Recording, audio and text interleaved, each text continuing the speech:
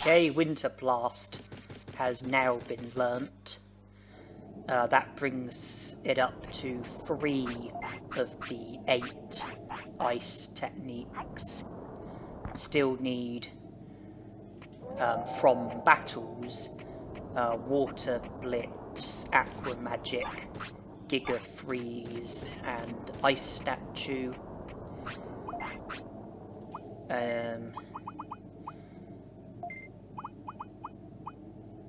The Snow Agumons that I've been battling won't be able to teach me any of those techniques. But if we come down here and go through this way, there are those Shalmon lookalikes who use Ice Statue, Water Blitz and Aqua Magic, 3 of the 4 techniques that I'm trying to learn from battles. The only technique that they don't use out of the ones that I'm trying to learn for battles is Giga Freeze. So with luck, I can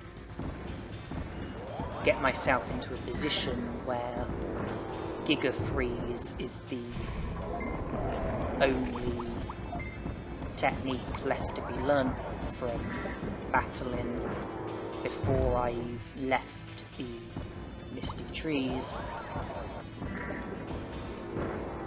3 techniques to be learnt from these guys. That's going to mean a minimum of 3 battles, but it's probably going to be a lot more than that. Certainly wouldn't surprise me. So for the time being, it's going to be me fighting these Digimon.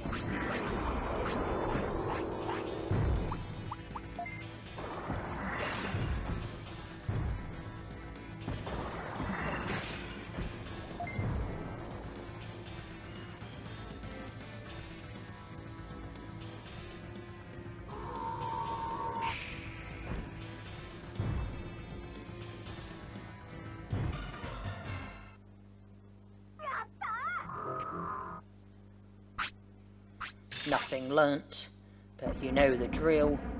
Leave, re-enter, try again.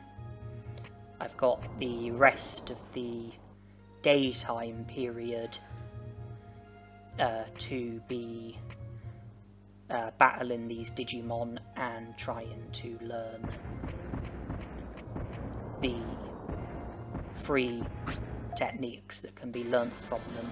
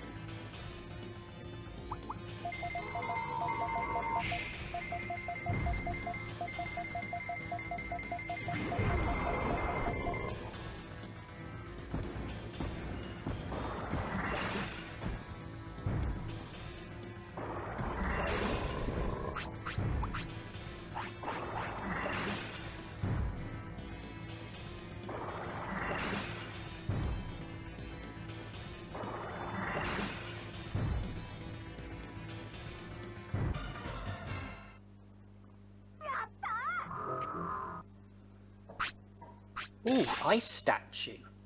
That's fantastic. I didn't expect to learn that before the other two.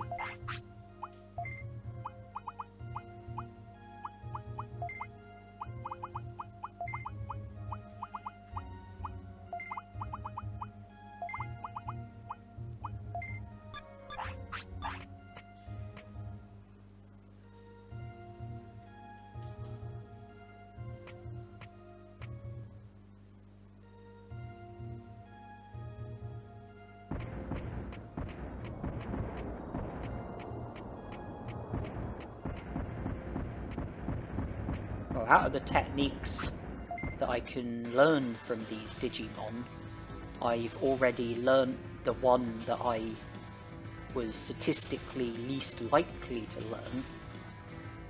So hopefully it's only going to get easier. I certainly won't be holding my breath though.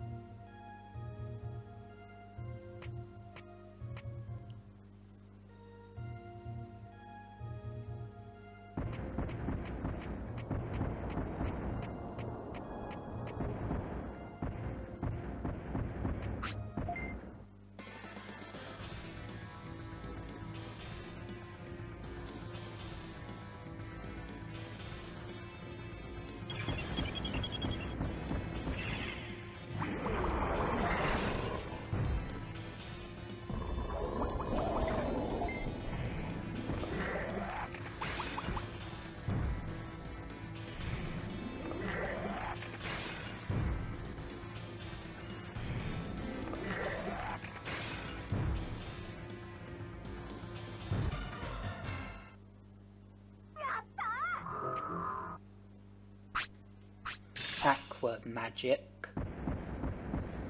That just leaves Water Blitz.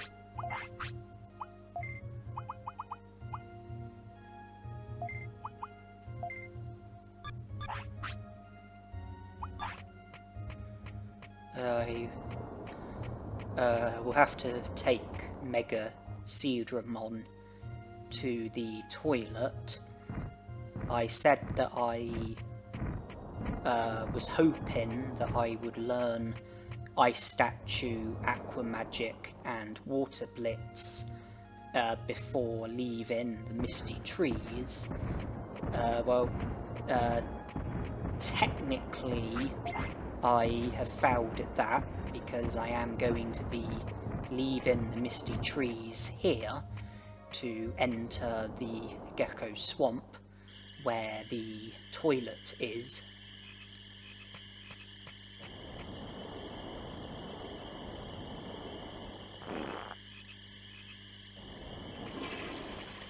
Are there any Digimushrooms in any of their usual places? Doesn't look like it.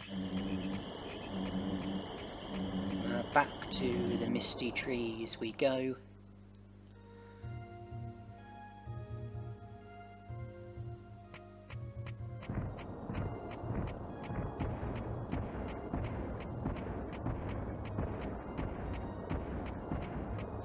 In Freezeland, Giga Freeze can be learnt regardless of whether it's day or night. There are daytime Digimon we can learn it from, there are nighttime Digimon we can learn it from. Here in the Misty Trees, I think it needs to be daytime in order for these Digimon to feature who use Water Blitz. But I'll be very surprised if I haven't learnt it before the daytime period ends today.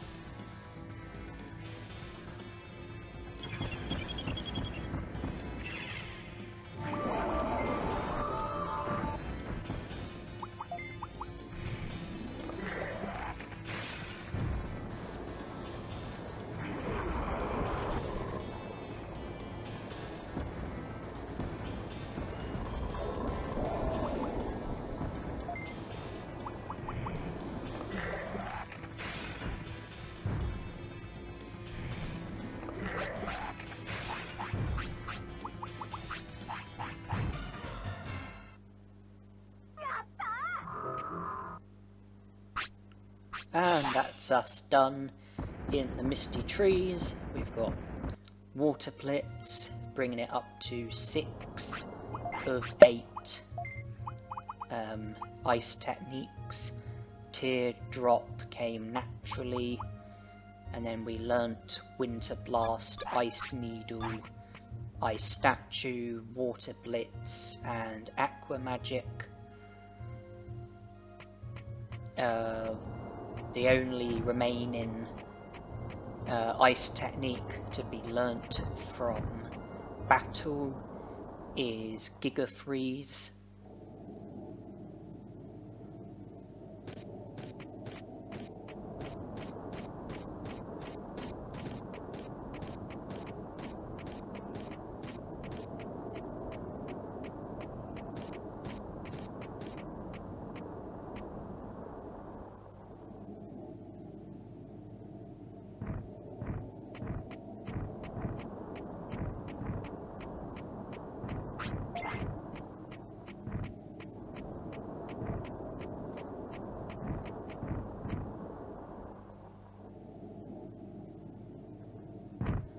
And this will be the grinding spot. And even if it was night time, this would surely work as a grinding spot, because the Digimon here in this area, regardless of whether it's the daytime Digimon or the nighttime Digimon, they use Giga Freeze.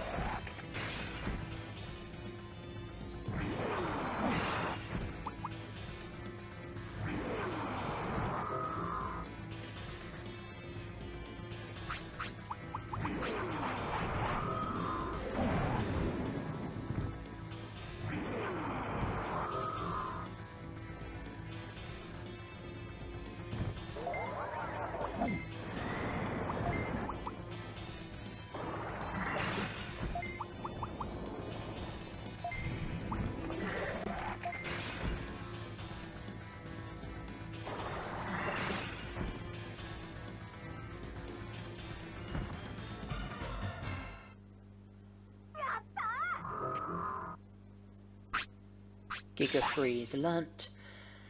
Thank you very much.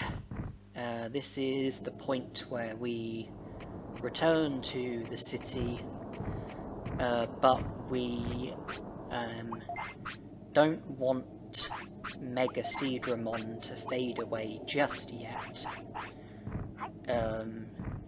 We are not done with the ice techniques. There's one left to be learnt, which we are going to attempt to learn from Training Brains, as there was no Digimon that we could learn it from in battles, and that was because of us being more restricted in regards to what Digimon are available, because of the challenge that we are doing.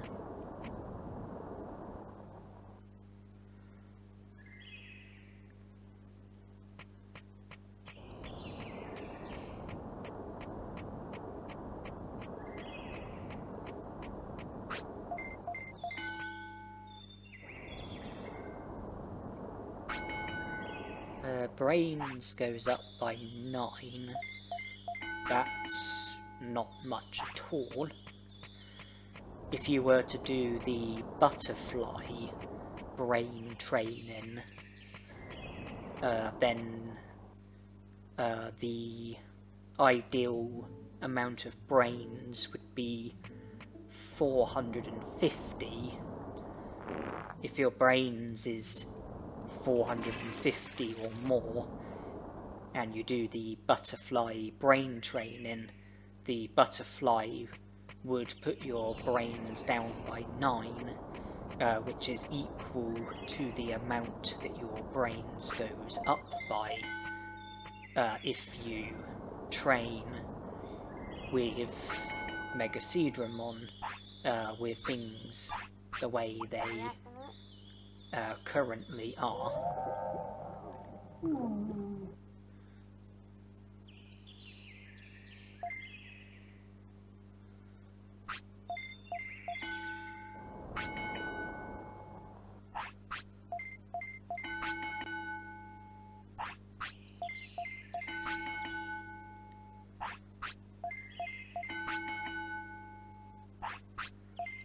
This is Machinedраmon's last job, the last thing that he's needed for. If we succeed with learning the technique, then there's nothing more to do with Machinedramon. We would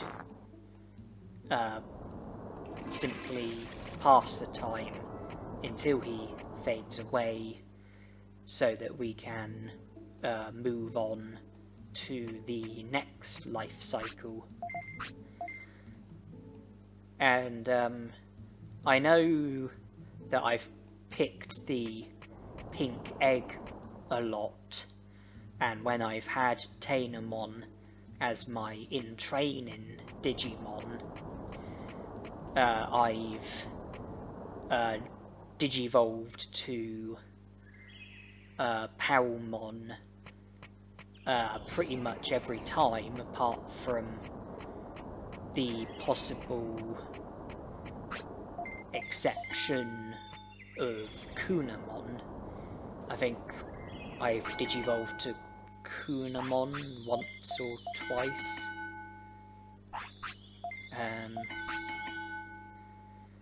And I've been saying that I hope you don't get sick of the sight of Palmon, and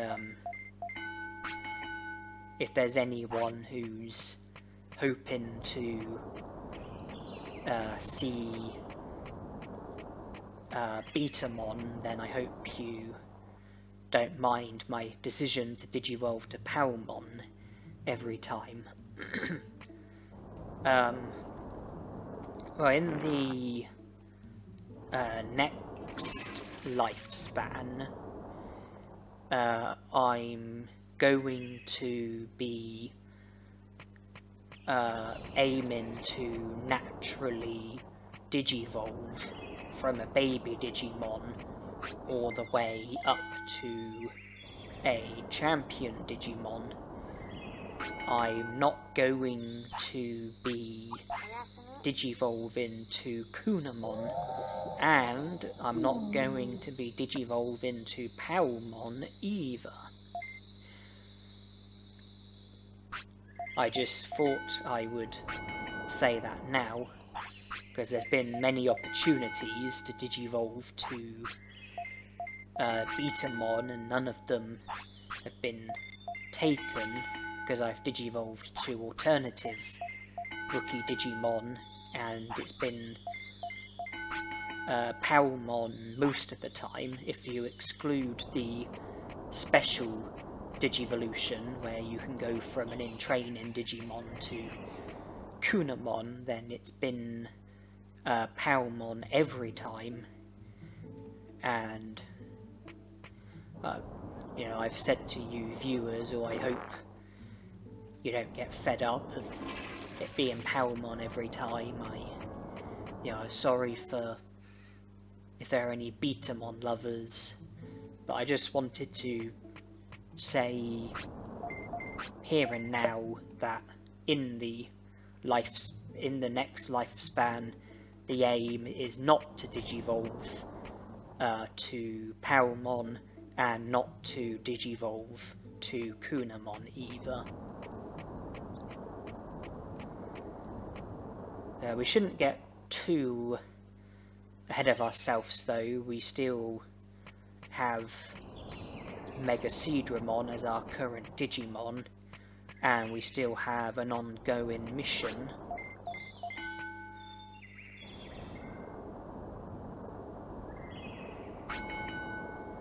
I really don't care to feed Machinedramon.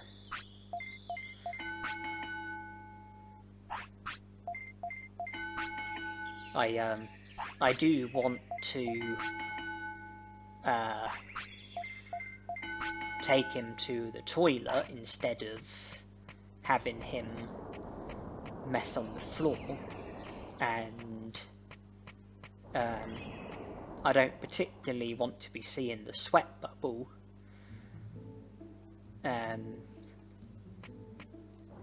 because I think that would shorten lifespan and lower happiness and discipline, and I've only got until Machinedramon fades away to learn the last technique, and it is the brain training is going to be slow. Our brains is only going up by 9 every time.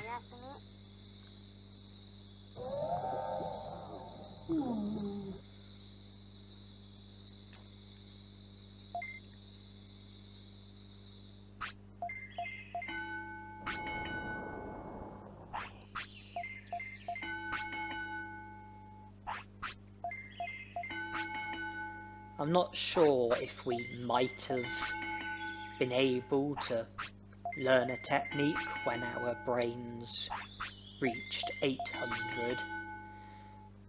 I know we will get a chance at 850,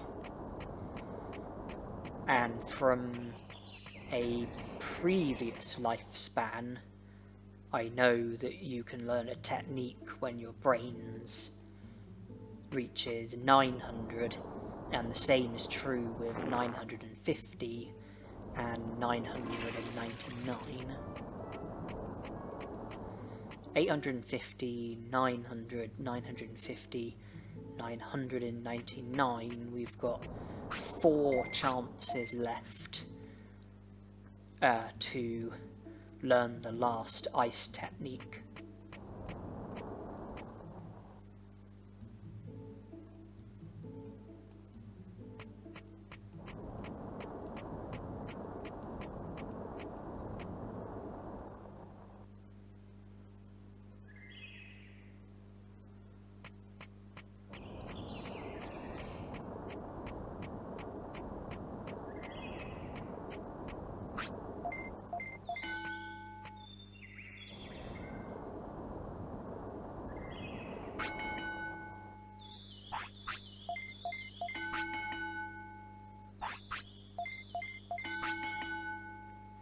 3 chances left.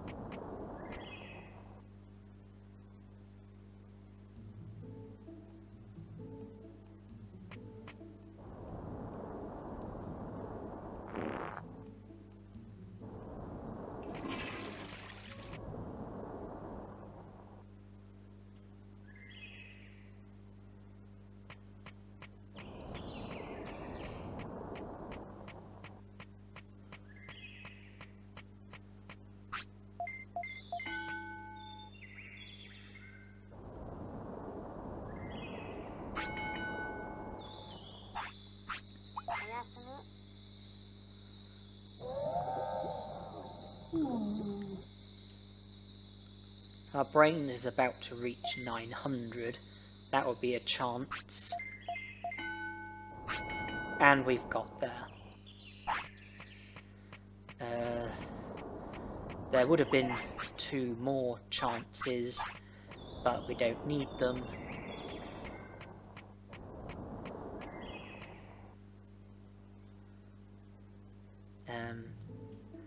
We're done with the ice techniques, and that puts us up to 48 techniques.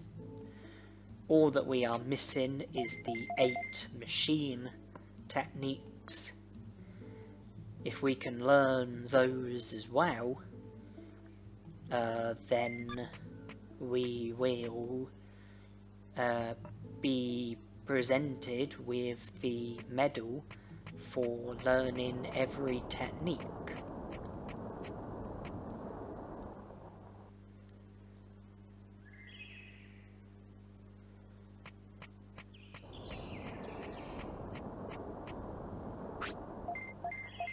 We are now just passing the time until Machinedramon fades away.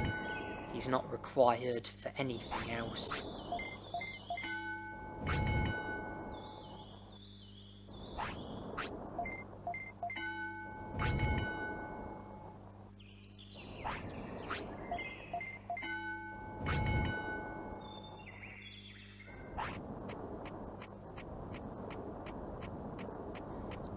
He's 18, so I think he will fade away either today or tomorrow.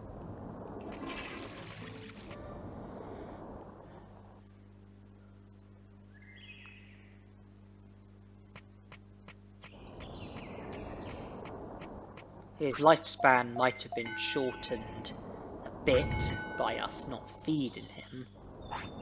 That makes it more likely that it will be today.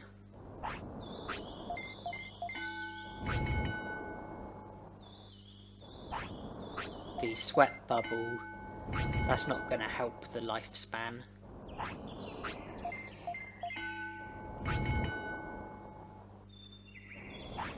Okay, he's fading away. We have another baby Digimon on the horizon. I said to you viewers that the rookie Digimon is not going to be Palmon this time, and it's not going to be Kunamon either, and I stick to my word. That is going to be the way of things.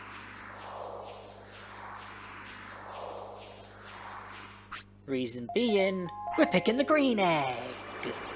We're not going to be Digivolving to Palmon or Kunamon because we're choosing the green egg. And we're going to be Digivolving either to Agumon or Gabumon. Green eggs and ham. Green eggs and ham. I like mine. I don't know how that nursery rhyme goes. So I like mine fried nice and brown. I like mine turned upside down. Green eggs and ham. Green eggs and ham. I like mine fried nice and brown. I like mine turned upside down. And, yeah. So, no Palmon, no Kunamon, but no Betamon either, because no Tamamon.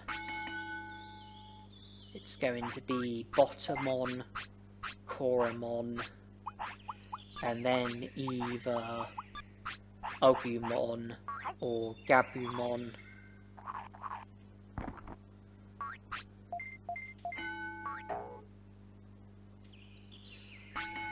And I've already decided which rookie Digimon I want and which champion Digimon I want, and I've got ideas of what's to happen after that.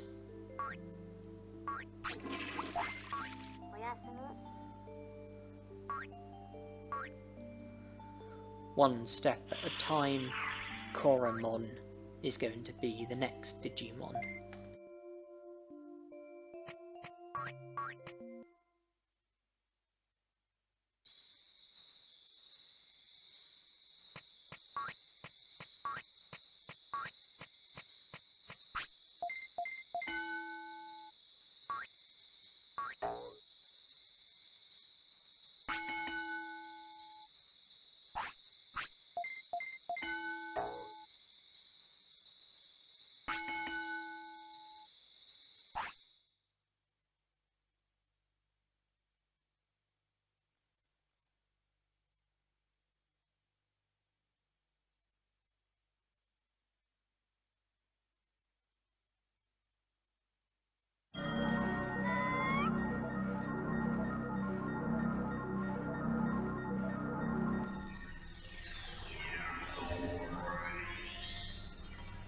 When I said that I won't be Digivolving to Palmon or Kunamon, I could have included that the rookie Digimon that I'm going to be Digivolving to is a rookie Digimon who I haven't yet Digivolved to in this challenge, and that would hopefully give away which rookie Digimon I'm aiming to Digivolve to.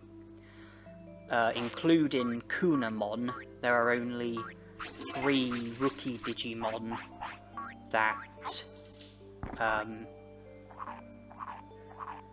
Coramon can Digivolve to.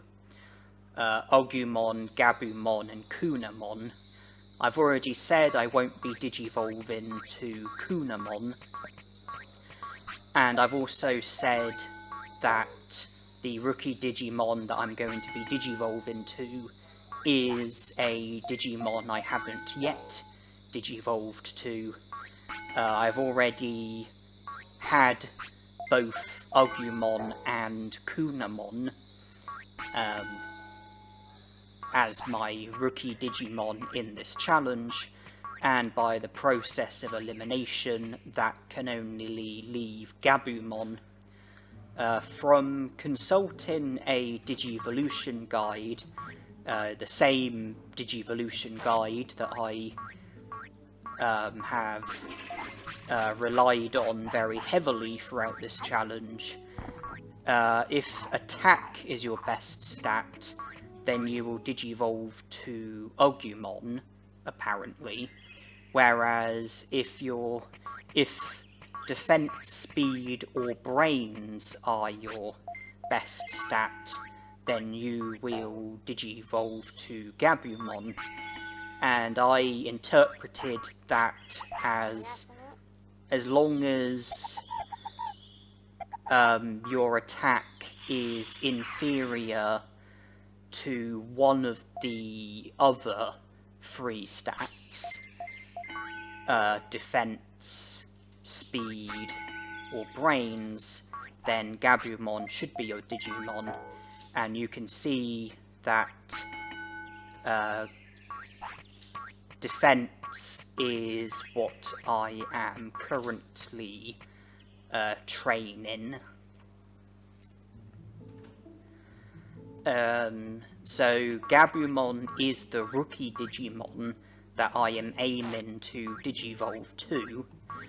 I am aiming to naturally Digivolve from Gabumon to a champion Digimon who I haven't had yet, and I do plan to Digivolve to an ultimate Digimon in this life cycle, but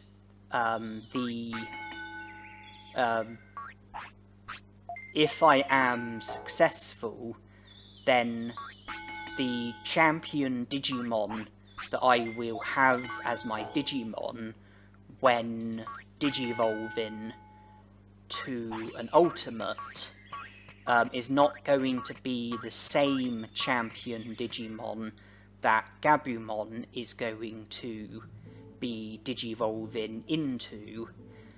In other words, my intention is to naturally Digivolve from Gabumon to a champion Digimon, and then try a special Digivolution where I will Digivolve from the champion Digimon to a different champion Digimon, and then try to Digivolve from that champion Digimon to an ultimate Digimon. A bit like when I went from Palmon to Waymon to Colamon to Machinedramon, and when I went from Biomon to Birdramon to Airdramon to Phoenixmon. And of course, Palmon to Vegemon to Ninjamon to Pixiemon. The special Digivolutions are a good way of getting as many champion Digimon as possible in as few life cycles as possible. If you're aiming for every Digivolution, then Digivolve into every champion Digimon will likely prove to be most time consuming because of the fact that there are more champion Digimon than any other Digimon. You know, more champions than ultimates, more champions than rookies, more champions than baby Digimon, more champions than in training Digimon. I'm training defense because having defense as my best stat should result in me Digivolving to Gabumon, and also defense is a very significant stat when it comes to the special Digivolution that I am going to be aiming for.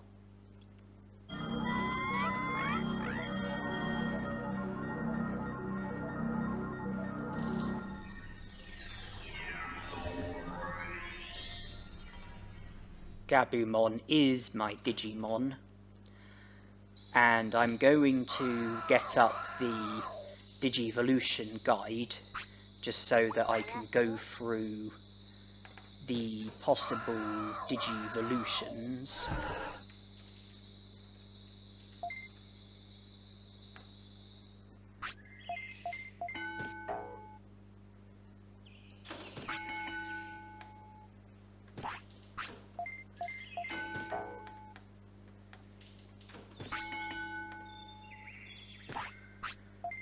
Right.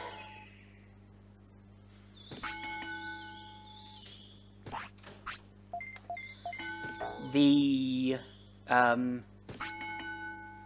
champion Digimon that I'm aiming to Digivolve to is Dramoljamon. The stat requirement for him is 100 attack, and that's the only stat requirement for him. With that in mind, I can't just train defense and nothing else if I'm going to aim to fulfill the stat requirement for Dramoljamon, because 100 attack will be needed. Our attack is currently just 56. Care mistakes, you need a minimum of 3. I just failed there to feed Gabumon, and I made it over the threshold while training. So it will count as 2 care mistakes. So I've already got 2 care mistakes, and it will be possible to fulfill the care mistake requirement for Dramoljamon while only failing to feed Gabumon once more.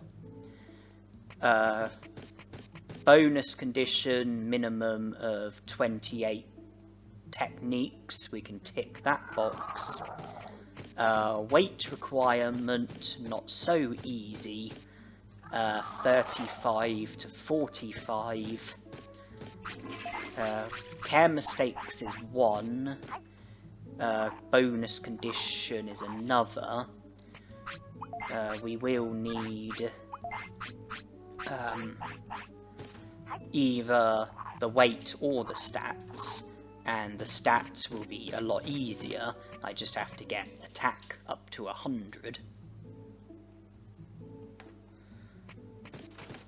Other Digimon, Centaurimon, the stat requirement is just 100 brains. The care mistake requirement is 3 or less. If I was to not feed Gabumon again and make it past the threshold by training, then that would count as another 2 care mistakes, which would bring it up to 4. And with 4 care mistakes, I would still be fulfilling the care mistake requirement for Dramoljamon, because 4 is 3 or more, but I wouldn't be fulfilling the care mistake requirement for Centaurimon, because 4 isn't 3 or less. I am fulfilling the stat requirement for Centaurimon, and we can tick off the bonus condition as well. One of them is a minimum of 28 techniques. Weight requirement 25 to 35. I don't anticipate any difficulty with avoiding the weight requirement. So if we can avoid the weight requirement and the care mistake requirement, then that should take out Centaurimon. Monochromon, stat requirement 100 defense and brains and 1000 HP. I am fulfilling the defense and brains, but I don't think I'm fulfilling the HP at the moment. No, I'm not. Care mistakes, same as Centaurimon, 3 or less. So this would be another Digimon that we can rule out by having 4 care mistakes. Well, we can rule out the care mistake requirement by having 4 care mistakes. Weight 35 to 45. I think that's the same for Dramoljamon. We can easily avoid that. We would have to really go out of our way to get our weight up to 35 or more. We are fulfilling the bonus condition. One of them is to have a minimum of 35 techniques, but it's possible to only fulfill one of those requirements, that being the bonus condition. It is currently possible to avoid the other three. Centauramon, Monochromon, Dromodramon, Tyrannomon. Stats 1000 HP and 100 defense. So it looks like keeping HP under 1000 would rule out the stat requirement for Tyrannomon as well. The care mistake requirement 5 or less, we probably will fulfill that. Weight requirement 25 to 35, we should be able to avoid that, no problem. We do have the care mistake requirement, minimum of 28 techniques. If we keep HP under 1000 and don't put our weight up, then we can avoid fulfilling 3 of the requirements for Tyrannomon. Agumon, stat requirement 1000 HP and 100 attack. Once again, having HP under 1000 is stopping us from fulfilling the stat requirement for an unwanted Digimon. Care mistake requirement 5 or more, should be able to avoid that. Weight 25 to 35, should be able to fulfill that. We are fulfilling the bonus condition of a minimum of 35 techniques, but that's just one of the 4 requirements as things stand. And then Garulamon, stats 1000 MP and 100 speed. I don't think we're fulfilling either of those. Care mistakes, maximum of 1. We've already gone over the limit there. Weight 25 to 35. I can't see us fulfilling that. We are fulfilling a bonus condition, minimum of 28 techniques. That alone is not going to present us with Garulamon as our champion Digimon.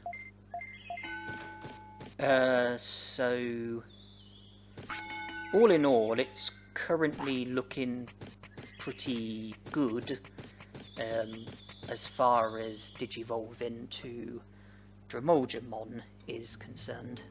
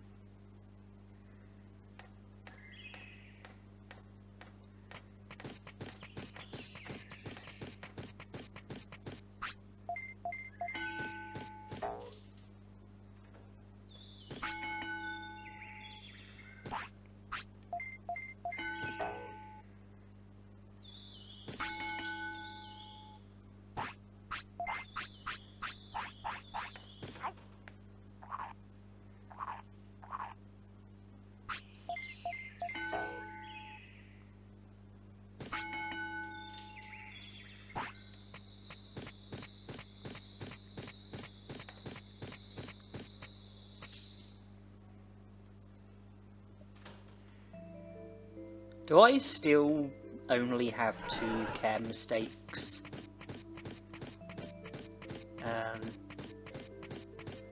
It's just...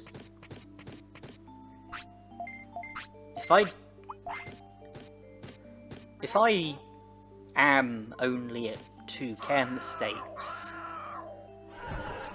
then I don't have the care mistake requirement for Dromodramon or the weight requirement.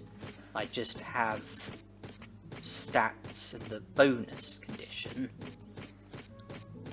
So I don't know if I've had more than 2 care mistakes and I've just failed to notice it or forgotten about it, or if it is still at 2 and for whatever reason I decided to be very late with the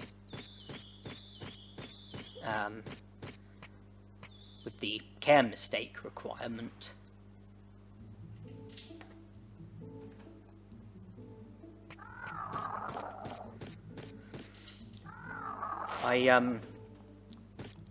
I do need 500 defense in total.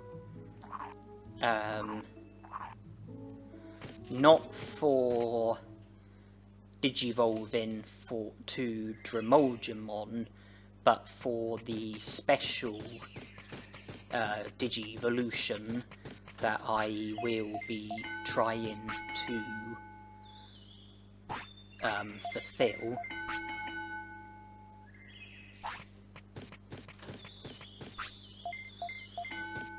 Defense is currently at 400. It will go up a bit when we Digivolve. We will continue to do training when we have a champion Digimon.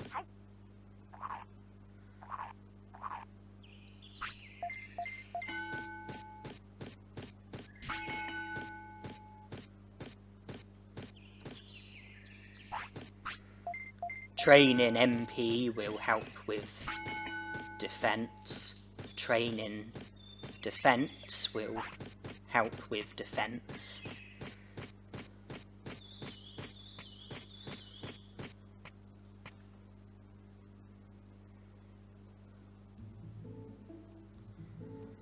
I am, of course, aiming to eventually Digivolve to an ultimate Digimon. I will need 3 of the 4 requirements. If I can fulfill weight, care mistakes, and bonus condition, then I won't need stats. But if I can only fulfill 2 of the 3 requirements out of care mistakes, weight, and the bonus condition, then I would need stats.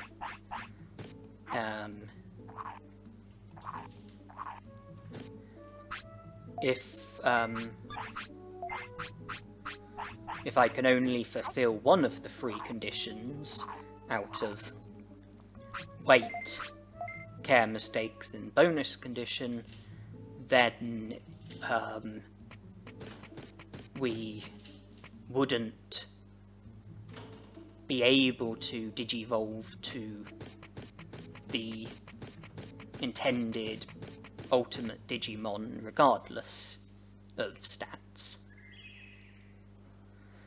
Of all the techniques that I've got, I kind of feel like the bonus condition is going to be a virtual guarantee in the majority of cases.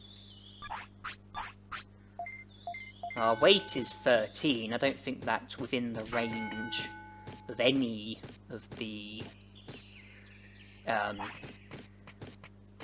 natural champion Digimon that Agumon can Digivolve to. MP and speed are currently under 1,000, but not much under it.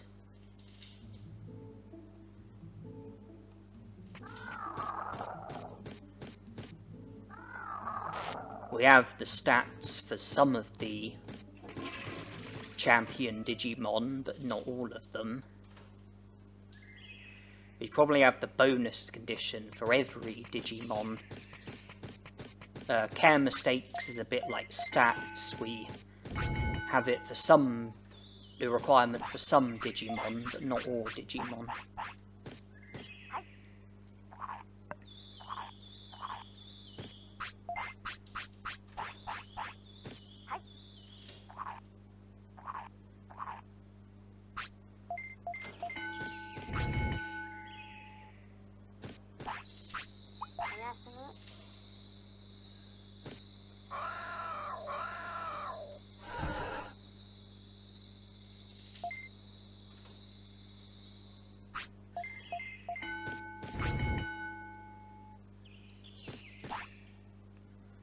we are Digivolving. Okay, well, with that in mind, I must have fulfilled the chem state requirement without realising it when watching the video back. Yes, because Digimon is our Digimon. I'm pretty sure it said 3 requirements or more. So either, well, unless I misread it and it actually said 3 requirements or less, I can only imagine that when watching the video back, I had, like, at least one other care mistake that I failed to notice. Maybe when I was searching up the Digivolution guide, maybe I took my eyes off the video for a few moments. Maybe I had a care mistake there, I don't know.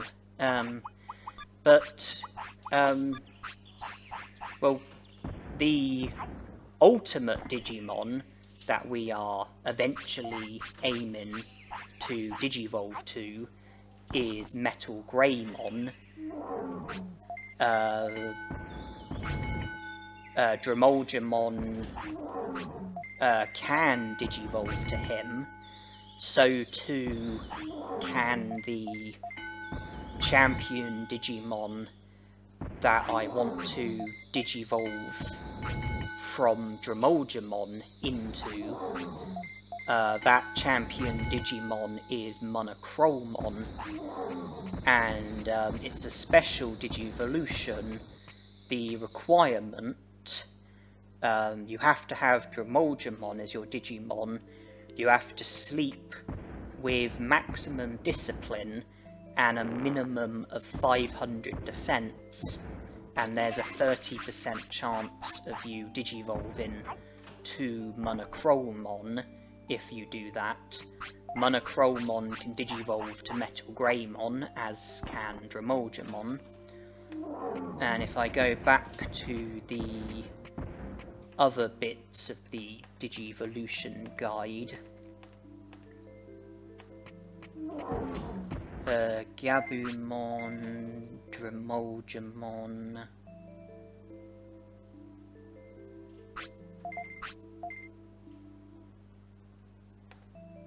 yeah, well, unless I'm misreading it, it does definitely say 3 care mistakes or more for Dromolgemon. So I must have had 3 or more, otherwise he wouldn't have. Otherwise Agumon wouldn't have Digivolved Dromolgemon, because without the care mistake requirement or the weight requirement, I only would have had 2 of the requirements, and I definitely wasn't fulfilling the weight requirement. Okay,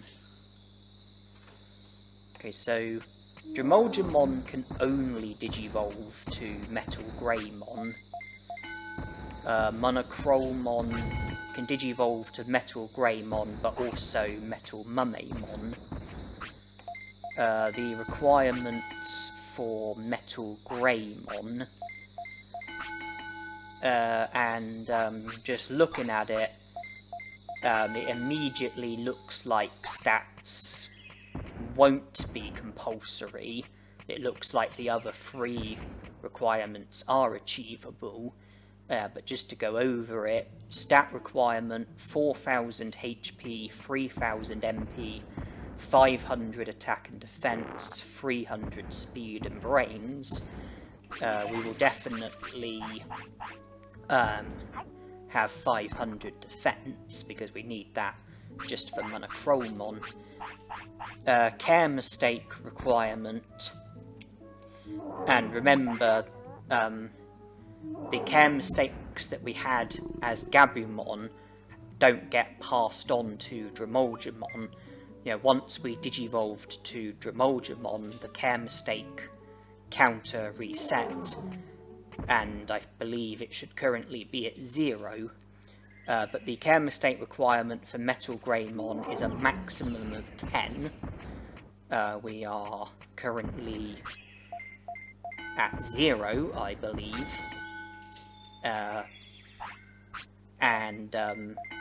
So there's quite a bit of room for error with the care mistakes. Just have to not exceed 10. One of the bonus conditions is to have a minimum of 30 techniques. That is currently being fulfilled along with the care mistake requirement. The weight requirement is a pretty high requirement, 60 to 70. That might require some force feeding, but it would definitely be achievable with force feeding. Maybe not without force feeding, but you know, we'll be able to work around it. So we're not currently fulfilling the weight requirement or the stat requirement, but are currently fulfilling the care mistake requirement and the bonus condition. We will just need one other requirement, either the weight or the stats. I suspect that the weight will be an easier requirement to fulfill. Let's just go back to Monochromon and check out Metal Mummemon. It looks like we will also fulfill the care mistake requirement for Metal Mummemon, because it's a maximum of 15. Well, if our care mistakes are going to be between 0 and 10, then they are definitely going to be under 15. One of the bonus conditions, minimum of 30 techniques, we will be fulfilling that. I think we have 48 techniques, because we have every technique apart from the machine techniques. But I'm pleased to say that the weight requirement is very avoidable. It's low, just 5 to 15. Digivolving is a Digimon who eats a lot. Our weight is, I imagine, will be well over that range. And as the days go by, I think our weight will go up rather than down. And then the care mistake requirement, 500 attack and 400 defense, speed and brains. We just need to keep one of those stats under the limit, and that will mean not fulfilling the stat requirement along with not fulfilling the weight requirement. That will be enough to rule out Metal Mummemon.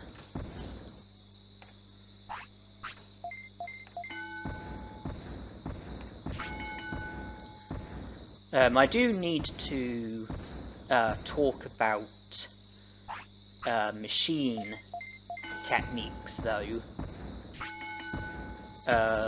If we digivolve to Metal Greymon, then Metal Splinter will come naturally.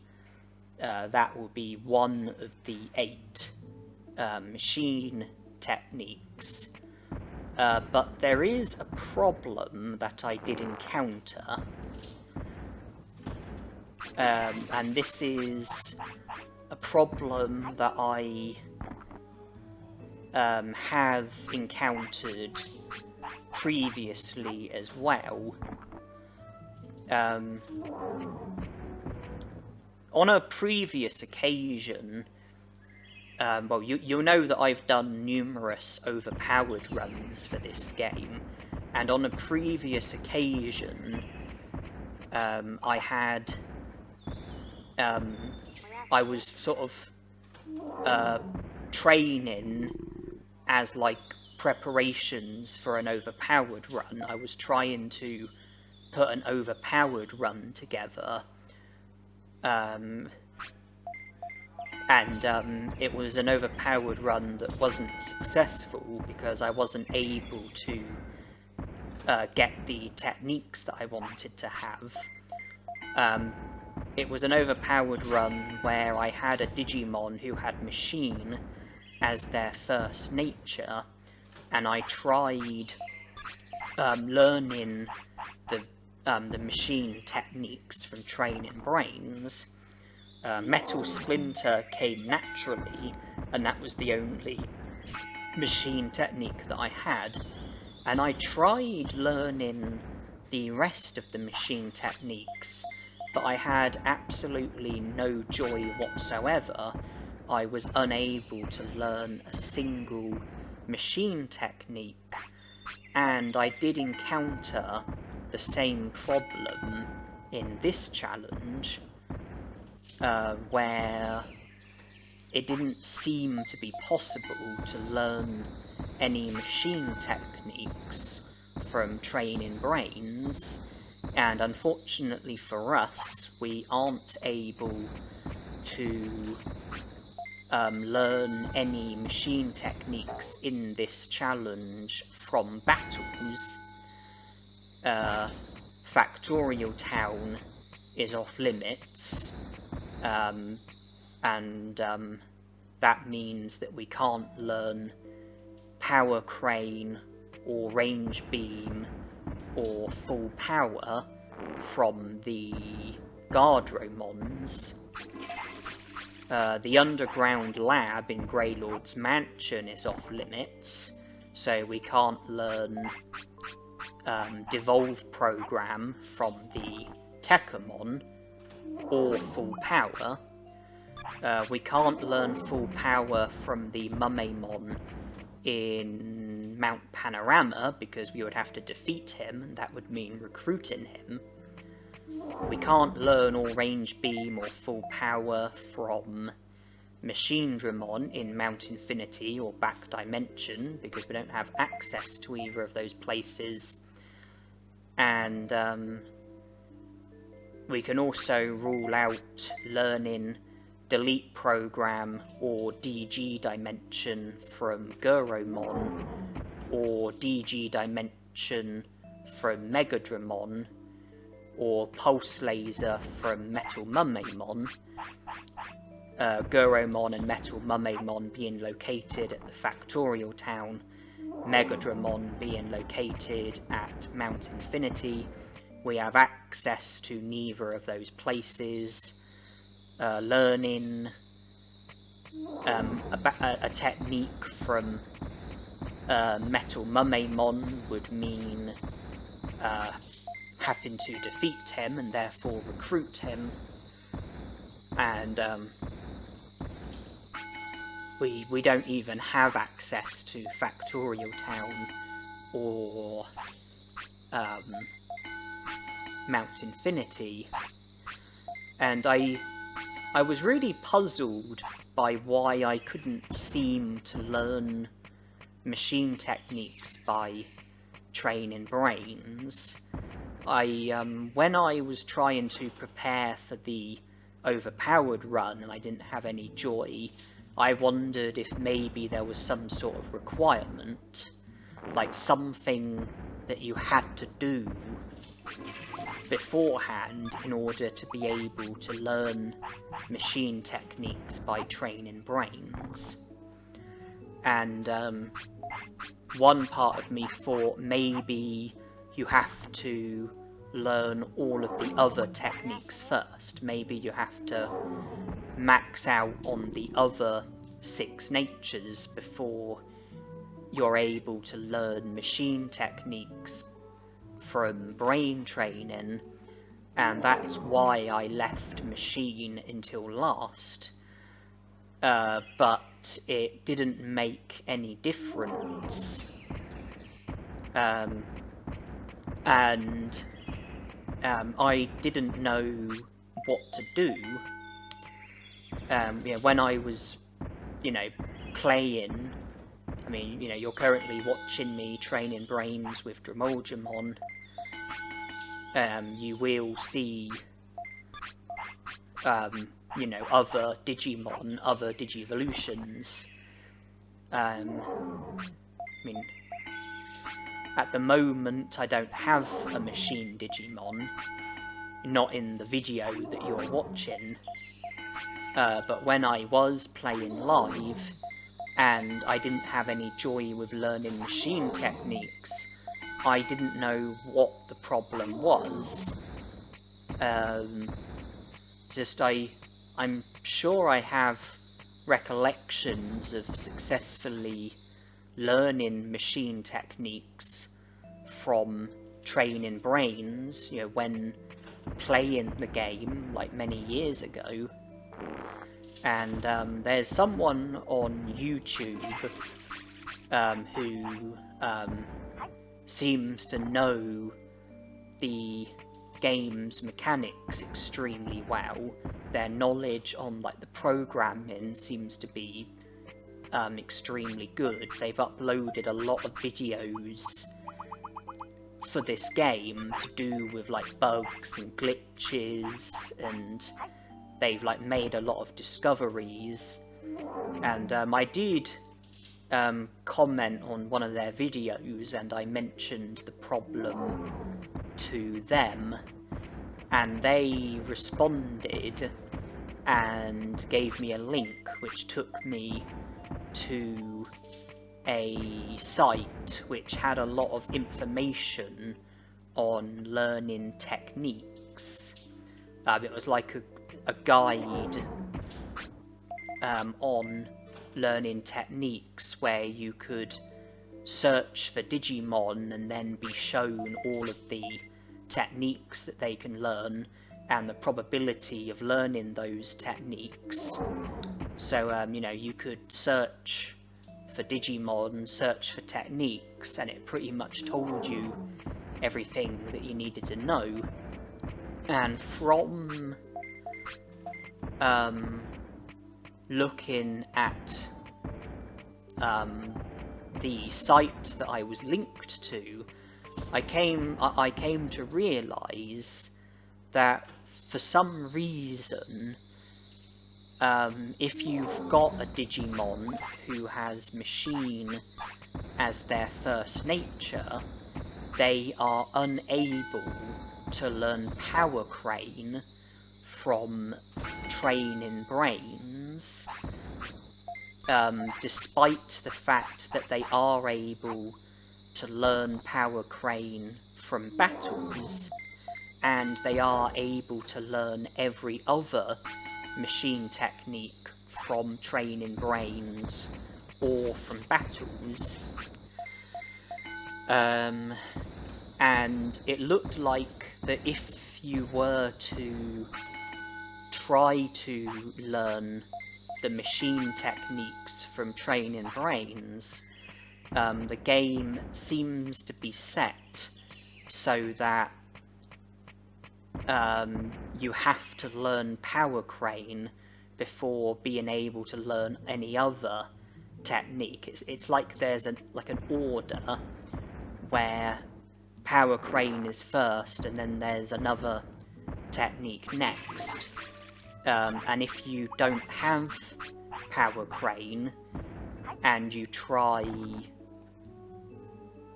training brains, you won't have any joy with learning any techniques, because you have to know Power Crane in order to be able to learn any other machine technique from training brains. But it's not possible to learn a machine technique from training brains. So naturally I thought, wow, is there any other way I can learn Power Crane? Can I learn it from battles? And the answer, unfortunately, would appear to be not. And so I kind of hit a bit of a dead end in that I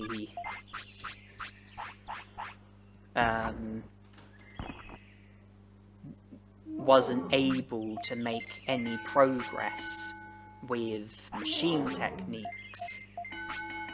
And I know I still only have Digivolving as my Digimon, but I wanted to mention that first, because there is other stuff that needs to be mentioned, later on, at around the time that we move on from Digimon, there is other stuff that I do need to mention, and when this lifespan comes to an end, there is other stuff that I need to inform you of, and what I just told you, you need to know that before I can tell you anything else. You know, I had to tell you that before I can tell you the rest of the stuff that I'm going to tell you, because the rest of the stuff that I have to say wouldn't really make any sense on its own without you knowing what I've already said. So I decided to mention that when I did, and I don't want to say any more at the moment, but I will you know, tell you everything that there is to say when I feel like the time is right. But that information is very important, and I needed to squeeze it all in,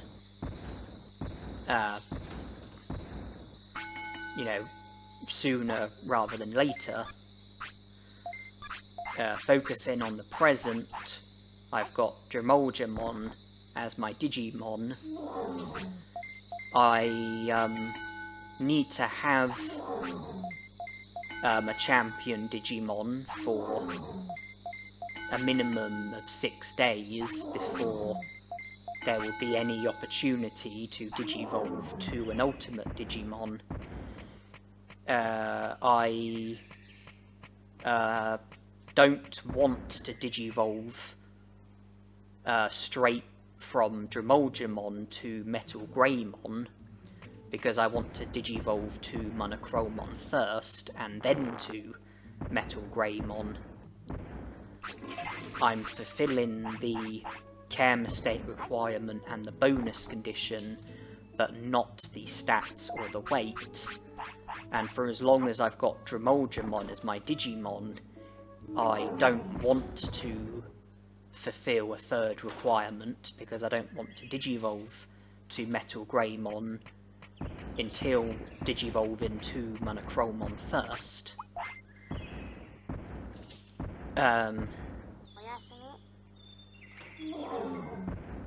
So I will aim to Digivolve from Digimon to Monochromon. I need maximum discipline, which I currently have. I need 500 defense or more. I'm a tiny bit under, but I'll only need to train defense once in order to reach the target. And then when Digimon wants to sleep, there will be a 1 in 3 chance of me Digivolving to Monochromon after sleeping, providing I have Digimon as my Digimon, 500 or more defense, and maximum discipline.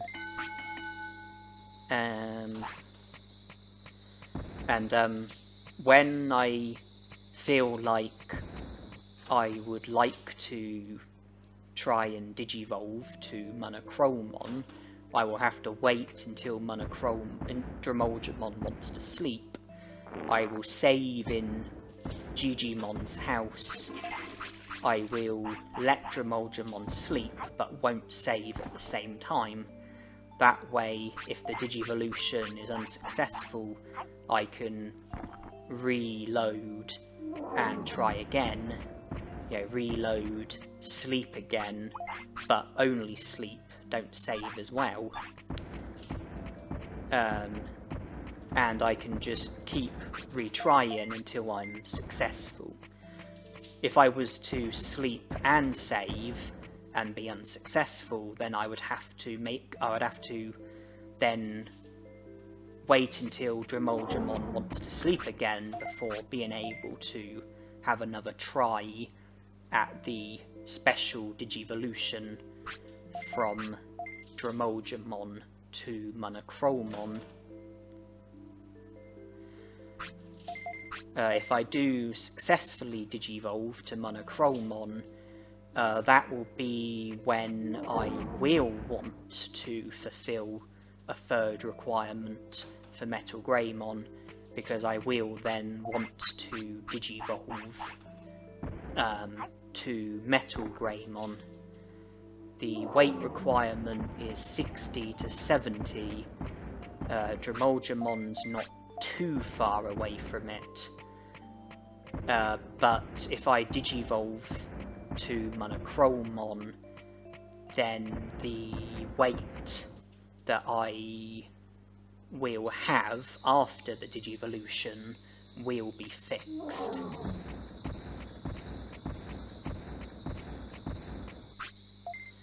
this is going to put our defense up to the target. We're there with that. We're there with having Digivolving as our Digimon. We just need to keep defense at the maximum and not Digivolve to Machinedramon.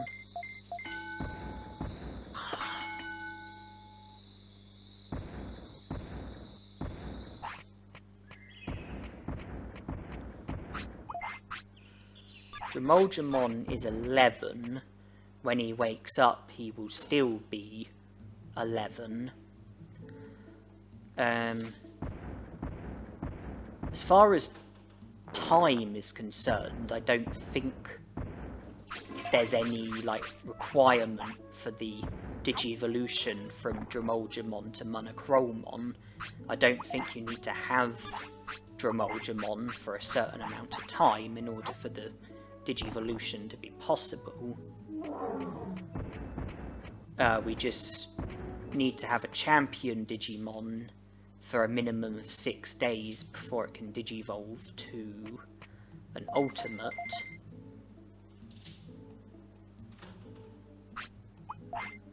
So, for the first time, I'm trying to Digivolve to Machinedramon. And the first time is unsuccessful.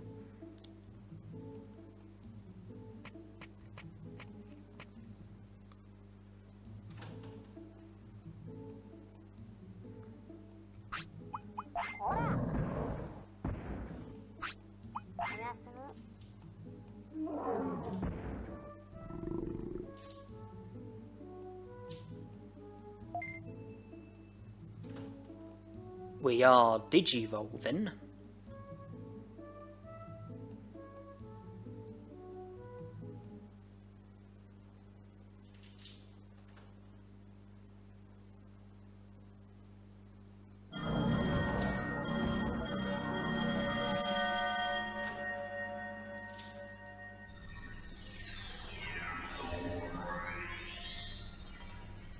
And Machinedramon is the Digimon that we have Digivolved to.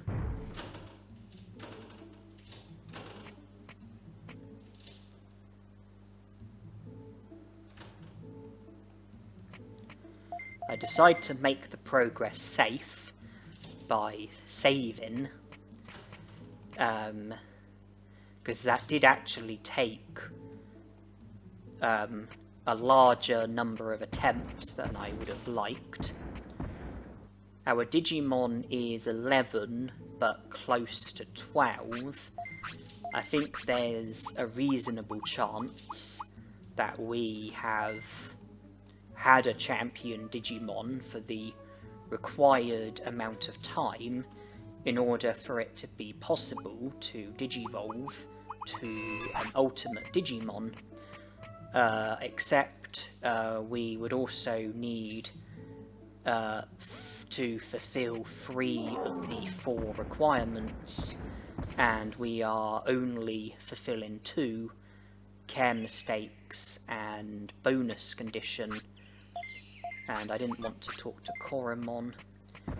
Our stats are below the target, so too is our weight, and I thought that it would be easier to fulfill the weight requirement rather than the stat requirement, and I wanted to digivolve to Metalgreymon as quickly as realistically possible, because I was hoping that Metalgreymon's lifespan was going to be spent training brains and learning techniques, and I wanted to be able to devote as much time to that as possible. And so obviously the sooner I digivolve, the more time I would have, and it made me conclude that force feeding would probably be needed, and I have giant meat, which boosts weight by 2, and I was thinking, well, can I get any like heavier food items? Can I get any food items that will boost weight by more? And I wanted to see if I could catch catfish, because I read online that they boost your weight by 5. Clearly they're not interested in meat, so I try a Digimushroom.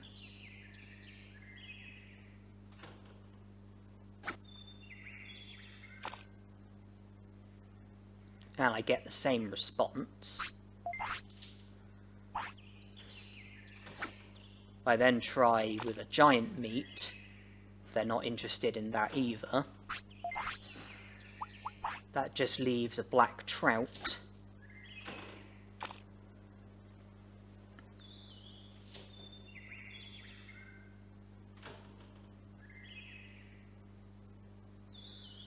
And that also gets rejected.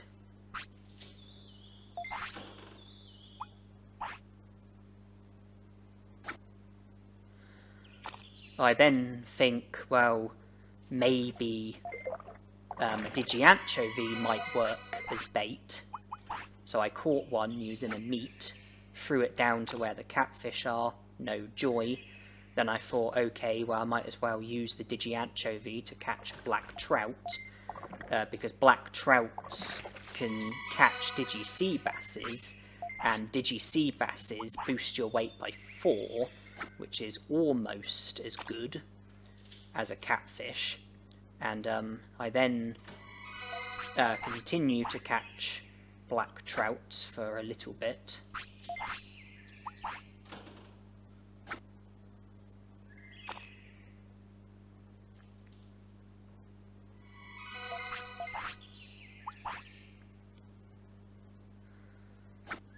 Then I try catching one of the other fish to see if that works on black trouts. Digi-Snapper, no, not black trouts, catfish. See if a Digi-Snapper will catch a catfish. No. I then think, well, can I at least get a black trout from it? Yes.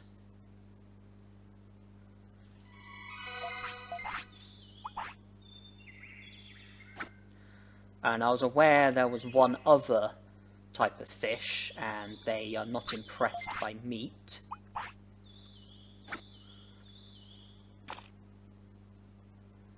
They are impressed by Digimushrooms. Digitrout.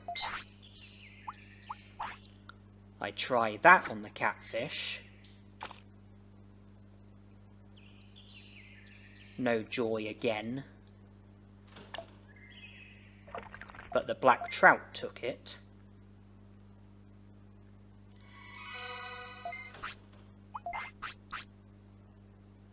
By this point, it was looking like I didn't have any means of catching any Digi-Catfish. They make your Digimon very full and boost its weight by 4. And I thought the next best thing would be to catch Digi-Sea Basses, they boost weight by 4. That's only 1 less than the weight boost that you get from catfish. That's 5 Digi-Sea Basses in my inventory and 2 black trouts. I wanted to keep hold of a couple of black trouts, and the Digi-Sea Basses are to be used to boost my Digimon's weight. I've got 5 in total. They boost weight by 4.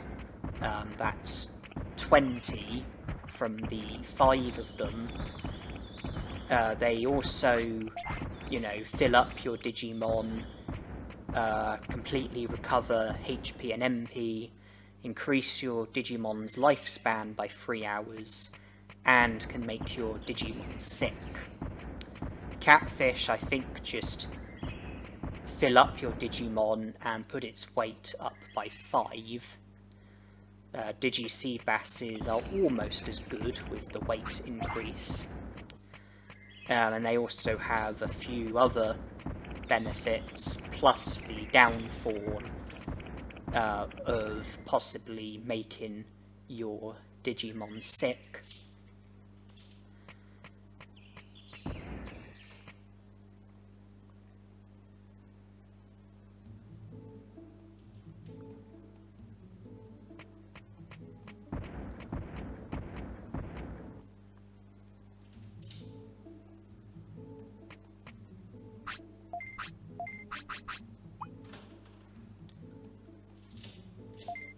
I put the black trouts in the item bank because I didn't think they would be needed anytime soon, and I put the small recoveries in, and for the same reason.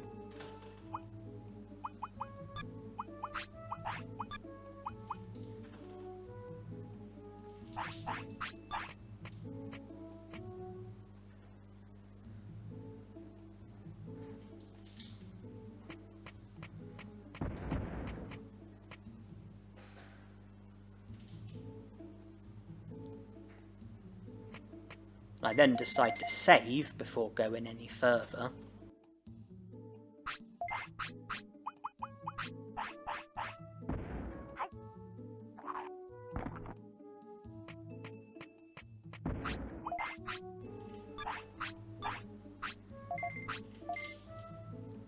I made the decision to rest because I hoped that Monochromon's appetite might kick in so that I could feed him without force feeding him. You know, I could feed him when he wants to eat. You know, I could give him 1 sea bass when he wants it, so that way I wouldn't be force feeding him. I didn't want to force feed him any more than I had to. That's why I rested. I was hoping his appetite would kick in so I can give him 1 sea bass at least, and without force feeding him, but it wasn't looking very promising.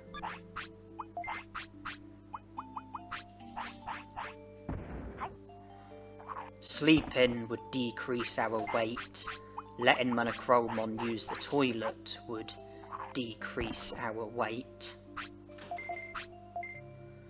Could probably squeeze in 1 other rest.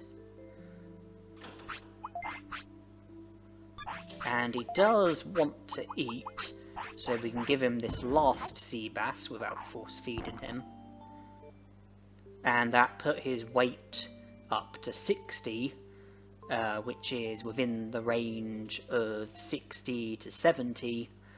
That, combined with having a low enough number of care mistakes and a high enough number of techniques, results in Metal Greymon.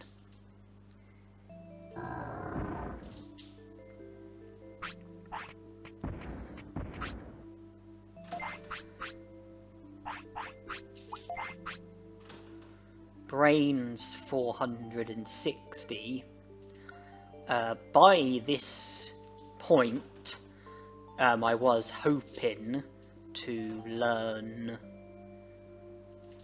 the machine techniques with Metalgreymon as my Digimon, a Digimon who has machine as his first nature and can learn every machine technique. That seemed like the ideal Digimon to use. Unfortunately, I wasn't aware of complications, which I am now aware of.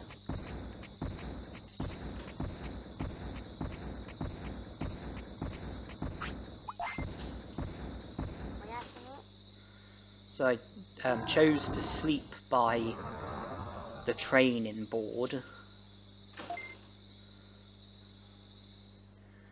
and brains goes up by 11, therefore when it comes to butterfly brain training, 550 would be the ideal amount of brains to have.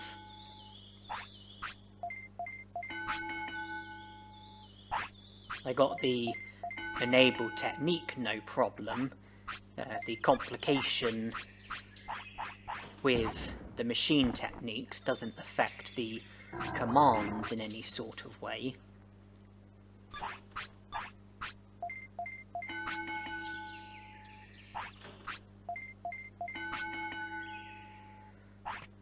So I have to take Metalgreymon to the toilet and train in brains just once more would put it up to 551, and then the butterfly would put it back down to 540, and training would put it back up to 551, and it would all seem ideal for butterfly brain training.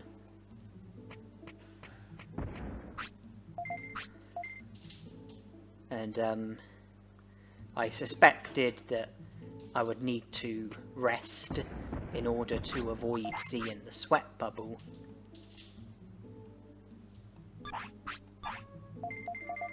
Then I saved and was hoping that the rest of Metalgreymon's lifespan would be spent learning the machine techniques. But when I played on and didn't have any joy with the techniques, I then did a bit of digging, like I said, and came to realise that I wouldn't be able to learn any machine techniques with Metalgreymon, unfortunately. And it's all because of Power Crane. If I was to try and learn techniques from training brains, then it's programmed so that you would have to learn Power Crane first, but Power Crane can't be learnt under the current conditions, and there's also no way of learning it from a battle, so I was at a dead end when it came to the techniques, the machine techniques. But from looking at the guide that I was linked to, there was one other thing which occurred to me, one other idea, one last final idea, you know, like the absolute last chance. I think you get the message. Yeah, there was one other idea, and I don't want to give anything away at the moment, but I did end this lifespan with an idea in mind. An idea that I was going to explore in the next lifespan. I will talk more about it closer to the time. I don't want to sort of give away too many spoilers. So at the moment I just want to say that I ended this lifespan with an idea in mind that I was going to try out in the next lifespan. In the meantime, Metal Greymon doesn't have any more use in this lifespan. I needed to Digivolve to him, you know, just for his Digivolution, you know, for, you know, filling up the Digivolution chart. He was needed for that, as were Dramolgemon and Monochromon and Gabumon and many more Digimon to come. But it's unfortunate that Metal Greymon doesn't have any uses beyond that. I'm passing the time until he fades away, and the next lifespan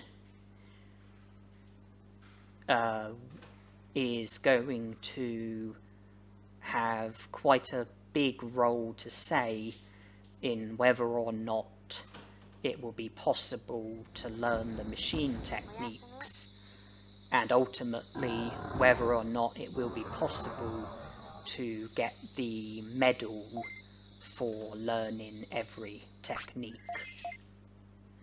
But even if I'm not successful with a certain medal, I do aim to try and go as far as possible with trying to achieve the medal, like the Digimon cards.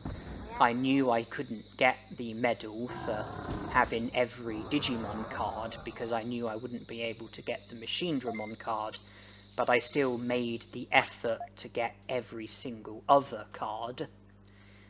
And with the techniques and Digivolutions, even if it's not possible to get every technique or Digivolution, and therefore not possible to get the medal, I still wanted to get as many techniques and Digivolutions as possible, and thus get as close to achieving the medal as I can.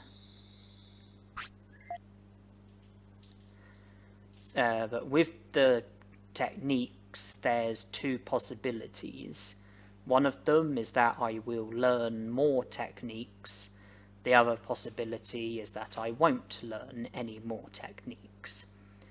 If I do learn more techniques, and it looks like I was a bit slow with getting to the toilet there, not to worry. If I do learn more techniques, and if I manage to learn 7 more techniques, then that will result in the medal. The Digivolutions are currently way off though.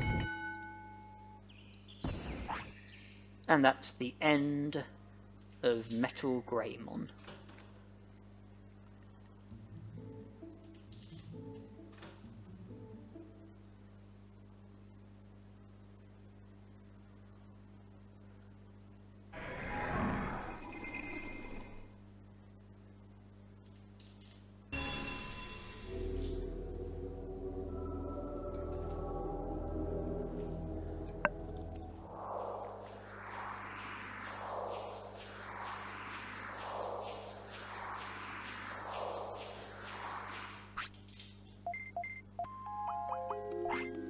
The pink egg is the egg that I selected, and the number of natural Digivolutions that you're going to be seeing in this lifespan are going to be somewhat limited. Not every Digivolution is going to be a natural Digivolution. Certainly we are going to be naturally Digivolving to Tainomon.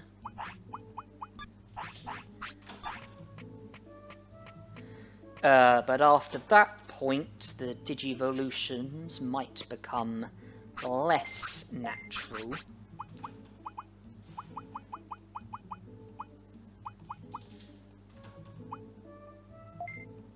In the item bank, I took out the hair grower. That might give you some idea as to what champion Digimon I am going to be Digivolving to. And also that might help with narrowing down what ultimate Digimon I'm going to be aiming for.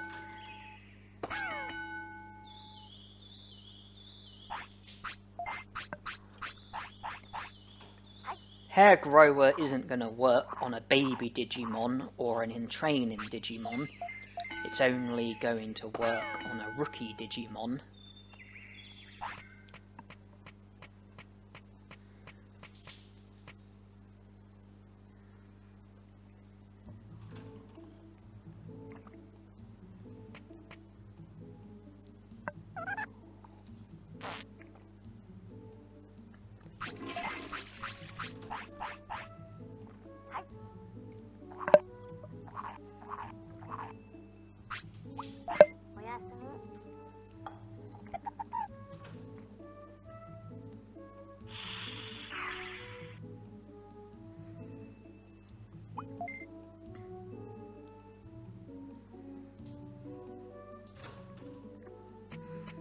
But things are looking very normal at the moment. I can't do anything to make Euromon Digivolve to Tainomon any faster.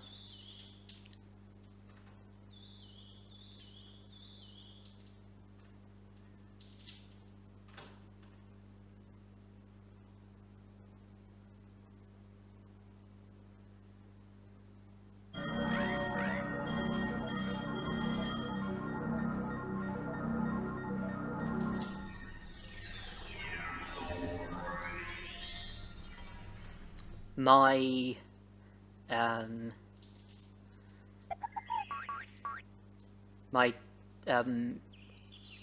desire was to get Moldramon as quickly as possible, and that would mean Digivolving to a rookie Digimon as quickly as possible.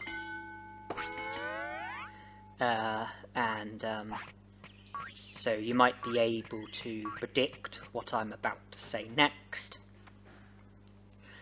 But I'll say it anyway. Instead of waiting 24 hours for Tainomon to Digivolve naturally to a rookie Digimon, the idea of going to Kunamon's bed when Tainomon wants to sleep and Digivolving to Kunamon seemed like the preferable option, because there's the opportunity to get a rookie Digimon more quickly.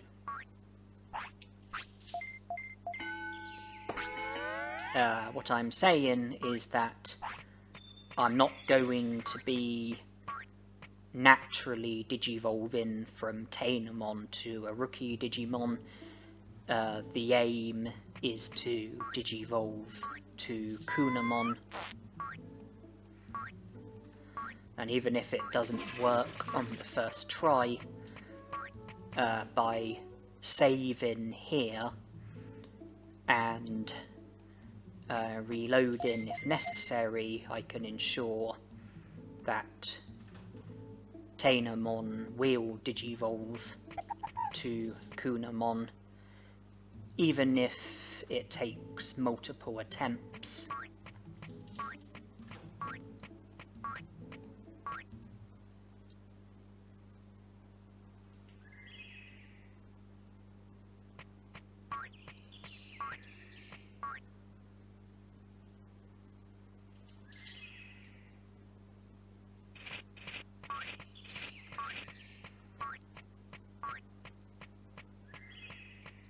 With the machine techniques in mind, and the idea in mind, the idea on how it might be possible to learn machine techniques, I was, looking at the possible Digimon, the possible Digivolutions.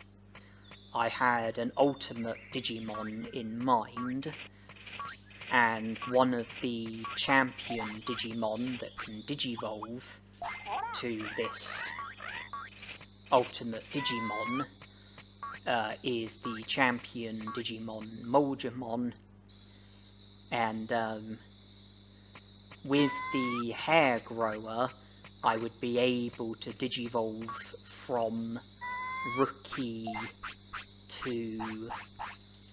with the hair grower I would be able to Digivolve from rookie to champion more quickly, which would mean being able to Digivolve to an ultimate Digimon at a younger age, because the 6-day counter would start after Digivolving to Machinedramon, and by Digivolving from Tainomon to Kunamon, I would be able to Digivolve to a rookie Digimon more promptly, and that would mean having an earlier opportunity to use the hair grower, and that also helps with getting a champion Digimon, well, Machinedramon, as quickly as possible. But there was something I was aware of, and that's that the time currently is about midnight, and this is during the period in which Kunamon is active, and Kunamon doesn't want to sleep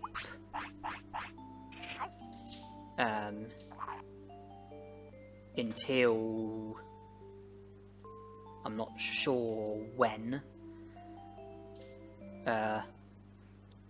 whereas I think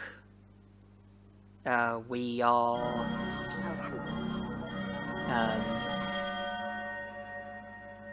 close to the time that Machinedramon wants to sleep.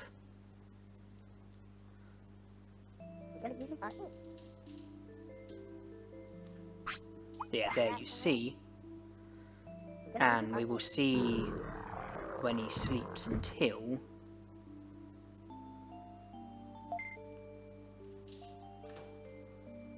Ah. Okay, that's not very helpful. He only slept for 1 hour. Because what I had in mind was that it was midnight, which was an active period for Kunamon, but by using the hair grower and Digivolving to Machinedramon, it might not have been an active period for Machinedramon. And then after the Digivolution, if he wanted to sleep, then we would be able to sleep, and that would hopefully speed up the 6-day counter, because of time that would go by from sleeping. But it didn't help very much because Moldramon only slept for 1 hour. I mean, the idea could have value if it was to work more effectively, but that really wasn't the case.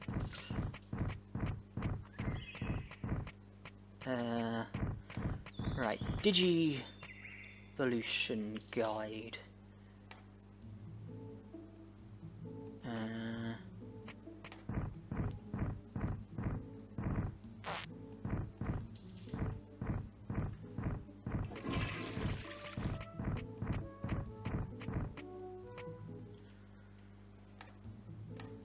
Right, I've got Moldramon.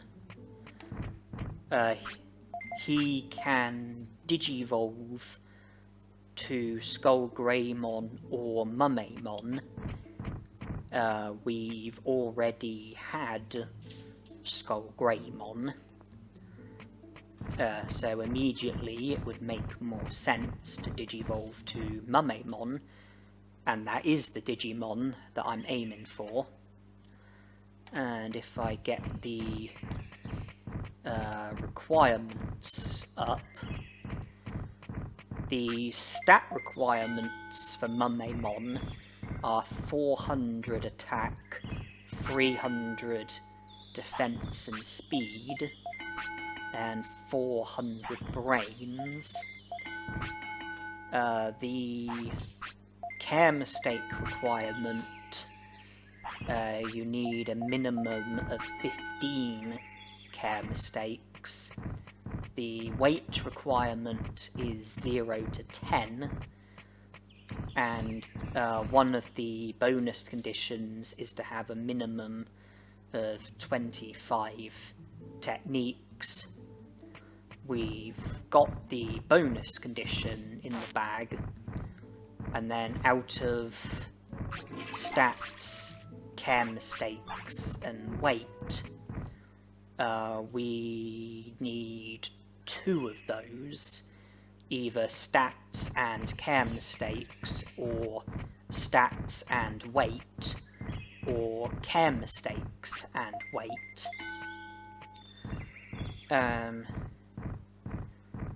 One thing that would help with achieving the care mistake requirement and the weight requirement is to get the care mistakes from not feeding Moldramon. By not feeding him, we can get 2 care mistakes at once, which would mean only needing to not feed him 8 times in order to achieve the care mistake requirement, and not feeding Moldramon would also cause his weight to go down. So we can make progress towards the care mistake requirement and the weight requirement by not feeding Moldramon, and in doing so getting care mistakes and having our weight go down. I mean, if you're going to aim to have weight being within 0 to 10, you're either going to need a Digimon that doesn't eat much, or you're going to have to feed your Digimon food items that make weight go down instead of up, or not feed your Digimon. If you need to keep care mistakes down, then it's not wise to not feed your Digimon. It would make more sense to feed it food items If you need low weights, then choose food items that cause weights to decrease instead of increase. But if you need a high number of care mistakes, then just not feeding your Digimon is killing two birds with one stone. So that's the requirements for Machinedramon. We want to avoid the requirements for Skullgreymon. Stat requirement: HP 4000, MP 6000, attack and defense 400, 200 speed, 500 brains.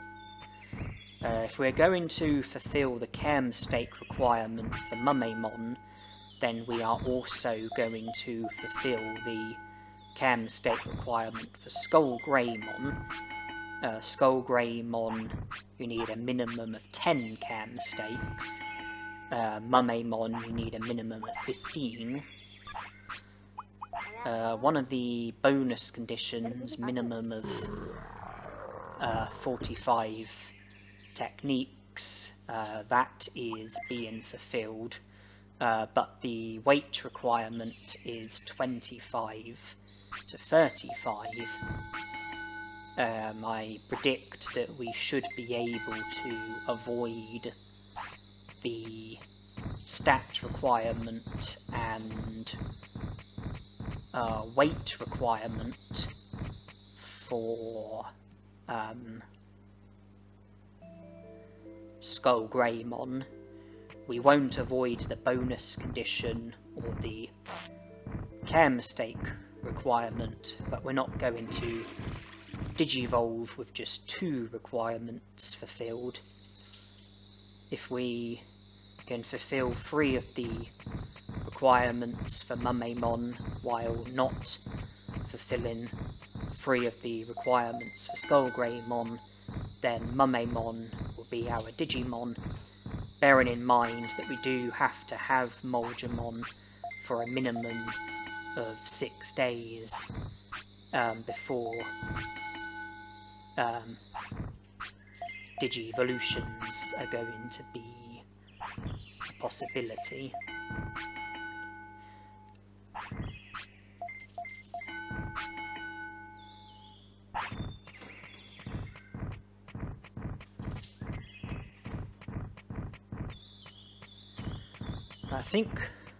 I know that Moldramon currently wants to eat, but I think we've not fed him on 2 occasions so far, and we passed the limit while training, which means it would have counted as double, so that's 4 care mistakes. We're doing the same here, which has brought it up to 6 care mistakes. Our weight is at 1, within the needed range for Machinedramon.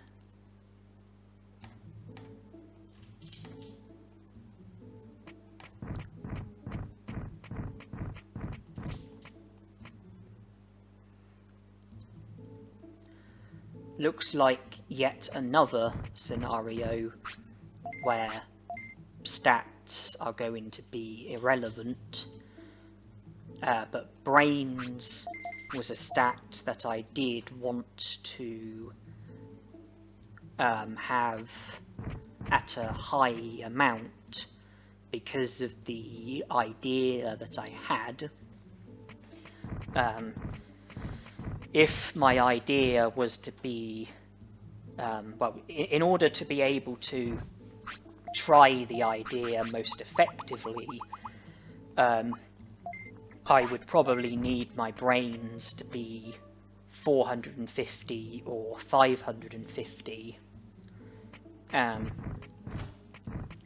So a lot of my time with Moldramon is devoted to training brains, trying to get it high in preparation for Mumemon.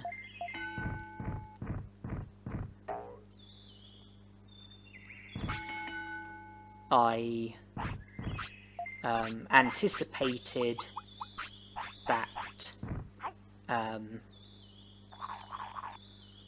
my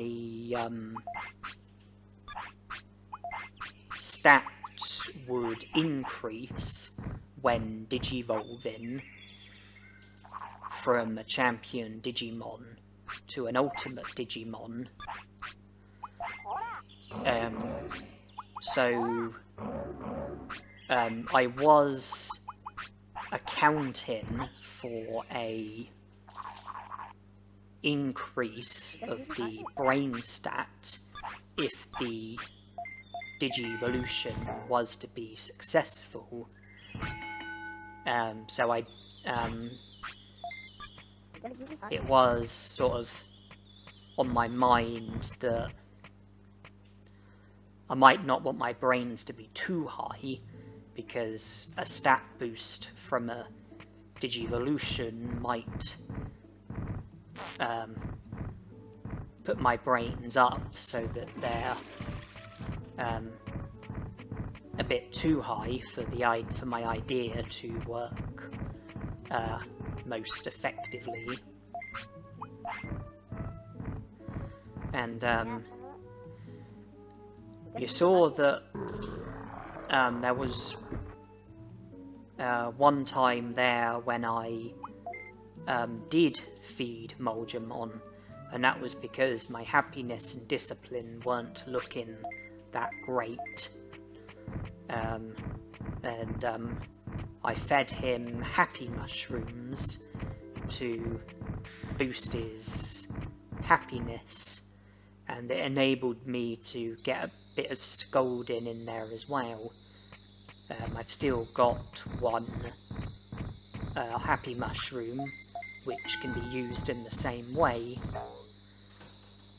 We aren't necessarily desperate for care mistakes. We have to have Mulgamon for at least 6 days before it'll be possible for him to digivolve. There's no point fulfilling the care mistakes before the 6 days are up.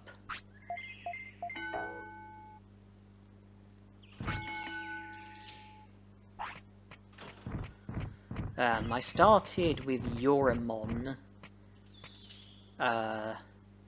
digivolved to Tainomon, which would have taken about 6 hours. Got up to the point in which Tainomon wanted to sleep. That probably would have taken another 6 hours, bringing it up to 12 hours. Sleeping at Kunamon's bed probably made it 16 hours. I think it was bang on midnight when I digivolved from Kunamon to Mulgamon. I assume my Digimon would have been 1 at the time. So add on 6 days, it would seem that Mulgamon won't be able to digivolve until he's at least 7.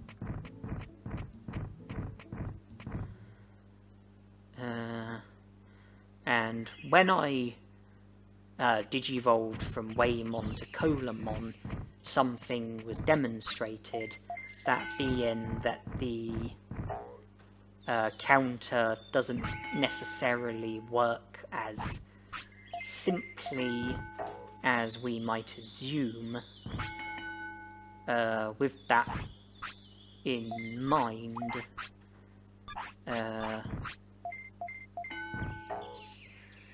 the 6 days might not end exactly when we would expect them to, but it will probably only be out by the matter of hours. Certainly I would expect Moldramon to be able to Digivolve by the time he's 8. And if that's how it is, then we will have plenty of time with Mumemon if we Digivolve to him.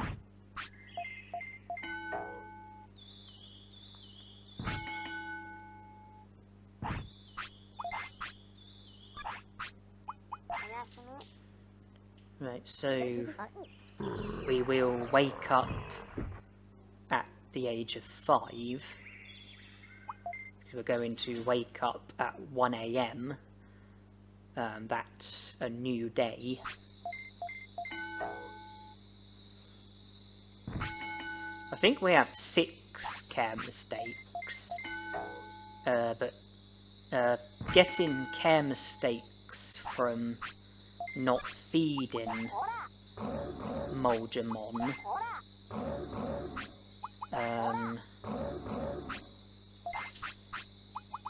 well, it would seem like a good idea in principle, but he seems to like want to eat on one day and then not want to eat on the following day, and then it seems to be like you'll have like a day where he does want to eat, another day where he doesn't want to eat, another day where he does want to eat, another day where he doesn't want to eat, and so on like that. That does mean that care mistakes from not feeding him are not going to happen as quickly as they would if he was to want to eat every day. If he was to want to eat every day, then we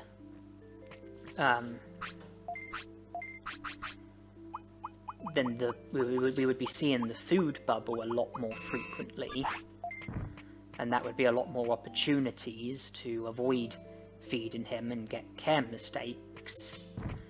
But if we're only going to be seeing the food bubble every other day, then the care mistakes are not going to come as quickly as you would hope. I think 6 care mistakes is where we are at. I chose to feed Moldramon because I wanted to improve my happiness and discipline. I think there will be 2 other occasions on this day in which he will want to eat. He is currently giving us the food bubble. If we don't feed him on either occasion and pass the limit by training, then that would bring the care mistake counter up to 10. The following day, I imagine he won't want to eat, which means that no further progress would be made on that day. And then the day after, I think there will be 3 periods on that day in which he will want to eat, and we can get 6 care mistakes out of that, bringing it up to 16. The target is 15, and if we have the weight requirement and bonus condition as well, then he should Digivolve to Mumemon.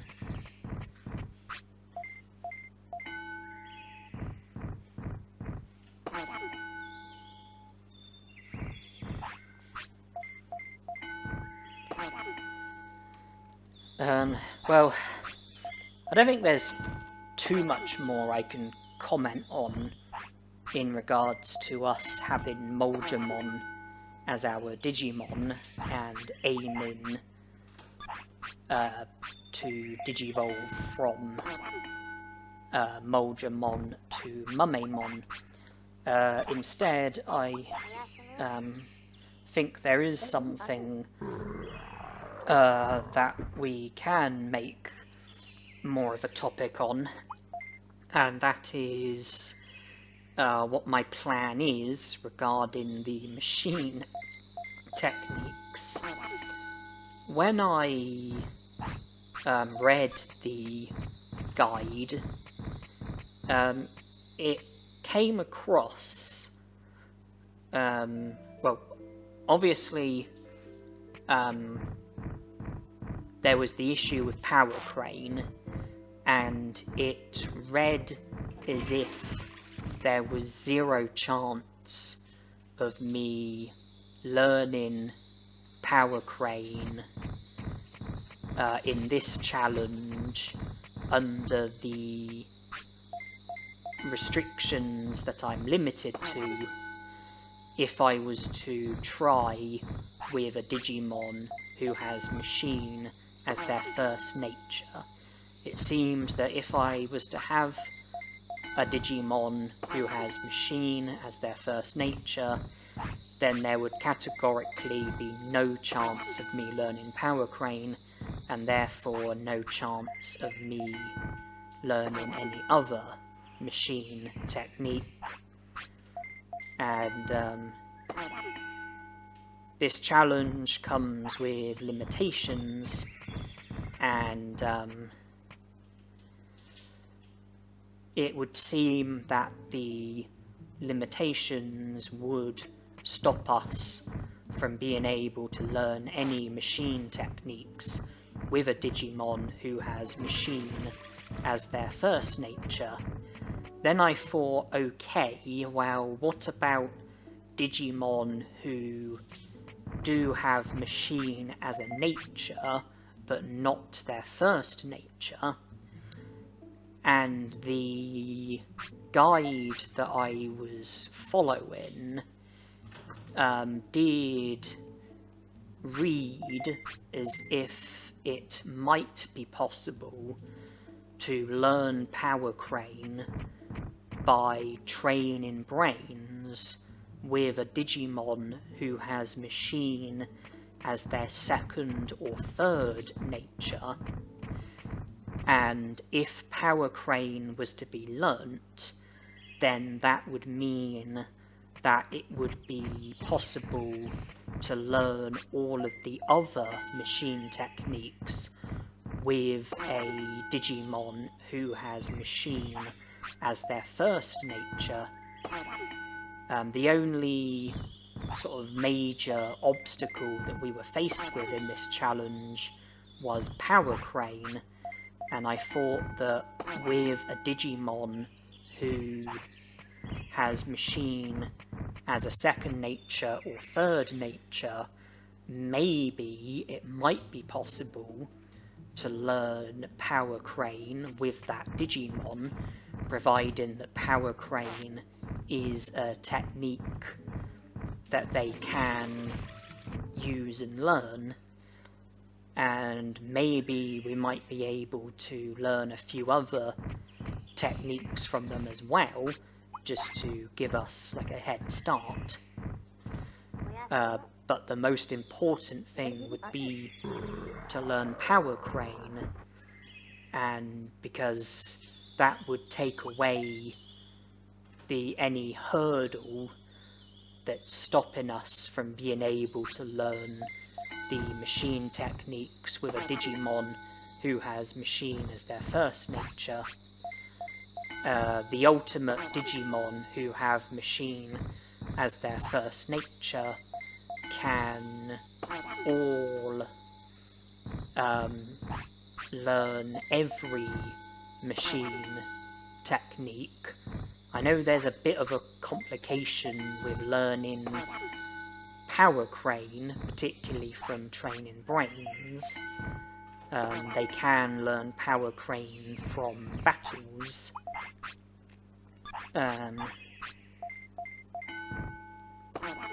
But putting aside the issue with Power Crane, ultimate Digimon who have machine as their first nature can learn every machine technique, and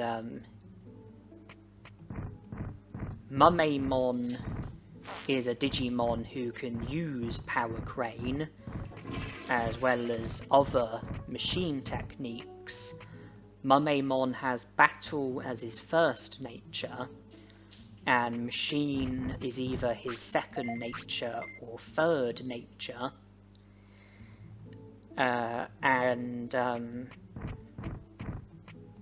If I can Digivolve to Mumemon, then it might be possible to learn Power Crane with Mumemon, so that in a different lifespan, with a different Digimon, an ultimate Digimon, who has machine as their first nature, it would then be possible to learn all of the remaining machine techniques. So that's why I gave up on Metal Greymon and decided to try and Digivolve to Mumemon, because we might be able to solve the problem with machine techniques if we have Mumemon as our Digimon, or any Digimon who can use Power Crane, who has machine as a second nature or third nature, but not first nature. Because I interpreted the guide in a way where it read as if a Digimon who has machine as their first nature can only learn Power Crane from battle and can't learn it from training brains. Okay, we're Digivolving, but a Digimon who has machine as a second nature or third nature might be able to learn Power Crane from training brains, as well as learning it from battle. If they don't have machine as their first nature, then they certainly won't be able to learn every machine technique. But Power Crane is the main hurdle, and for some reason my stats didn't go up even though I Digivolved to an ultimate Digimon. I've Digivolved to an ultimate Digimon,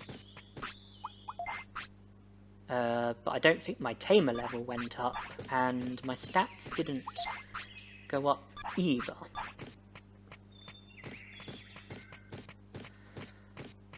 Maybe that's because even though I naturally Digivolved from a champion to an ultimate, I didn't naturally Digivolve the whole way, because I Digivolved from rookie to champion with a Digivolution item. So maybe that is the reason why I didn't get a medal or a stat boost from Digivolving to Mumemon. I hope it also hasn't limited my lifespan. I hope I've still been given like the 4-day bonus that you're meant to get when you naturally Digivolve to an ultimate. And fantastic news has been delivered to us.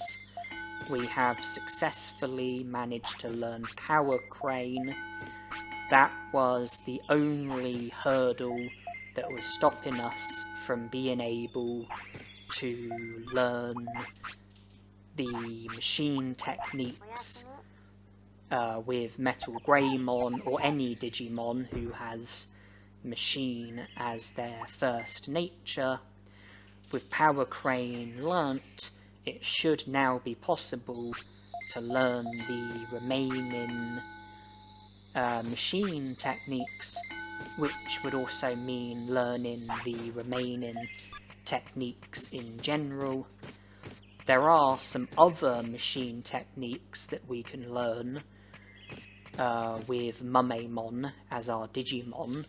It would be easier to learn those techniques with a Digimon who has machine as their first nature, but we've got plenty of time with Machinedramon as our Digimon, and I don't see any harm in trying to learn other machine techniques. It would give us a head start, because the less techniques we learn with Machinedramon, the less techniques we would have to learn with a different Digimon. Brains goes up by 11 from training, which means that if we were to do the butterfly brain training, then 550 would be the ideal amount of brains to have, because the butterfly would put our brains down by the same amount that it's going up by from training.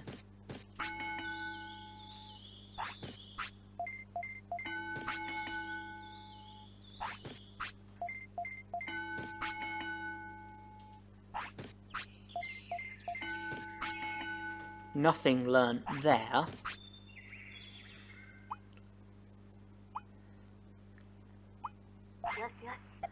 Now I repeatedly praise and scold Machinedramon to put happiness and discipline down. That way we will be seeing the butterfly, and that will cause our brains to go under 550. There it is, and we can train and get our brains back up to 550. That means another opportunity to learn a technique.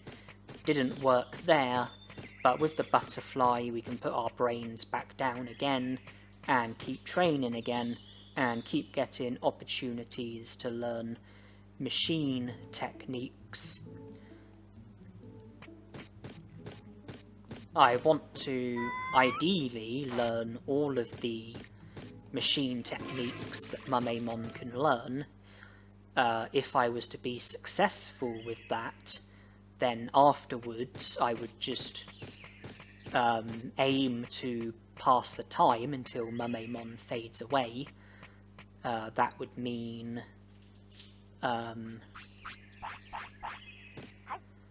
just training and resting until he fades away. And if I wasn't to be successful with learning all of the machine techniques, then I would just keep trying with the machine techniques until he fades away. And any machine techniques that get learnt between now and then would be a bonus.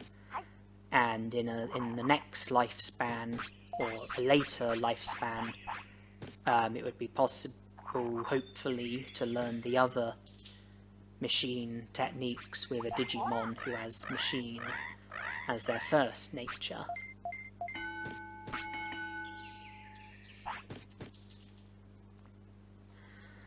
But that is a solution to the problem. If you've got a Digimon who has machine as their first nature and they haven't learnt Power Crane, you're not going to learn any machine techniques by training brains.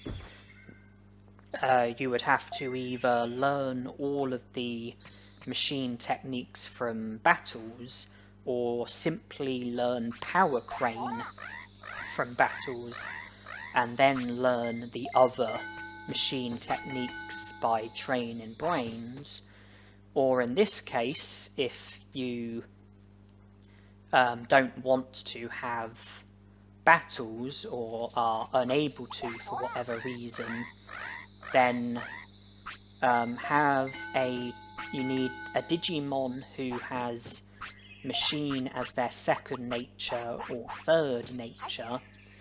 It has to be a Digimon who's capable of learning Power Crane. If they've got machine as their second nature or third nature, then as long as they can use Power Crane, they should be able to learn it.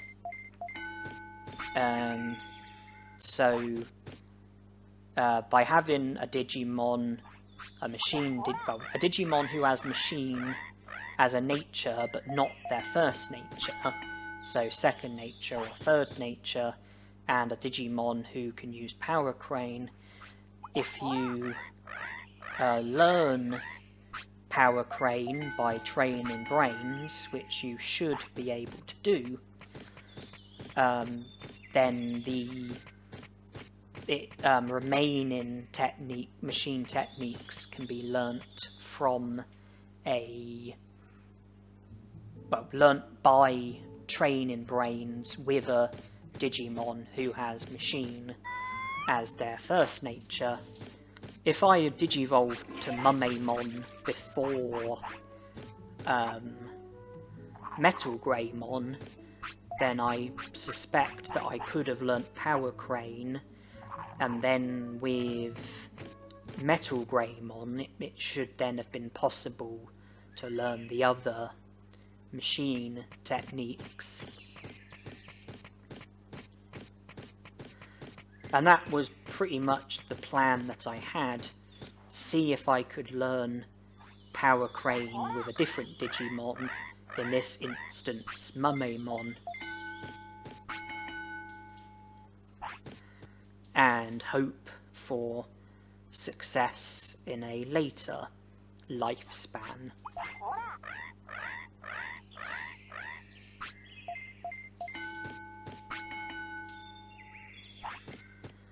I think machine techniques are generally harder to learn than techniques of other natures, and it doesn't help that Mumemon doesn't have machine as his first nature. It's either his second nature or third nature, and I think it is showing because since learning Power Crane we haven't had any more joy with techniques. I mean, it's not a disaster. The most important thing is that we learnt Power Crane. You know, this is just about trying to make as many preparations as possible in this lifespan. But I'm not having a great deal of joy with the other machine techniques, and I think that's probably a combination of machine techniques generally being hard to learn and the fact that we are trying to learn the techniques with a Digimon whose first nature is not machine.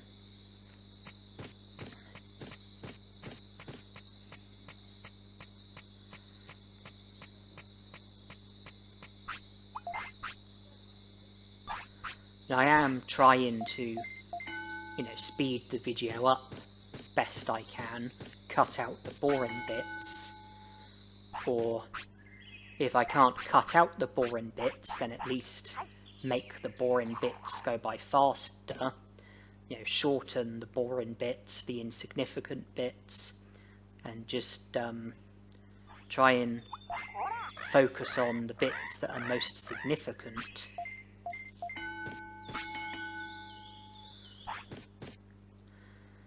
And hopefully with the speeding up, the video won't be too boring for you to bear. That's what I'm hoping, anyway.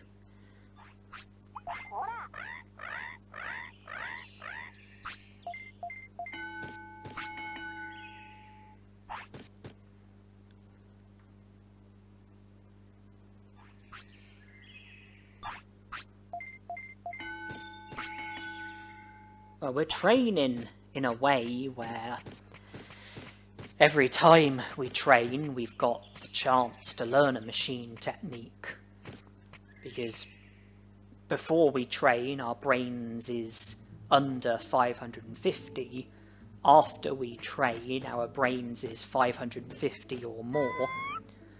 So we're having, an opportunity to learn techniques every time we train and put our brains up from under 550 to 550 or more.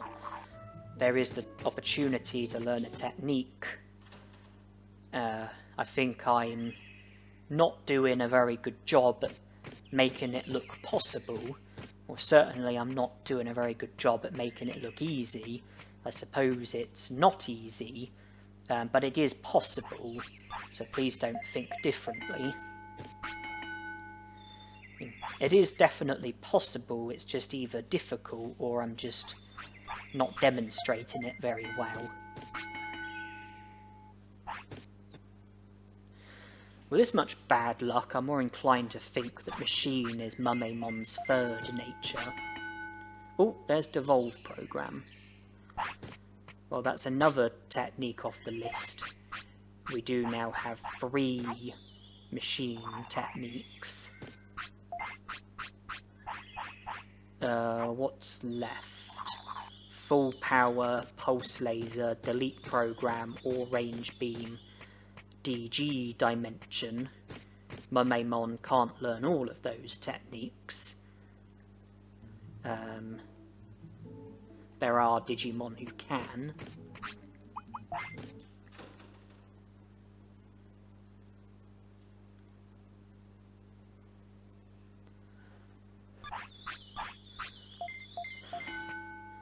None of them can be learnt by Digimon who we... None of them can be learnt from battling Digimon who we have access to in this challenge due to how restricted we are in certain ways. We do have to rely on the brain training.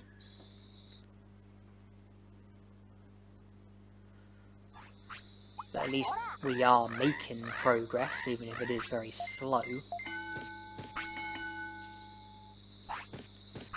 I think Mumemon is 11, but with the butterfly and the low happiness and discipline, Mumemon is going to fade away at a younger age than he would if we didn't have the butterfly and didn't have such low happiness and discipline. So don't expect Mumemon to live to 18 or 19, because he's not going to.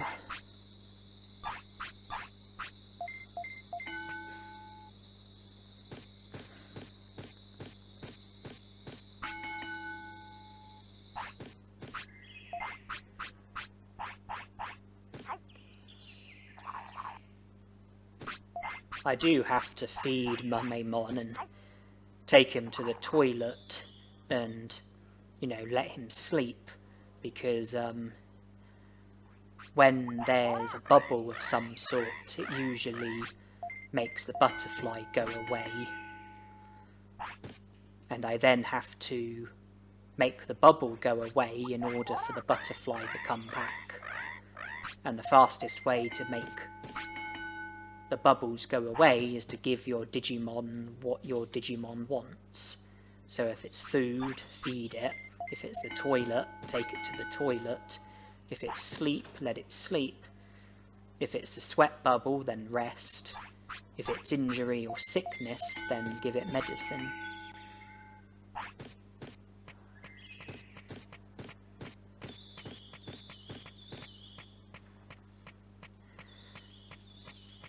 In general, though, it's not very helpful to be messing on the floor. We've had Agumon already, we really don't need him again.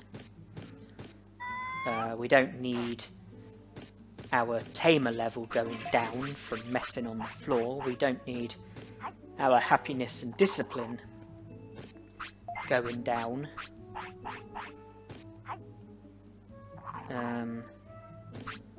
As for care mistakes, well, messing on the floor can help with having more care mistakes, but very often not feeding your Digimon is enough in order to reach care mistake requirements.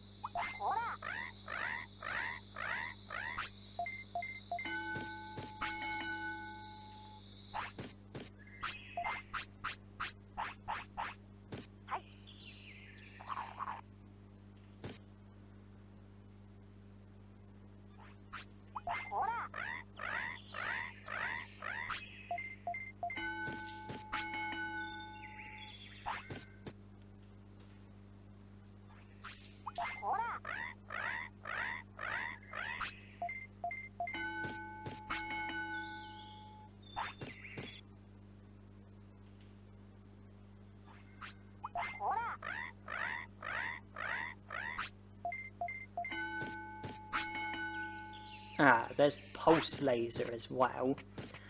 That's half of the machine techniques. Metal splinter, power crane, devolve program, pulse laser. That's 4 out of 8. What's remaining is full power, delete program, or range beam, and DG dimension.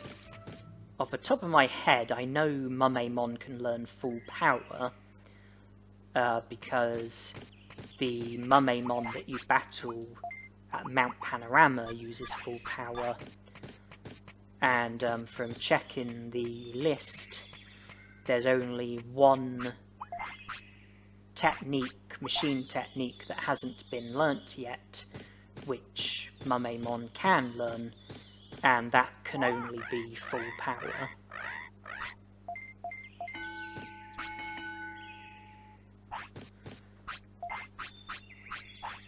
That means he can't learn delete program, or range beam, or DG dimension, but they are the 3 harder machine techniques to learn.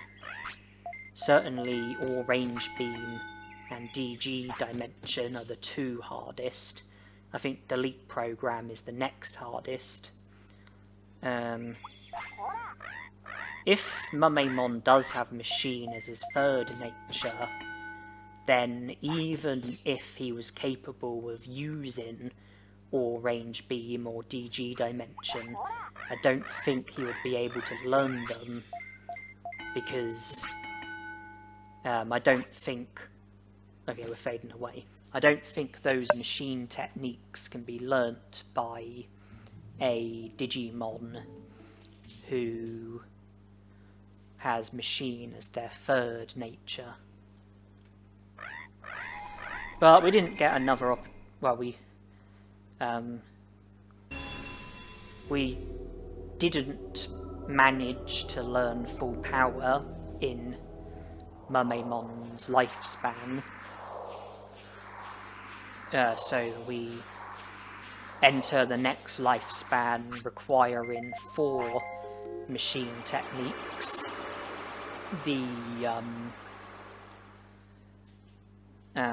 I think they are the 4 better machine techniques. I think Metal Splinter is one of the worst machine techniques. I think Devolve Program is probably the worst, followed by Metal Splinter. I suppose Power Crane is probably the next worst. I'd say it's then Pulse Laser. I think All Range Beam and Delete Program are the 2 best machine techniques. I think Metal Splinter and Devolve Program are the 2 worst. I think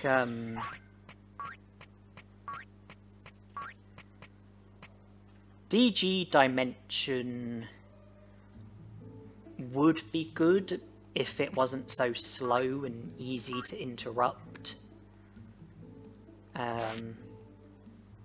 But despite its power, I don't think DG Dimension is that great because of how slow and easy to interrupt it is.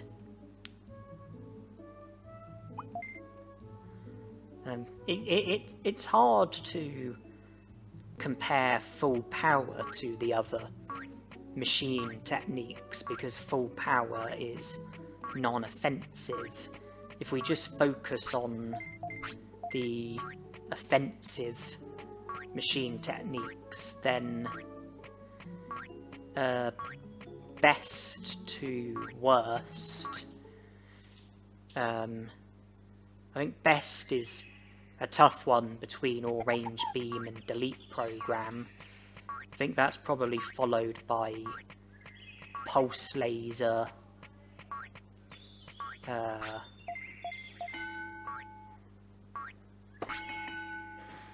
And then probably DG Dimension, Power Crane, Metal Splinter, Devolve Program. That's how I'd do it, how I'd list it.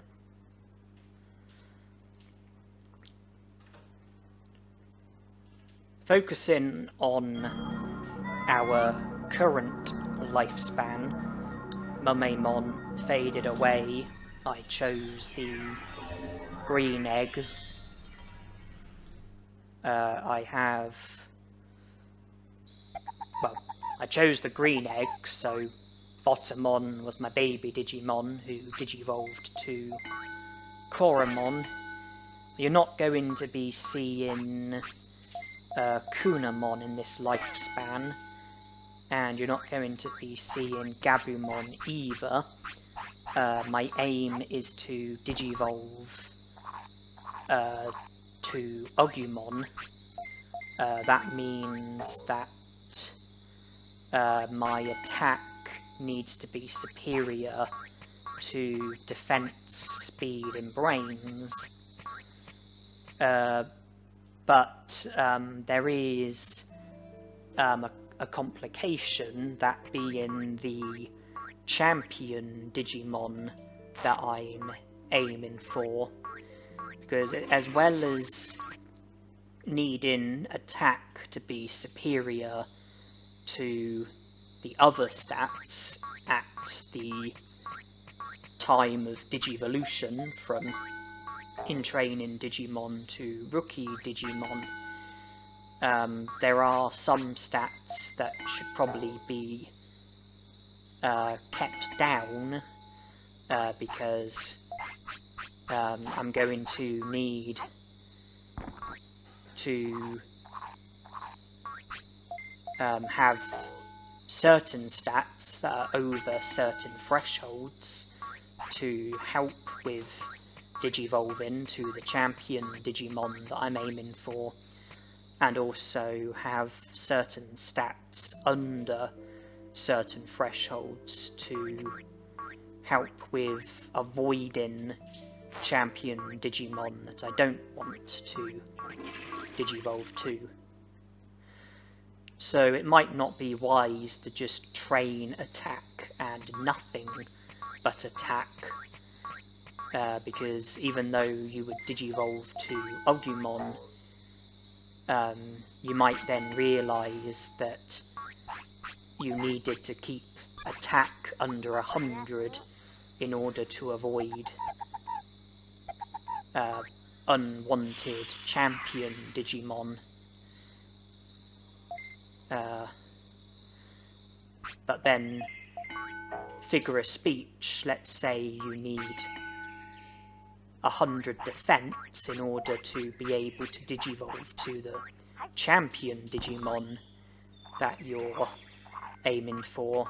It wouldn't be wise to just train defense and nothing but defense, because if defense is the highest stat when Koromon Digivolves, then Gabumon is the Digimon that he would Digivolve to, which is not the rookie Digimon that we want to be having.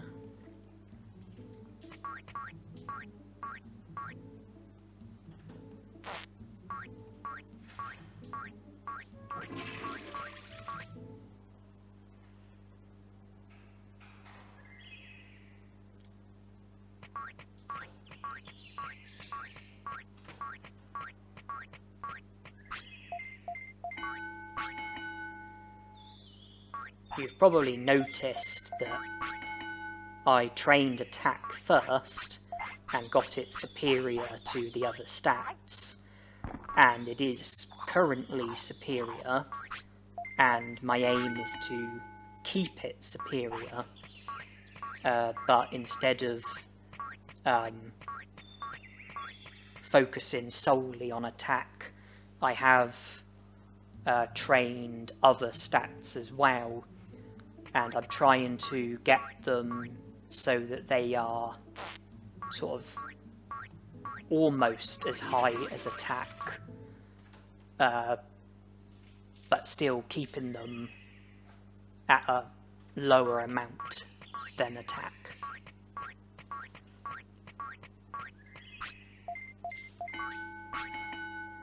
Because I will say that for the champion Digimon that I'm aiming for, attack is not a needed stat. In other words, if I was to get attack up to 100, that wouldn't help with fulfilling the Digivolution that I'm aiming for, the champion Digimon, but it could potentially be a requirement for champion Digimon who I don't want.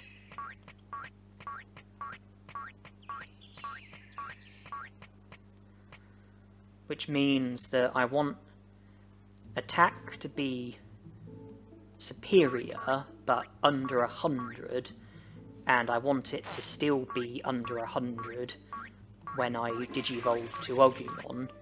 Now, I don't want Agumon's stat boost to bring attack to be in over 100, and by training the other stats, at least I can get them reasonably close to 100, so that it won't take much training with Agumon in order to fulfill the stats that need to be fulfilled. I can comfortably train MP. I don't think 1000 MP is a requirement for any of the champion Digimon that Agumon can naturally Digivolve to. And the fact that I'm boosting defense as well is okay at the moment. Defense is lower than attack. And we are now Digivolving.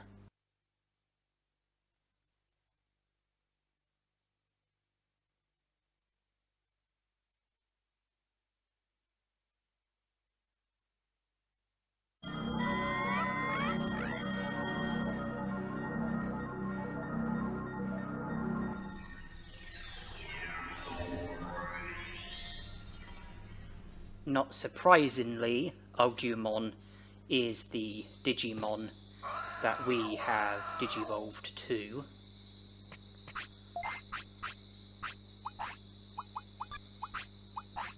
Giant meats, I think, are a more appropriate choice of food item.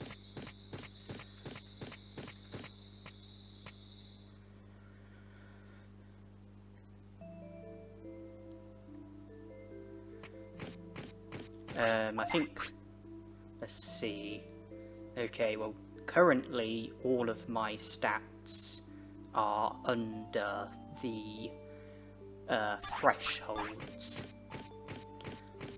When HP or MP is a requirement, the threshold is 1000. When attack, defense, speed or brains are a requirement, the threshold is 100.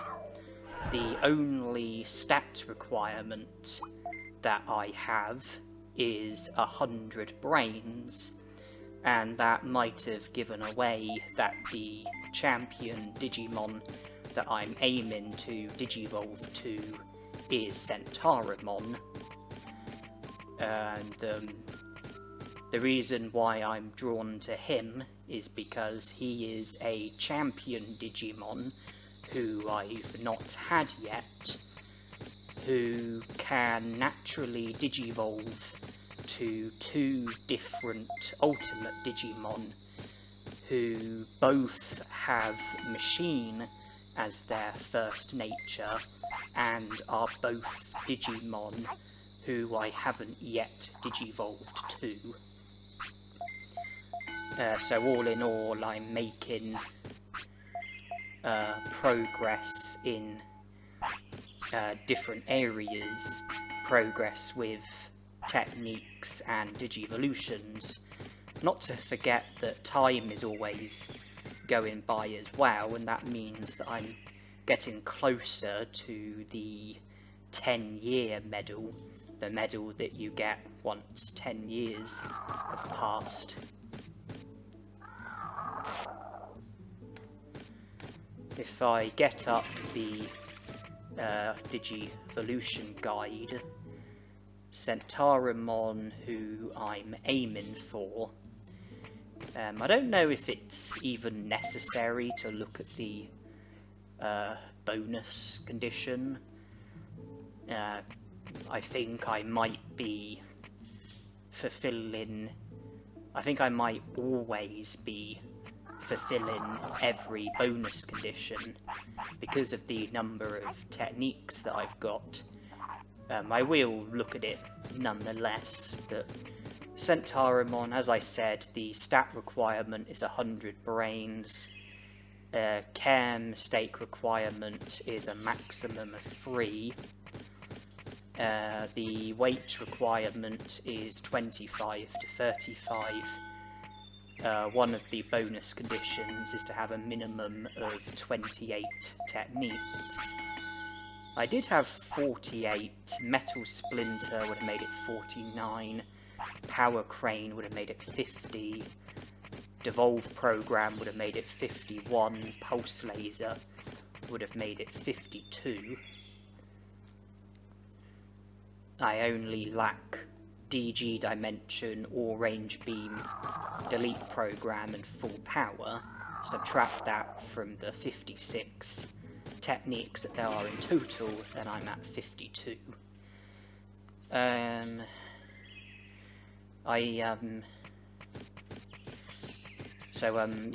already fulfilling the bonus condition, care mistake requirement and stat requirement.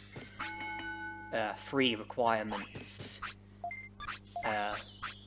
is all I need, but I need to have Agumon for at least 3 days before he can Digivolve. The weight requirement, 25 to 35, I think that would only be needed if I also fulfill 3 requirements for a different Digimon, and the weight requirement for said Digimon is different to the weight requirement for Centaurimon. Then with some force feeding, I say force feeding because my weight would probably be under the limit rather than, well, under the range rather than above it. But yeah, I could force feed Agumon to get the weight requirement if I really needed to, but I think that's unlikely.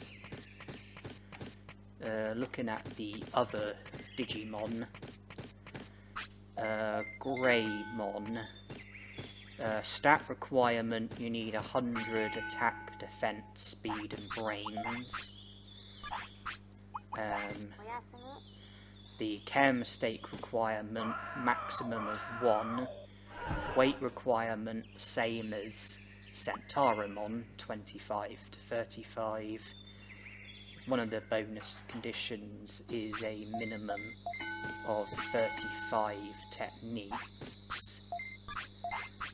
I have the care mistake requirement and bonus condition for Greymon, not currently the stat requirement or the weight requirement.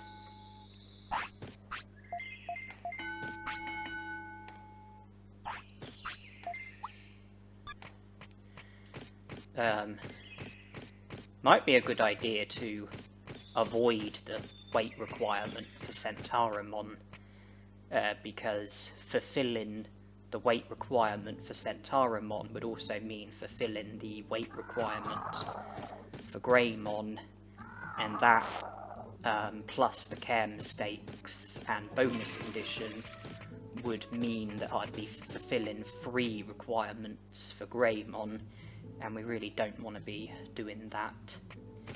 Miramon, the stat requirement is just 100 attack. Care mistake requirement is a minimum of 5, won't be going anywhere near that. Weight requirement 15 to 25.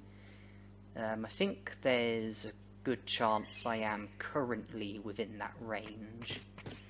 Bonus condition, minimum of 28 techniques. So I have the bonus condition for Miramon, possibly the weight as well, but currently not the stats or care mistakes. Keep things that way and there'll be no risk of Miramon.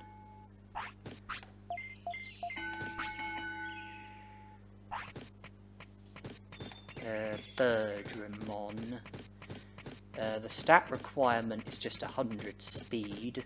I don't think we've got that. Care mistake requirement, minimum of 3. We're not fulfilling that. Weight requirement, same as Miramon, 15 to 25. We might fulfill that. Bonus condition, minimum of 35 techniques, so we've got 2 requirements for... wait, no, not... yeah, 2 requirements for Birdramon. Well, if our weight is within the range, then that's 2 requirements for Birdramon. Our weight is just within the range. That and the bonus condition is 2 requirements.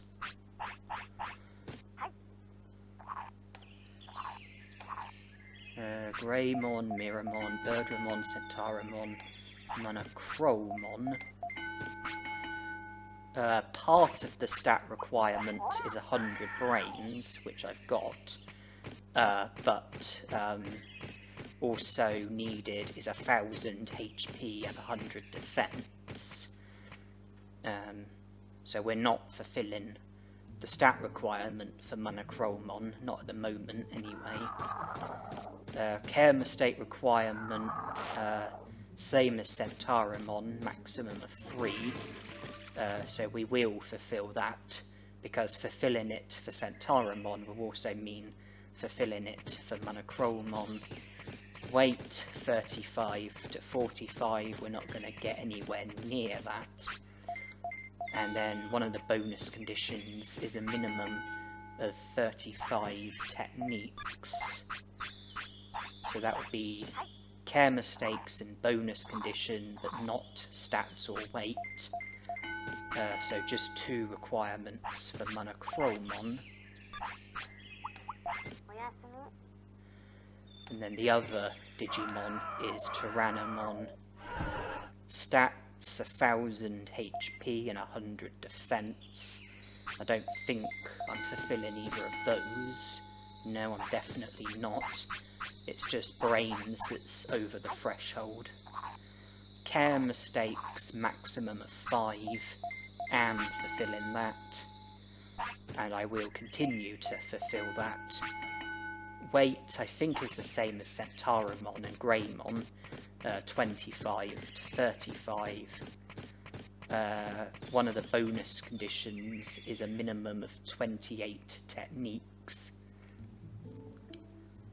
So that's care mistakes and bonus condition for Tyrannomon. Having the weight requirement for Centauramon would mean having all 4 requirements for Centauramon, but it would also mean having 3 requirements for Greymon and Tyrannomon, so it's probably best to keep weight where it is. Unless I've overlooked something, I'm pretty sure Centauramon is the only Digimon who I'm currently fulfilling 3 requirements for.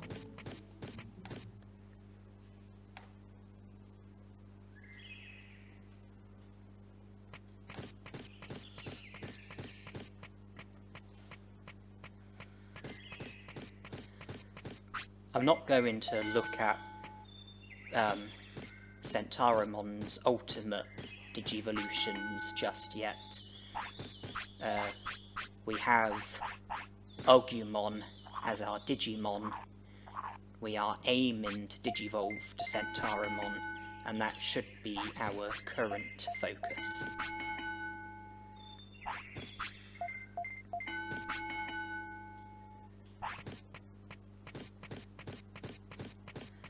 It might not be helpful to only train one stat, which is pretty much what we've done since Digivolving to Agumon, but with the bonus condition being a virtual guarantee,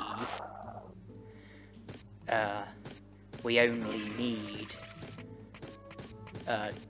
2 of the other 3 requirements. Weight and care mistakes counts as 2.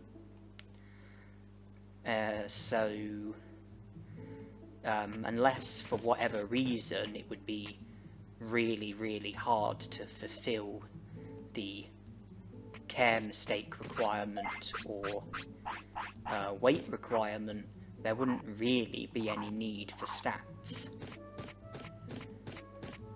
Yeah, we can afford to not fulfill one of the requirements,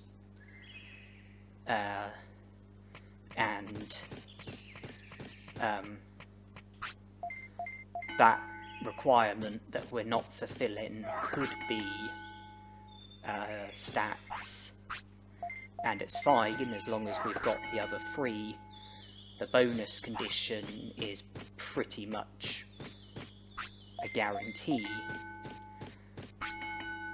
And then care mistakes shouldn't be particularly difficult.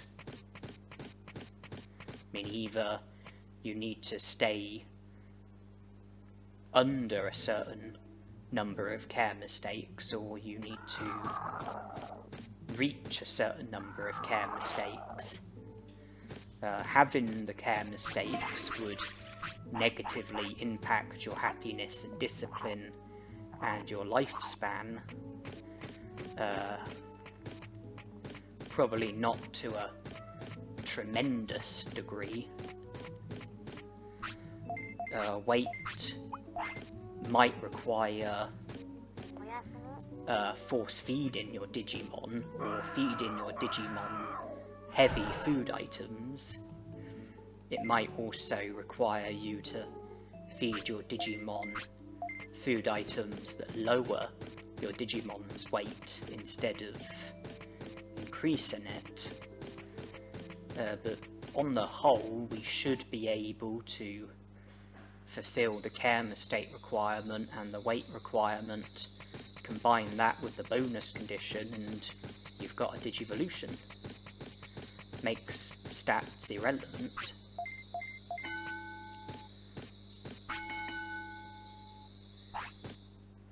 We are Digivolving.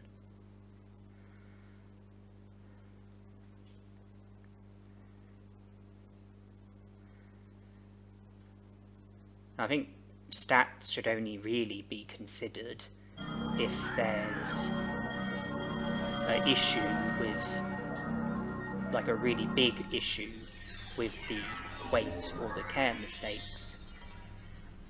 Centauramon is our Digimon.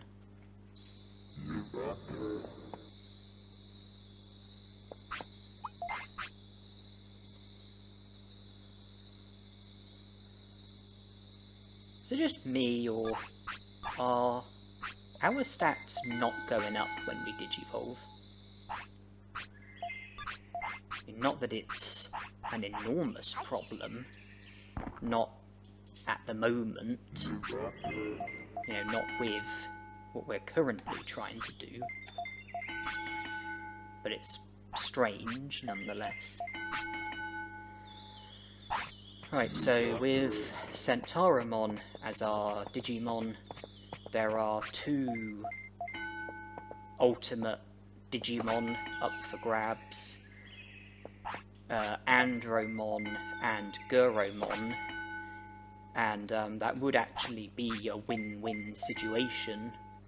I've not had either of those Digimon yet, and they both have Machine as their first nature, so they're both an ideal option.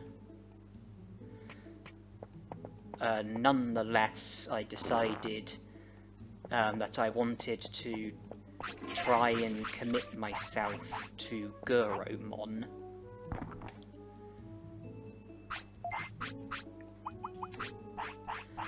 And the stat requirement for Guromon is pretty lenient, considering he's an ultimate Digimon.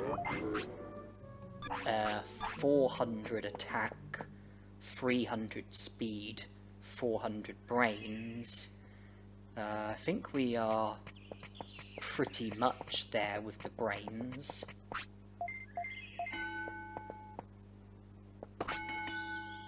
Yes, we're there with the brains.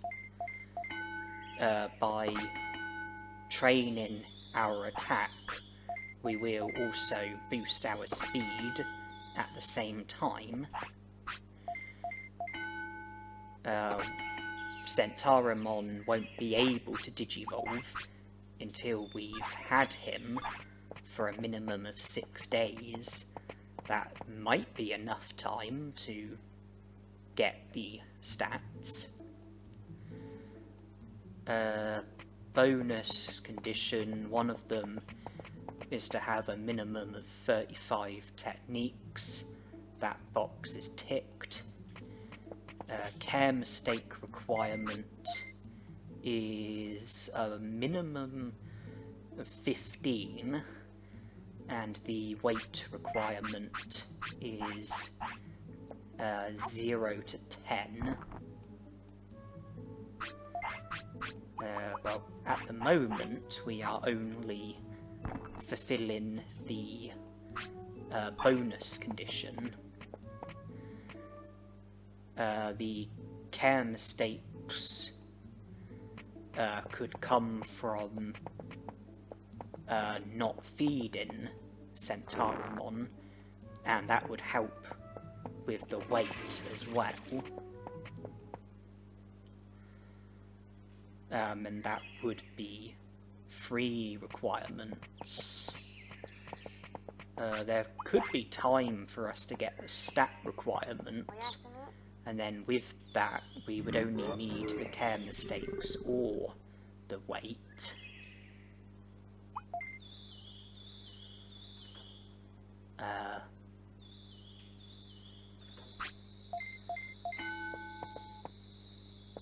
I'm just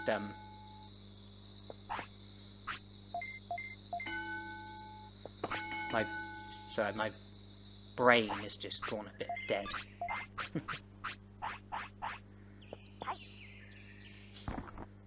Let's check out Andromon.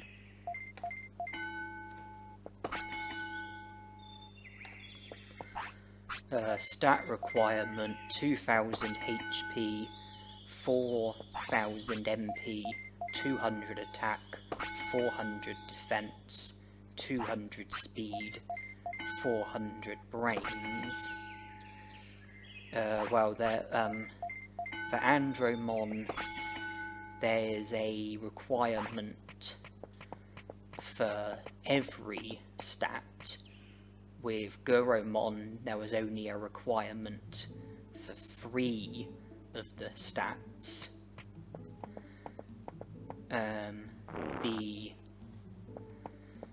The 3 stats that weren't required for Guromon, we could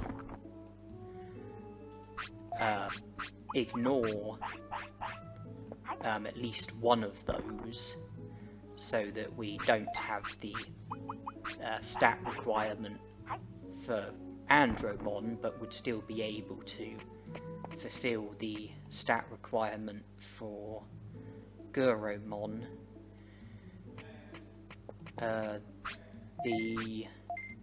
One of the bonus conditions for Andromon is to have a minimum of 30 techniques. The care mistake requirement is a maximum of 5. We are fulfilling that at the moment. And then the weight requirement, 35 to 45. I'm not actually sure if we are currently fulfilling that.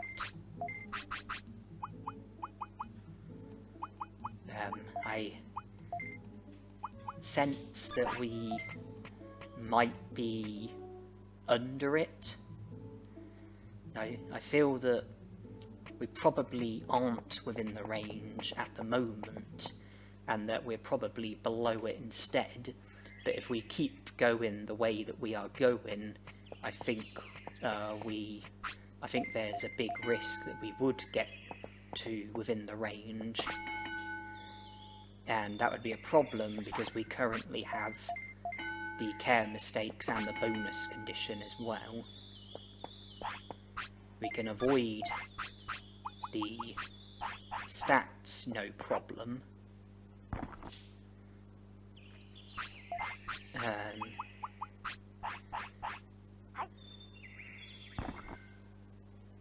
It wouldn't be too hard to have 6 care mistakes. By having 6 care mistakes, you would exceed the limit for Andromon. Alternatively, you could take measures to send your weight downwards instead of upwards. I fed food items to Centaurimon that have that exact effect.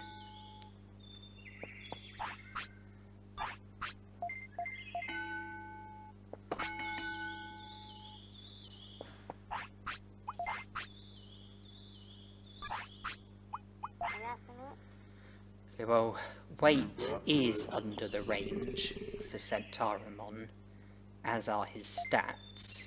That's just 2 requirements, and to keep it that way, we would have to either have care mistakes or continue to give Centaurimon food items that will decrease his weight instead of increasing it.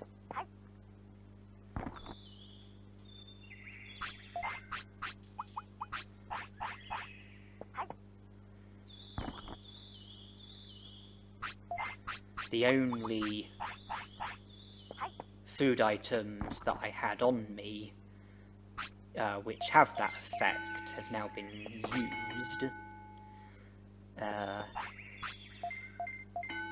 It wouldn't be tremendously difficult to get hold of more. Black trouts are easy enough to catch, and if we only gave black trouts to Centaurimon, we would, in time, get his weight down to be within the range of 0 to 10, which is what you need for Guromon.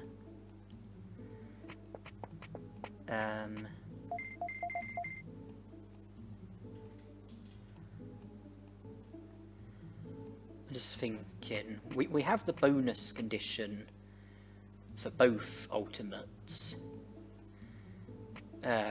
We currently don't have the stat requirement for either ultimate,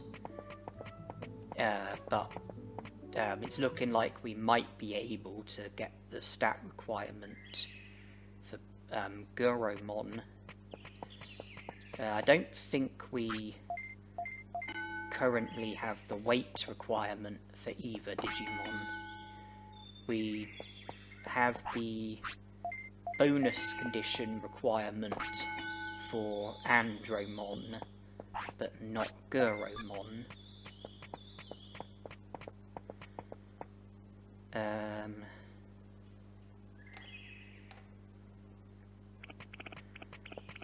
With a black trout diet, we could definitely get the weight requirement for Guromon and not Andromon.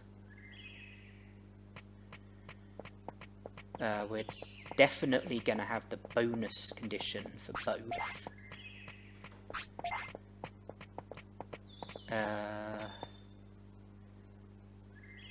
Not the stats for Andromon, possibly the stats for Guromon.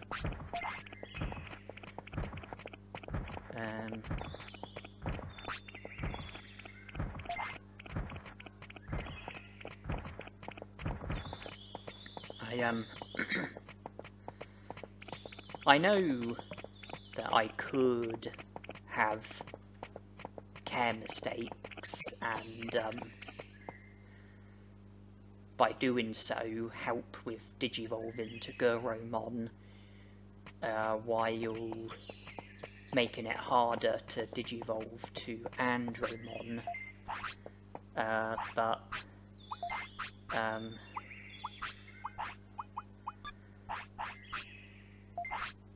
you do need a lot of care mistakes for Guromon that will have a negative impact on our happiness and our discipline and our lifespan, and we do want to try and learn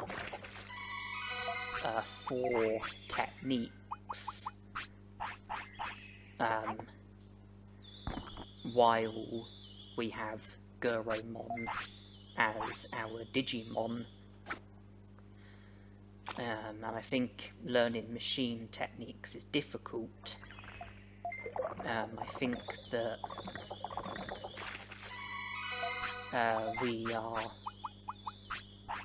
going to need to have the butterfly for a long time if we are to do the butterfly brain training.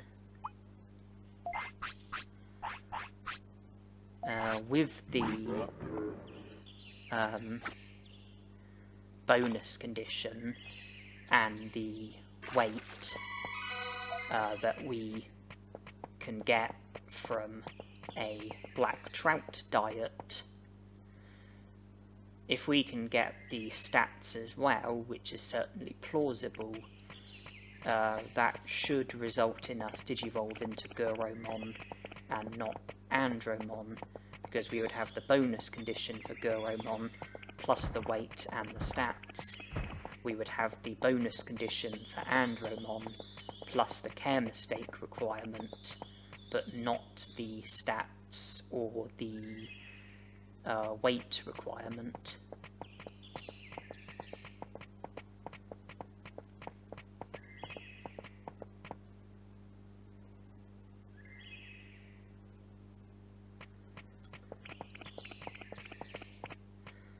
Earlier I was saying about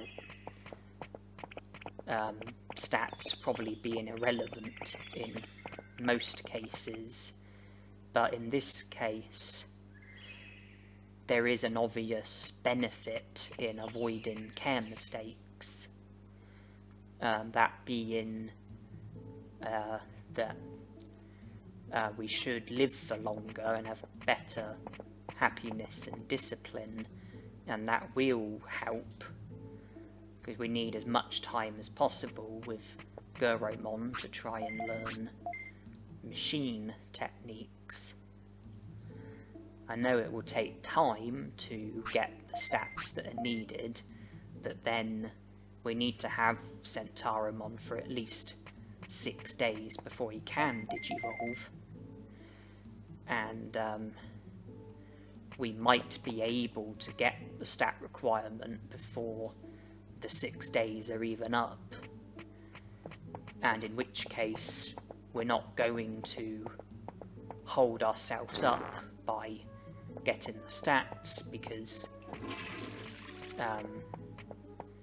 we would need 6 days to pass regardless.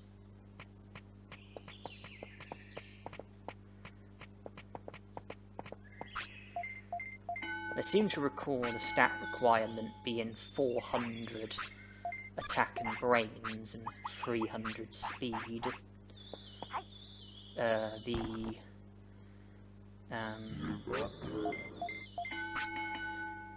was going to say the black trouts will boost our weight, but it's by such a insignificant. Well, I was going to say the black trouts would boost our stats, but it's going to be by such a insignificant amount. I'm not sure it's going to make any difference. The main thing about the black trouts is that they are putting our weight down. And at this rate, I think we'll have the stat requirement by tomorrow at the latest.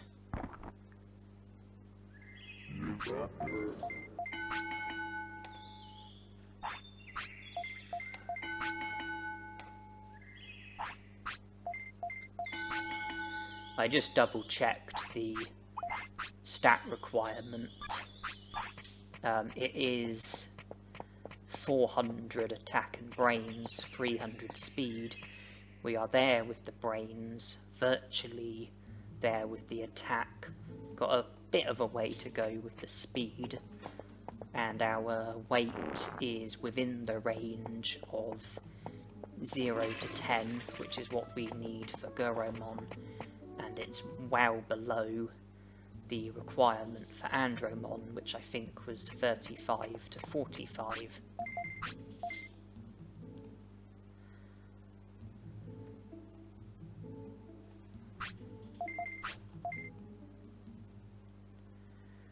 We only have the bonus condition and care mistake requirement for Andromon, not the stats or the weight. Seeing as our weight is low, instead of giving him a black trout first, I gave him a giant meat to see if that would satisfy his appetite. He wanted to eat again, so I then gave him a black trout.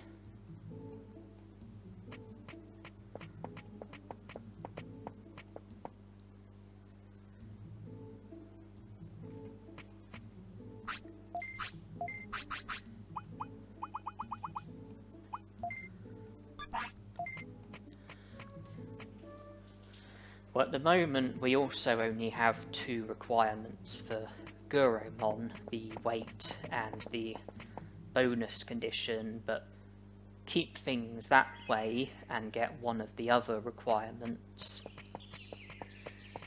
and that would come to 3 requirements. I think getting the stat requirement is my preference.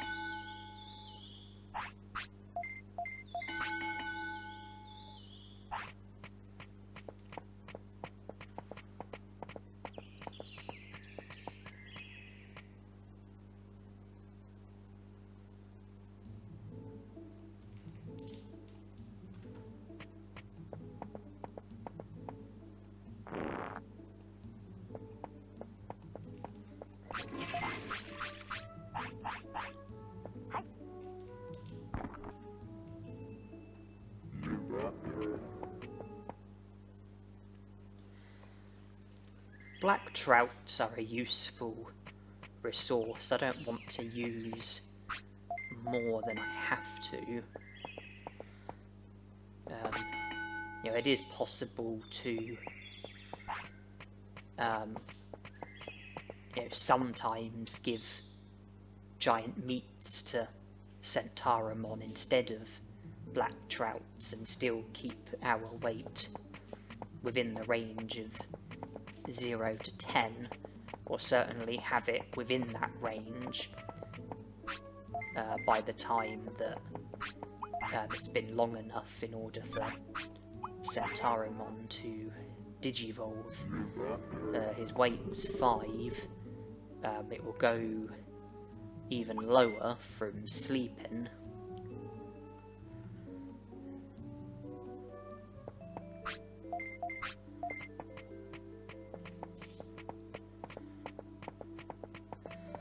So we certainly don't need to be feeding him black trouts just yet. We did to begin with, but it was more urgent. Yeah, we did a good job at getting his weight down.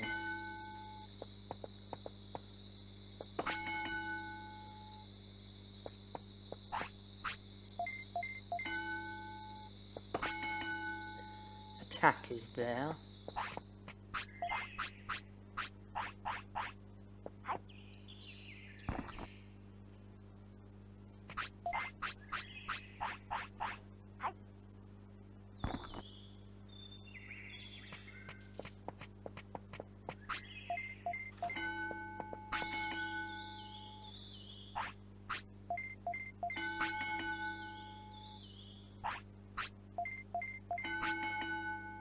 Speed is there as well.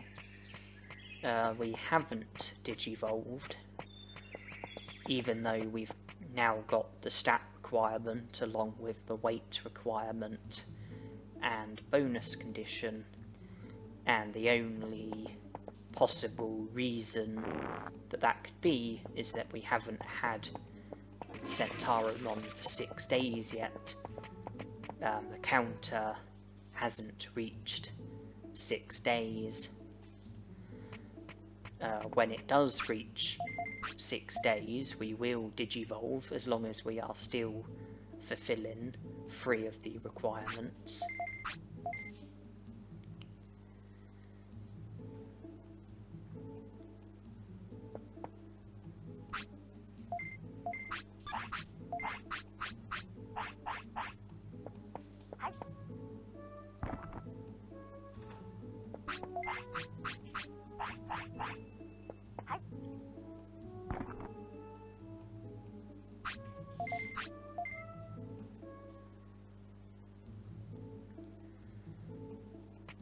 We need to pass the time, and we can do that either by training or resting.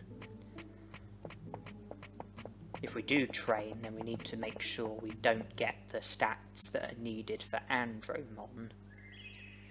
We already have the stats for Guromon, so we can't help with our Digivolution by training our stats anymore.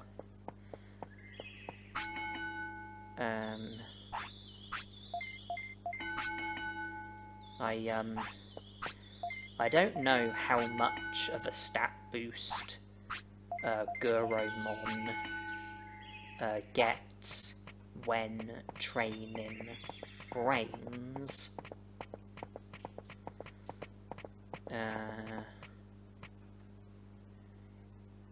It would be helpful if I did know, because then that would help with deciding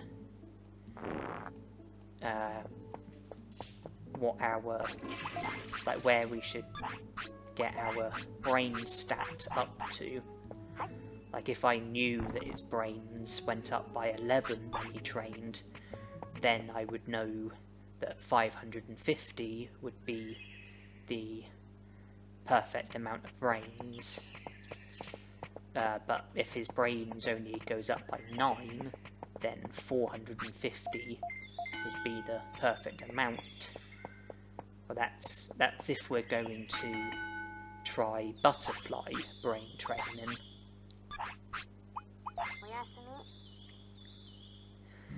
We've already passed 450.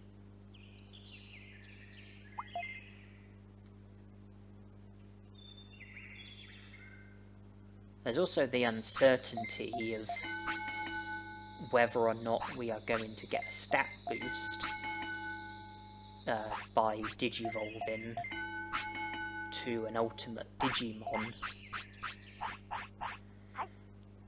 In this lifespan, I don't think I've had a single stat boost from any of my Digivolutions, but digivolving to Guromon would have meant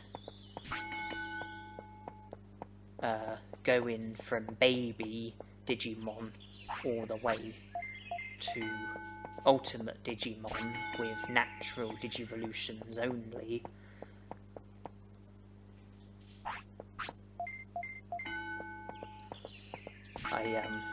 I really don't know if we are going to get a stat boost. Knowledge on that would be helpful, along with knowledge of how much brains Guromon gets each time he trains brains. If I had that knowledge, then I could get the ideal amount of brains while having Centauromon as my Digimon, while accounting for any possible stat boost from the Digivolution.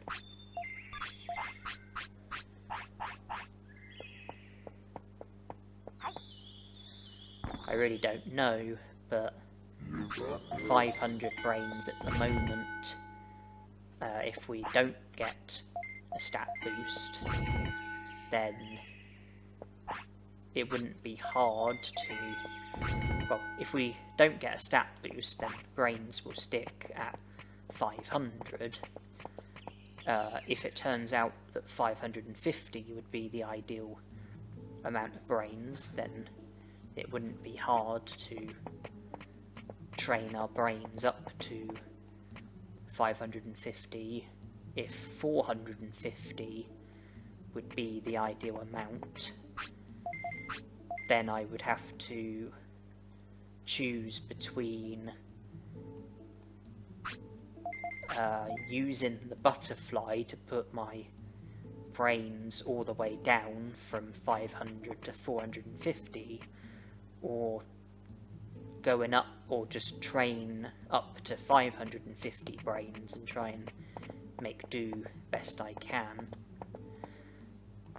This is, again, providing that I do the butterfly brain training with 4 techniques required.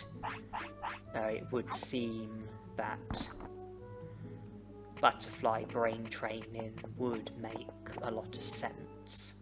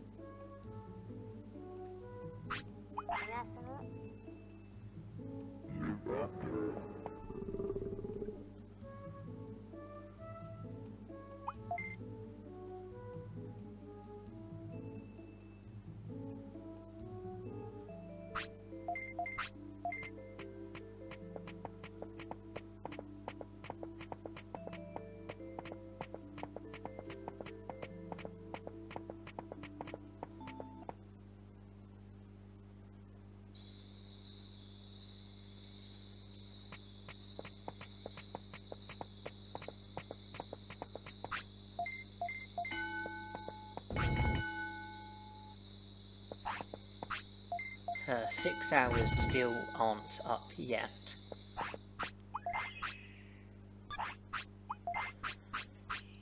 But with us being 11, I think there's a good chance that this will be the day that we digivolve. 11 minus 6 is 5.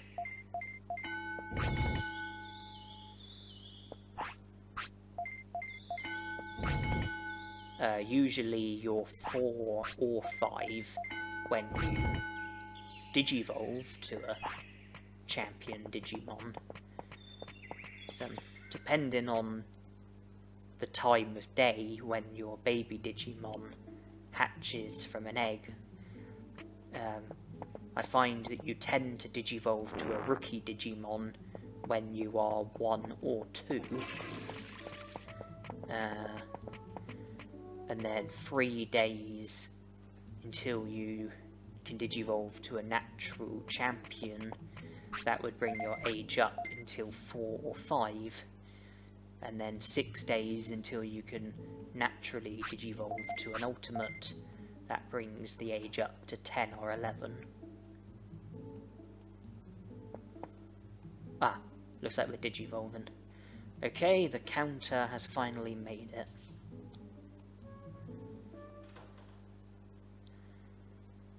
We probably do have to account for the fact that the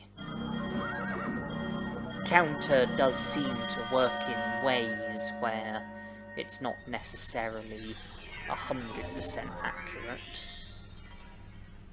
But there is the Digimon that we were after.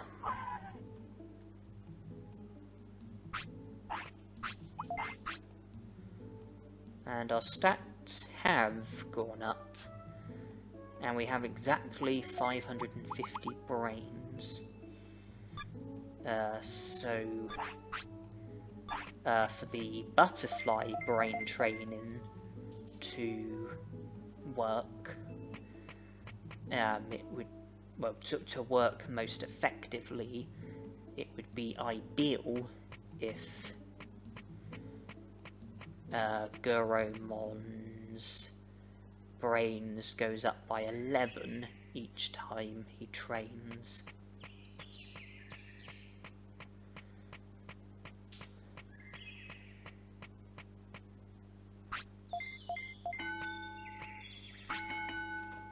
Nine? That's not very good.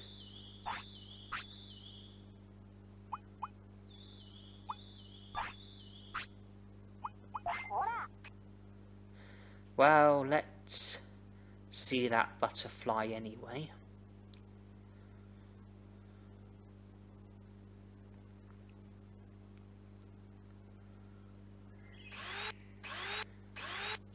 We train, our brains goes up by 9.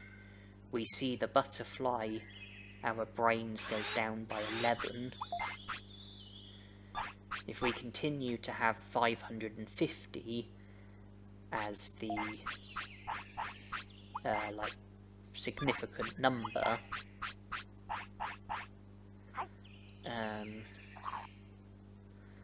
then you know the stat decreases are going to slightly outweigh the stat increases.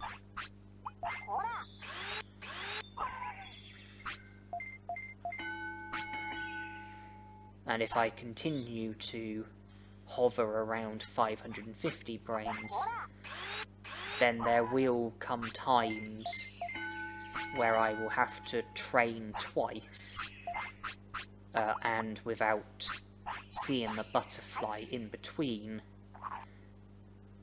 because every time I train once and see the butterfly once, my brains is effectively going down by 2, and there'll come a point where I would have to train twice to keep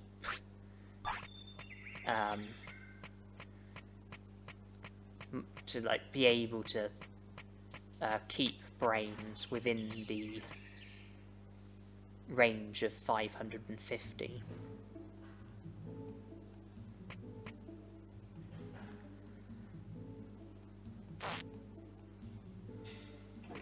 So if I have exactly 550 brains, and then a butterfly puts it down by 11, that's 539. Train once, that will only put it up to 548. Won't learn a technique, I'd have to then train again, put it up to 557. Or if your brains was 550, you could train so that it's 559 and then let the butterfly have effect. That's pretty much what I did there. I trained, it went up to 551, and then I could have let the butterfly put it down to 540 and then have to train twice, once for 549, twice for 558. Instead, I trained a second time when my brains was 551, and I put it up to 560, and then the butterfly put it down to 549.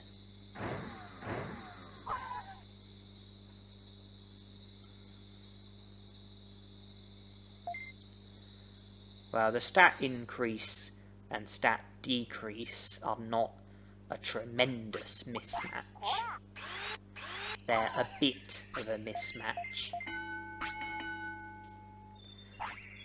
But we can work on it, and I think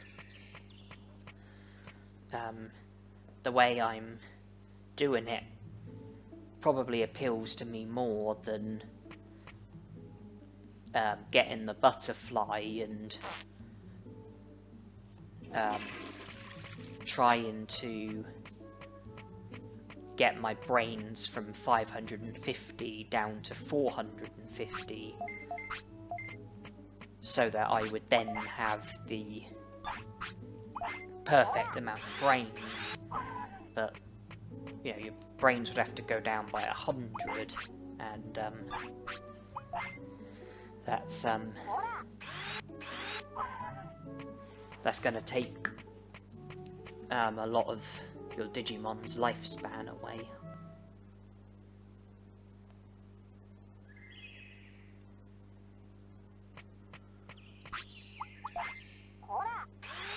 I don't want that butterfly reappearing before I make it to the training board. Hoping scolding will stop it from showing up. Oh, it just appeared. Damn it.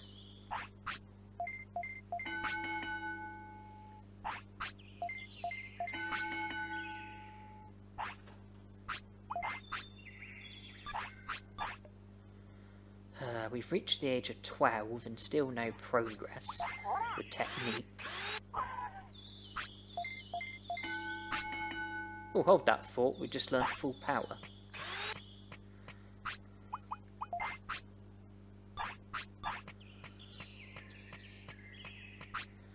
We are up to 5 machine techniques. We need delete program, or range beam, and DG dimension.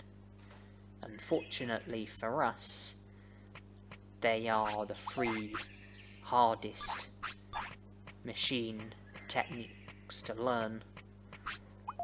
Delete program being the 3rd hardest, and then all range beam and DG dimension being the 2 hardest.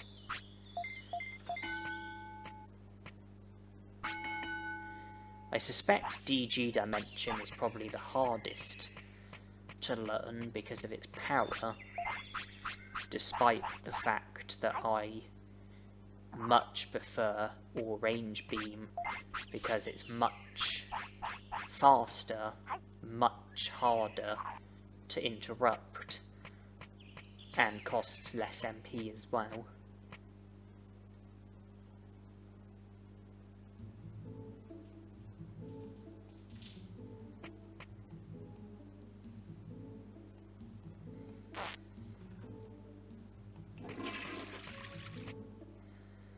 Our bright side, if we can master these machine techniques, then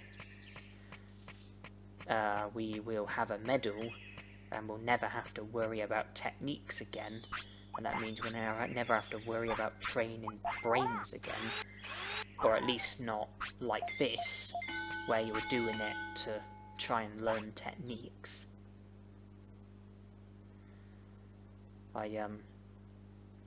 I would really like to learn the 3 remaining brain techniques in this lifespan with Guromon, rather than have Guromon fade away with there still being some unmastered machine techniques requiring me to get another ultimate Digimon who has machine as their first nature.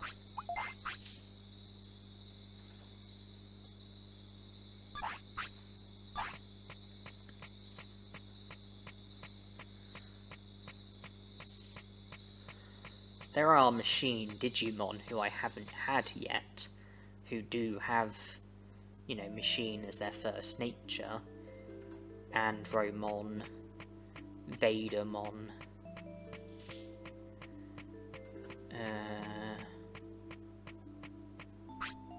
Megadramon. So, you know, there are other ultimate Digimon who have machine as their first nature, who I can Digivolve to, and you know, they would be Digimon who I've not had before. But it would be great to just get the techniques over and done with in this lifespan, instead of leaving this lifespan without having every machine technique. Oh, there's delete program as well. I really don't want to, you know, enter the next lifespan with there still being some techniques that I haven't learnt, and then I have to you know, try and learn them in the next lifespan or whatever future lifespan it might be. We're 13, which isn't especially old, but the butterfly is forever shortening our lifespan. The more of it we see, the more of our lifespan it will take away.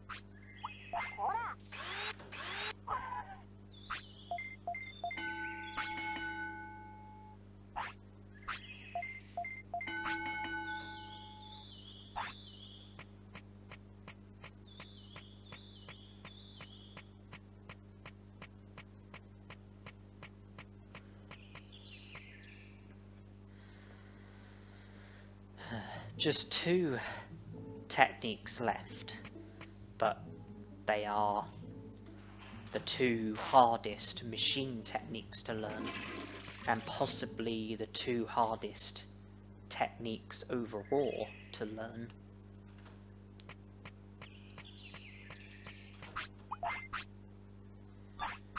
If I was to take a guess, I would say that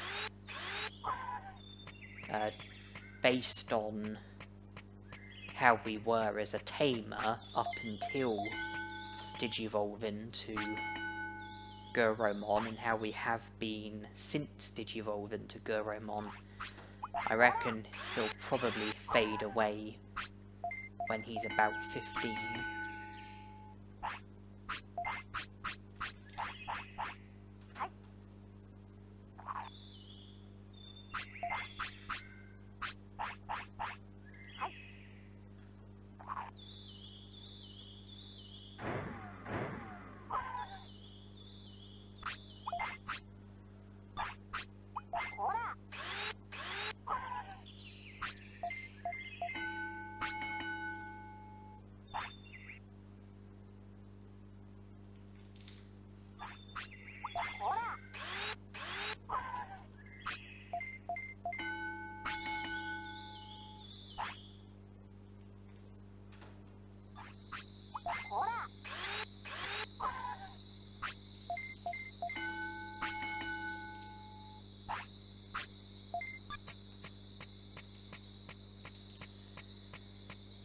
Well, we're almost 14, and we're almost at the time in which Guromon wants to sleep.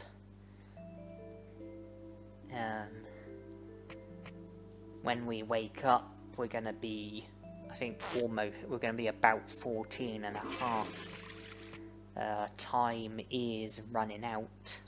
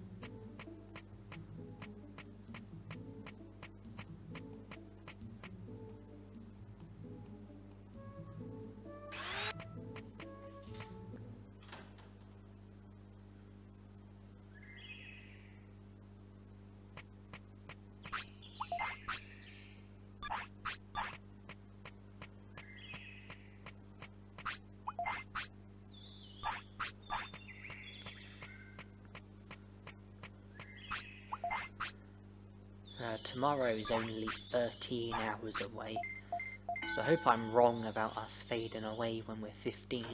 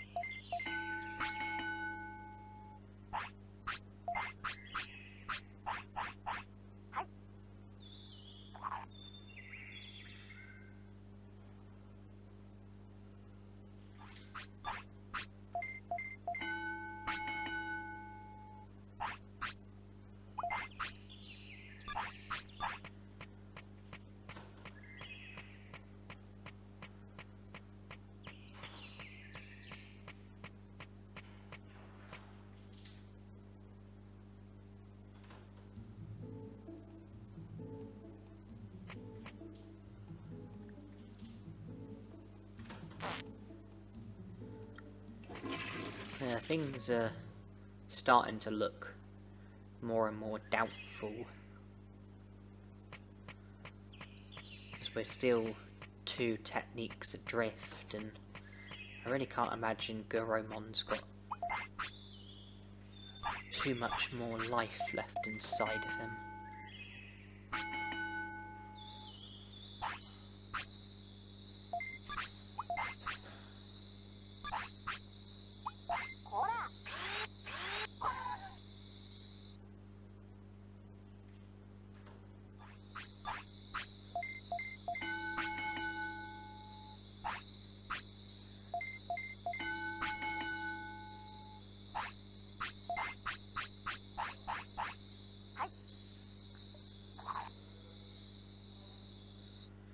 Well, we're going to be 15 on the next hour.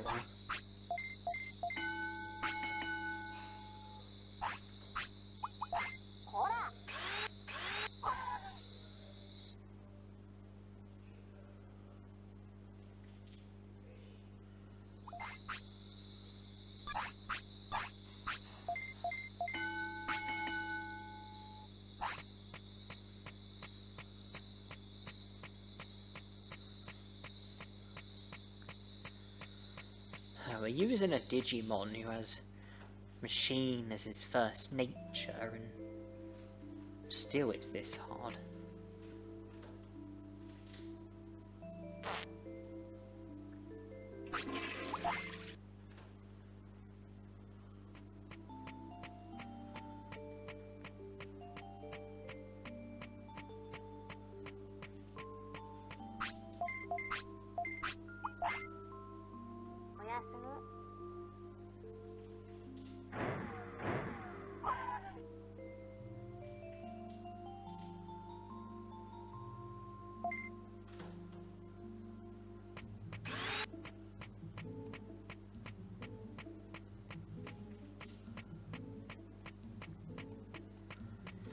It wouldn't surprise me if we fade away on the next hour.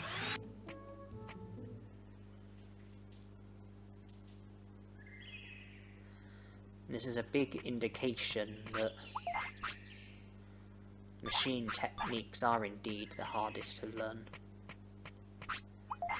Because even a Digimon with machine as their first nature is really doing an awful job at learning the techniques. Okay, well that's all range beam, and I was about to prepare myself for Guromon's death.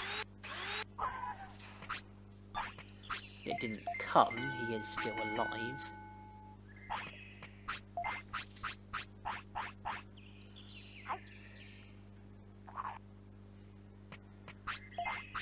We still need one more technique. It does look like we will still get chances, or at least one more chance, but I think that we are, running low on chances. I'm a bit surprised that Guromon is still alive at the moment.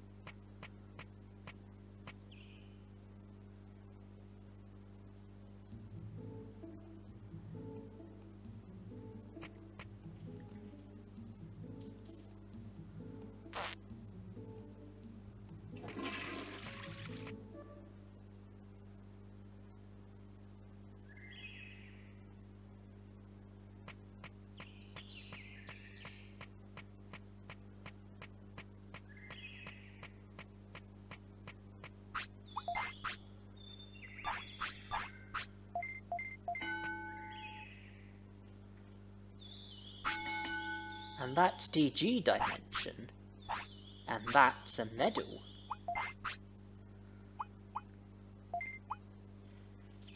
More specifically, the medal for learning all 56 techniques. It's been a long journey, but we have got there. All 56 techniques have been mastered.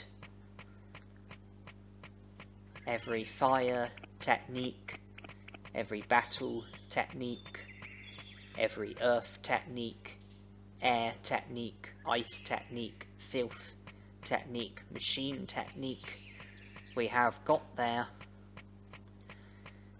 And now I'm hoping that I can make it to the secret item shop in Gear Savannah before fading away.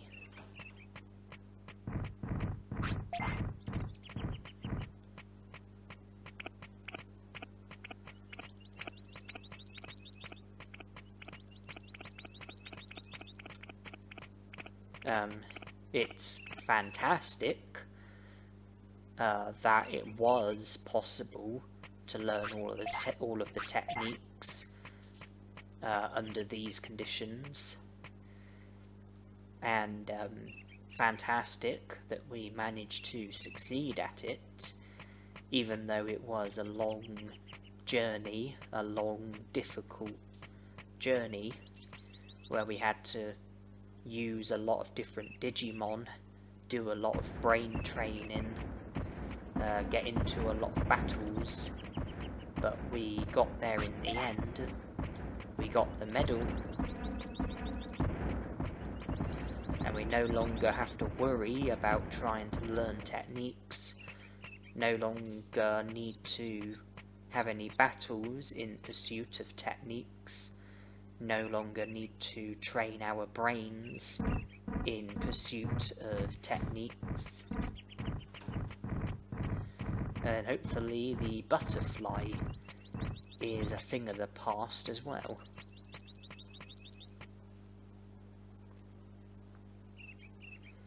We don't need Guromon for anything else. We want him to fade away so I can move on to my next Digimon, my next lifespan, as we still have lots of Digimon who we will need to Digivolve to if we are to get the medal for Digivolving to every Digimon. If it is going to be possible under these restrictions, we still need to make it up to 10 years of gameplay, and there's also the medal that you get if you maximise your stats. That's something else that we haven't got yet, that we would like to get if it will be possible to get it.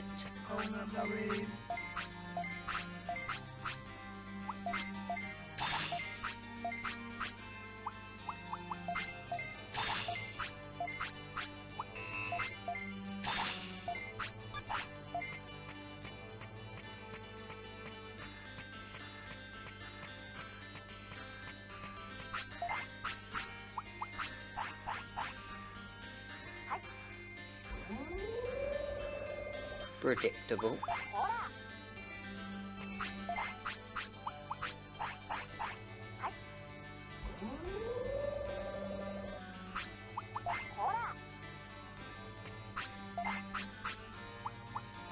I don't mind him refusing, we get discipline out of it.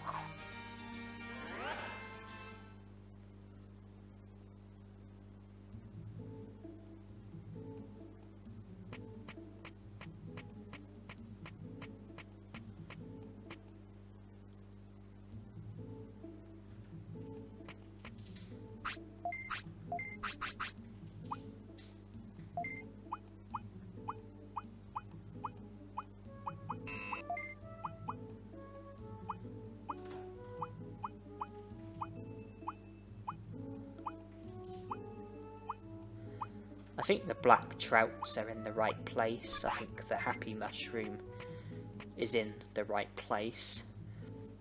We've got 99 reserve giant meats because we put the giant meats that we purchased into the item bank so they can act as reserve giant meats. And if we can make it back to the secret item shop before fading away, then I can buy another 99 giant meats, which are to remain in my inventory. And even if we don't make the journey, the fact that we found a happy mushroom is a positive.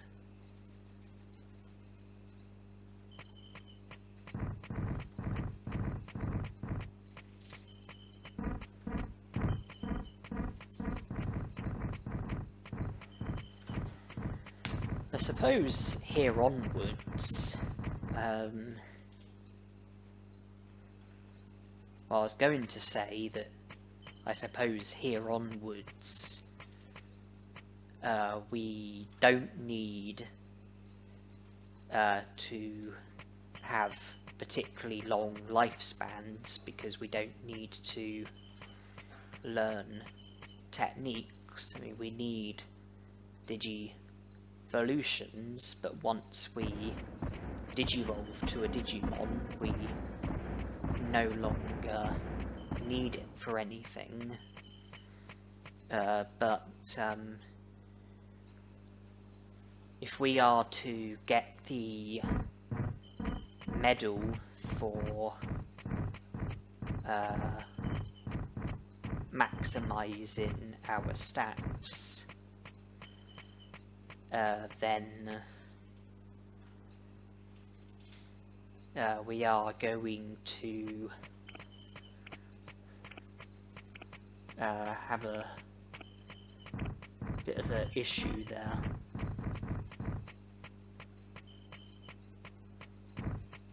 Oh, I've got a big berry as well.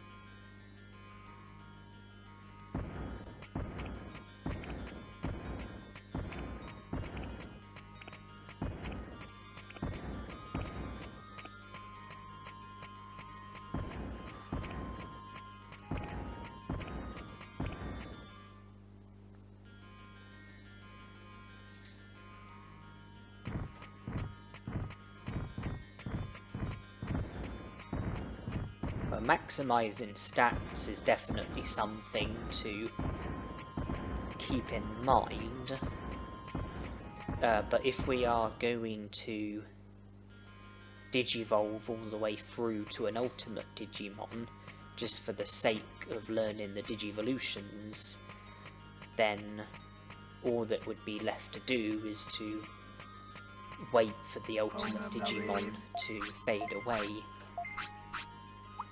And that means that we wouldn't need a long lifespan. In fact, a short lifespan would be preferable.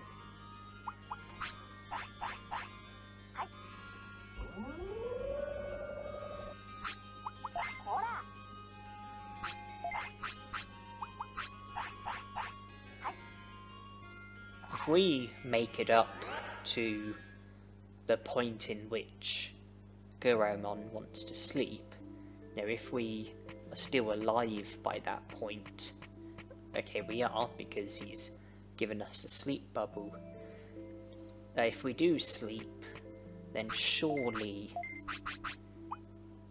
he will fade away on the next hour. Now, surely the hour that he wakes up on will be the hour before the hour that he fades away on.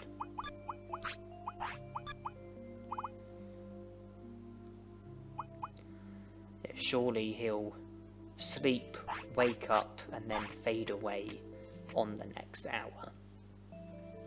That's certainly what I want to happen anyway. We're done. We don't need Agumon for anything else.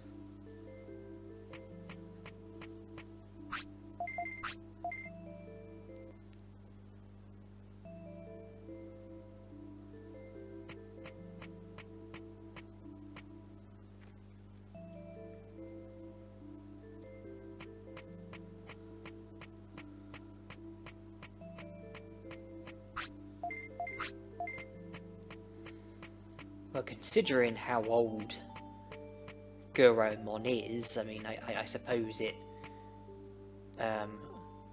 would be fair to say that he's got 1 foot in the grave, or at least if he had feet, then it would be fair to say that he's got 1 foot in the grave. Obviously, in Guromon's case, he doesn't have feet, but I don't know, 1 arm in the grave, 1 horn in the grave.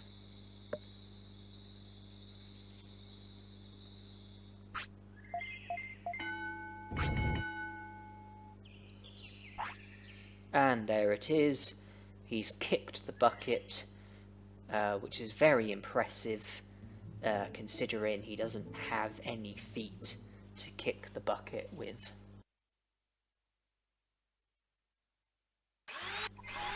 I don't think I've chosen the blue egg yet, and that's not about to be changing either. I'm going to pick one of the 3 eggs that I've already chosen, the yellow one.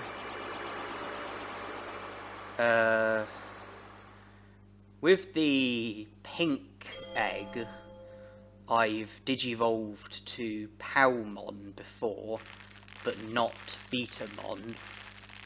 With the green egg, I've digivolved to both Agumon and Gabumon.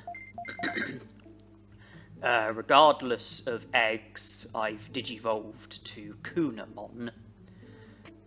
And the yellow egg, I've had Biomon, but not Patamon. And I'm just going to get up the Digivolution guide.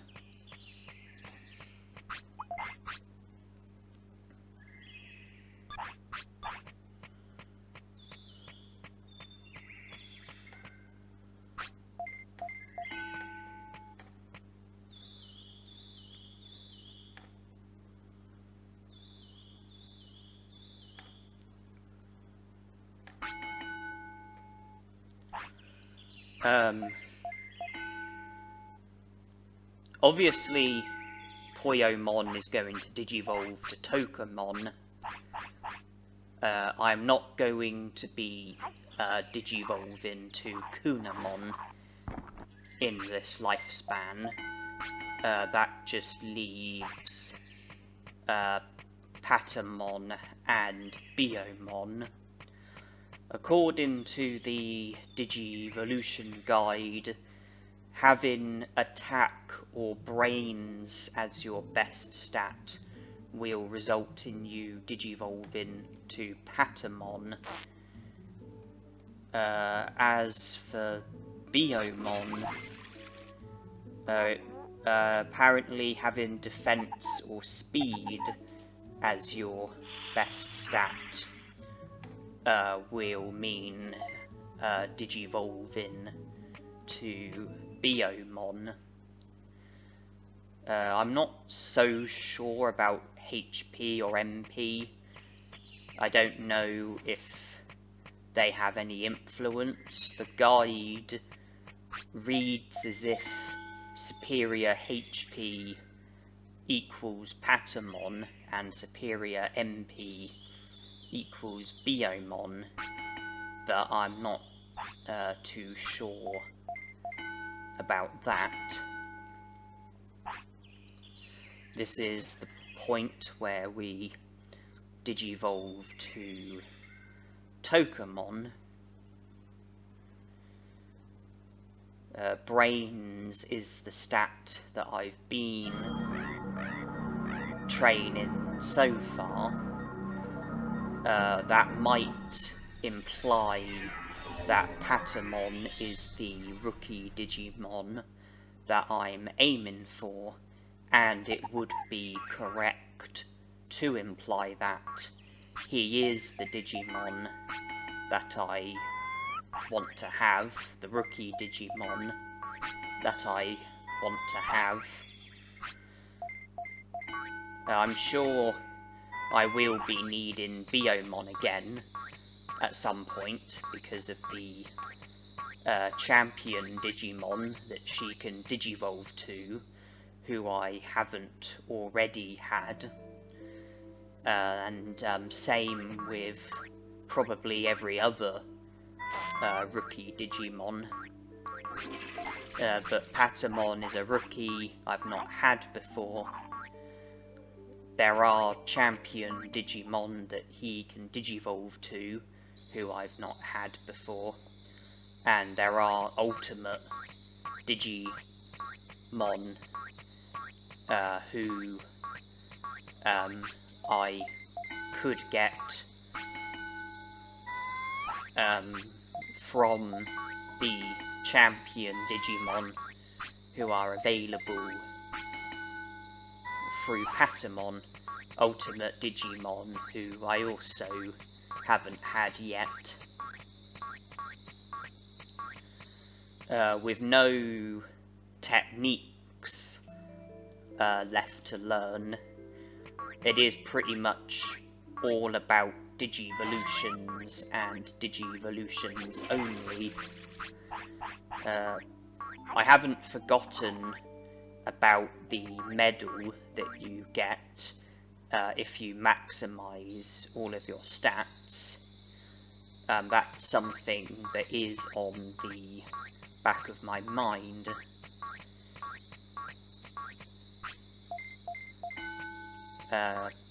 But if there's a way of maximising stats, then it can be done on one single Digimon. In other words, it can be done in one single lifespan. But the Digivolution chart has a lot of missing Digimon, which means that we are a long way away from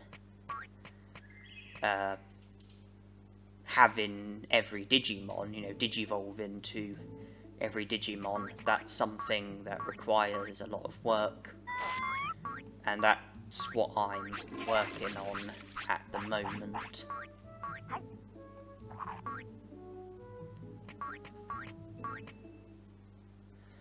I think it was established that 6 medals was the most that would theoretically be possible. We've got the one for catching 100 fish, the one for maximising our money, the one for learning every technique, and that leaves the one for Digivolving to every Digimon, the one for playing the game for 10 years, and the one for achieving maximum stats.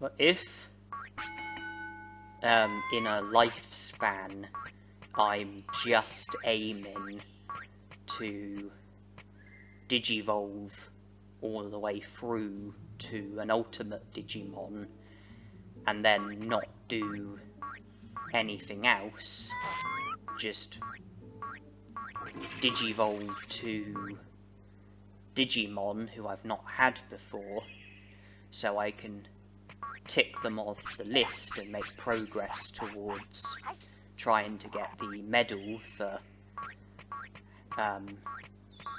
Digivolving to every Digimon, then I suppose that once I get the ultimate Digimon, the objective then would be to try and fade away as quickly as possible, like I've done many times before with Digivolving here. Just try and pass the time as quickly as possible until the Digimon fades away, and that would likely involve training and resting.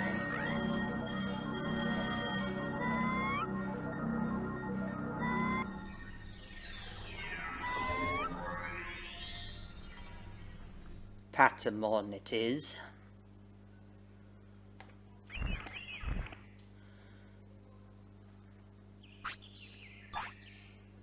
Patamon can digivolve to Dramolgemon, who we've already had, Tyrannomon, who we haven't had, Agumon, who we haven't had, Leomon, who we haven't had, Agumon, who we haven't had, and Unimon, who we haven't had.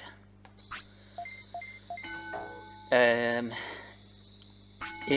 this lifespan, the intention is to try and digivolve to Tyrannomon, and if I look at the Digivolution guide, the stat requirement for Tyrannomon is 1000 HP and 100 defense. I've just reached 100 defense, but my HP is currently lacking. The care mistakes, you're allowed a maximum of 5. Weight, the range is 25 to 35. One of the bonus conditions is to have a minimum of 28 techniques. So I currently have the bonus condition and the care mistake requirement, and if I get HP up to 1000, then I'll have the stat requirement as well. The weight requirement is something that I don't currently have, and would probably need to do force feeding in order to be able to reach it. So the other Digimon, Dramolgemon, the stat requirement is just 100 attack.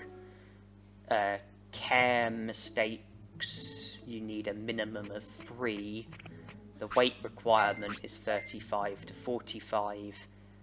One of the bonus conditions is to have a minimum of 28 techniques.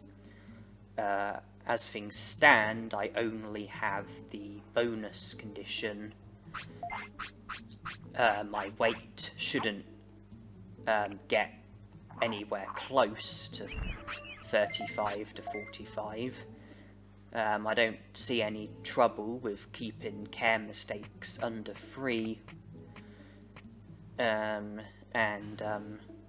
attack is currently under 100, and if it stays that way, we're not going to fulfill the stat requirement either. Agumon, part of the stat requirement for Agumon is the same as part of the stat requirement for Tyrannomon, that being 1000 HP, but the rest of the requirement for Tyrannomon is 100 defense, whereas the rest of the requirement for Agumon is 100 attack. If we're going to get HP up to 1000 to help with Digivolving to Tyrannomon, then keeping attack under 100 will prevent us from fulfilling the stat requirement for both Agumon as well as Digivolving. The care mistake requirement for Agumon is a minimum of 5.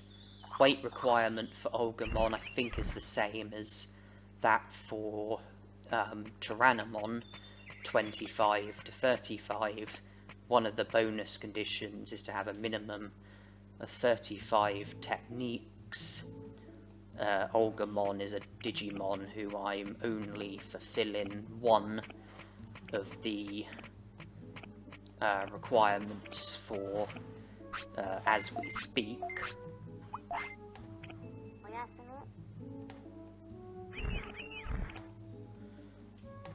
Leomon. Stat requirement 100 attack, 100 speed, 100 brains. We've got the 100 brains, but that alone won't tick the box for Leomon's stat requirement. Care mistake, the requirement is a maximum of 1.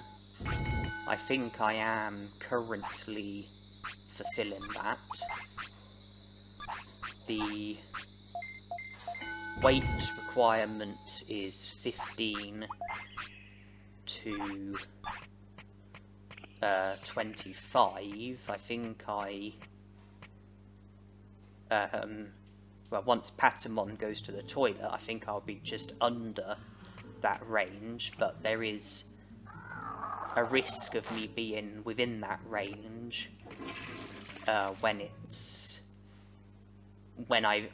once 3 days have elapsed and Patamon will be able to Digivolve. But by not feeding Patamon like I just did there and making it past the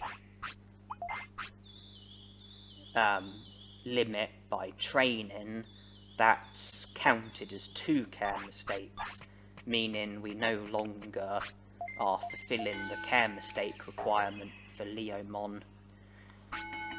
We're not currently fulfilling the stat requirement either.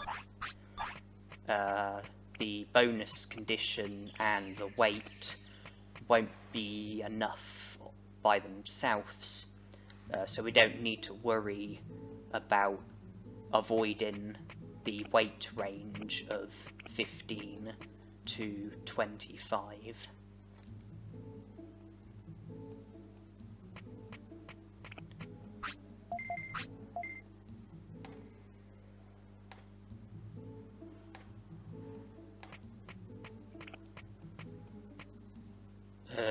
The Agumon stat requirement 1000 MP and 100 brains. I am fulfilling the 100 brains, but not the 1000 MP. Care mistake requirement for Agumon is 0. That's not being fulfilled. And it looks like I've just gone to 4 care mistakes with Patamon. I mean, that's still within the range for Tyrannomon. The limit is 5. But that does mean I am now fulfilling the care mistake requirement for Digivolving. So yes, I don't currently have the stat requirement for Agumon. I'm not going to fulfill the care mistake requirement for Agumon. Weight requirement 15 to 25. I'm probably quite adrift of that because I didn't feed Patamon on 2 occasions. One of the bonus conditions is to have a minimum of 35 techniques, with all of that in mind, the bonus condition is the only requirement that's currently being fulfilled for Agumon. The final Digimon, Unimon, the stat requirement is 1000 HP and 100 speed. I've got the HP, but I don't think I've got the speed. Chem state requirement is a maximum of 3. By having the 4 chem mistakes, I'm not fulfilling the chem mistake requirement for Unimon.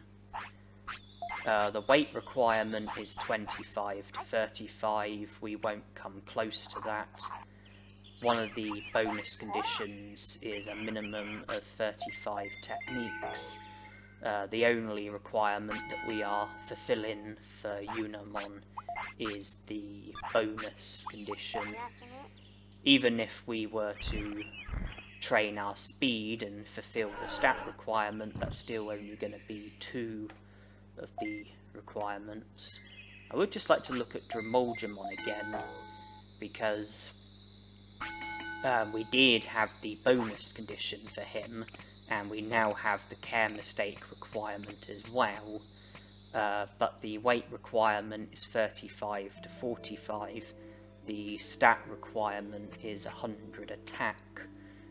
We can avoid both of those pretty easily, so we are still not fulfilling 3 requirements for Digimon.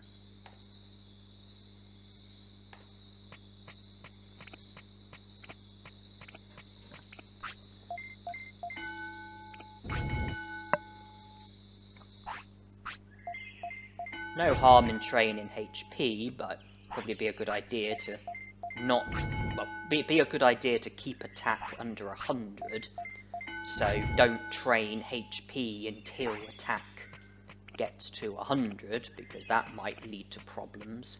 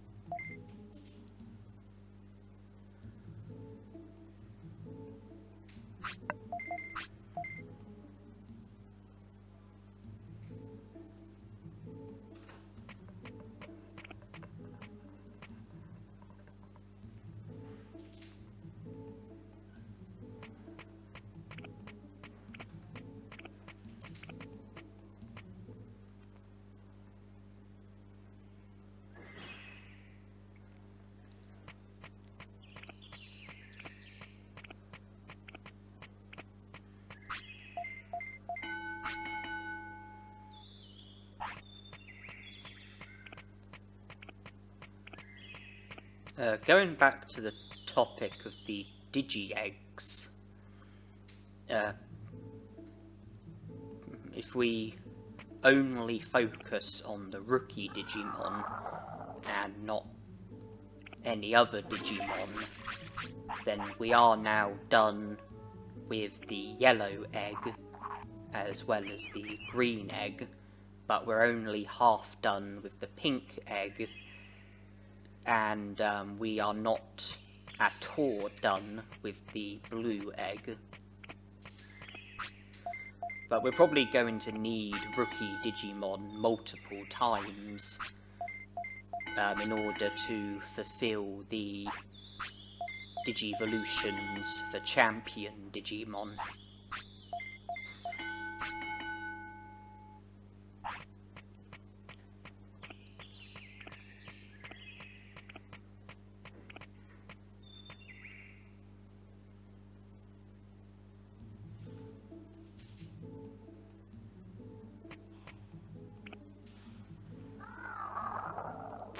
I suspect there'll come a point where we will have every baby Digimon, every in-training Digimon, every rookie Digimon, every ultimate Digimon, but still have a number of champion Digimon missing, and then have to carry on playing and carry on having life cycles just to digivolve to champion Digimon who haven't yet featured in their game. And then instead of digivolving to an ultimate Digimon, it would probably be wiser to try to avoid digivolving to an ultimate Digimon, so that way the champion Digimon would fade away more quickly. And we are digivolving, and yeah, the more quickly the champion Digimon fades away, the more quickly we can move on to the next life cycle. That, of course, would be that would be when that would only be the case if we have every ultimate Digimon. Good Tyrannomon is our Digimon. Or if we digivolve to a champion Digimon who can't digivolve to an ultimate Digimon who we haven't already had. Tyrannomon can digivolve to one of two natural ultimate Digimon. One of them is Metal Greymon, who we've had. The other is Megadramon, who we haven't had. And that's surely given away which ultimate Digimon I'm going to be trying to digivolve to. The requirements for Megadramon: 3000 HP, 5000 MP, 500 attack, 300 defense, 400 speed, 400 brains. The care mistake requirement is a maximum of 10. The weight requirement is 50 to 60. One of the bonus conditions is to have a minimum of 30 techniques. The bonus condition is in the bag.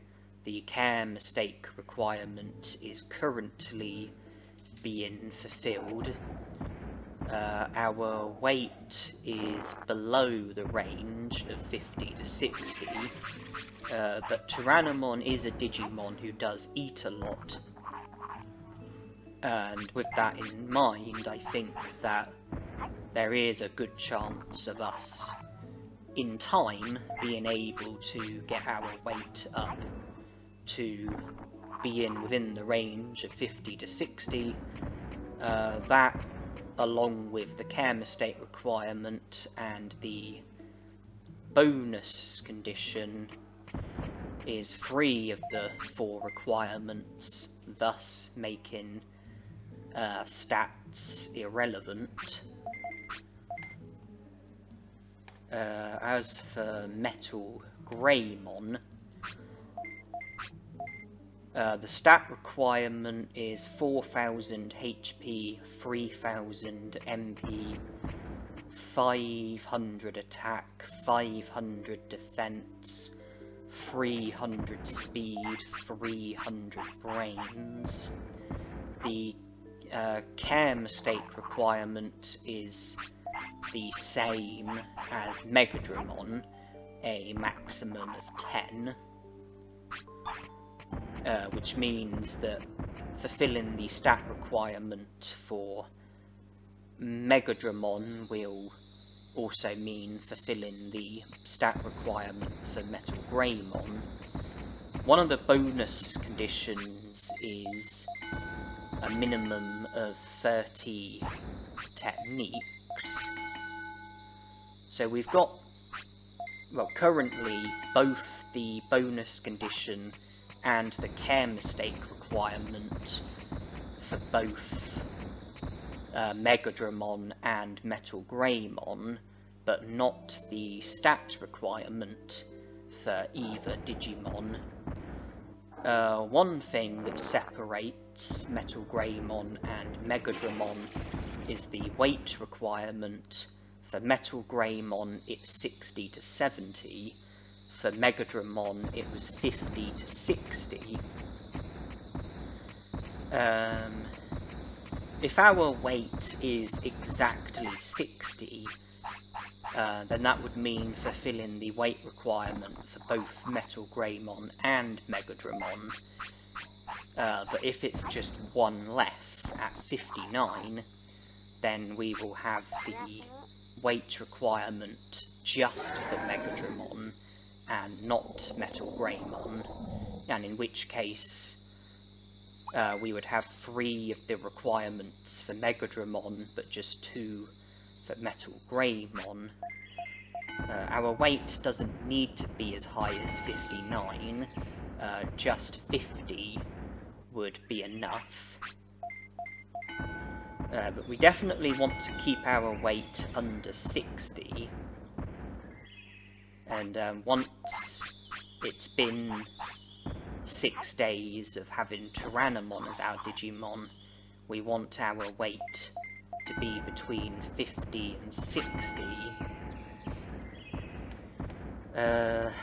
If there are difficulties with getting our weight high enough within a sensible time frame, then an option is to force feed Tyrannomon, or to get hold of food items that boost your weight by a larger degree. Digi-Sea-Basses are twice as good as giant meats.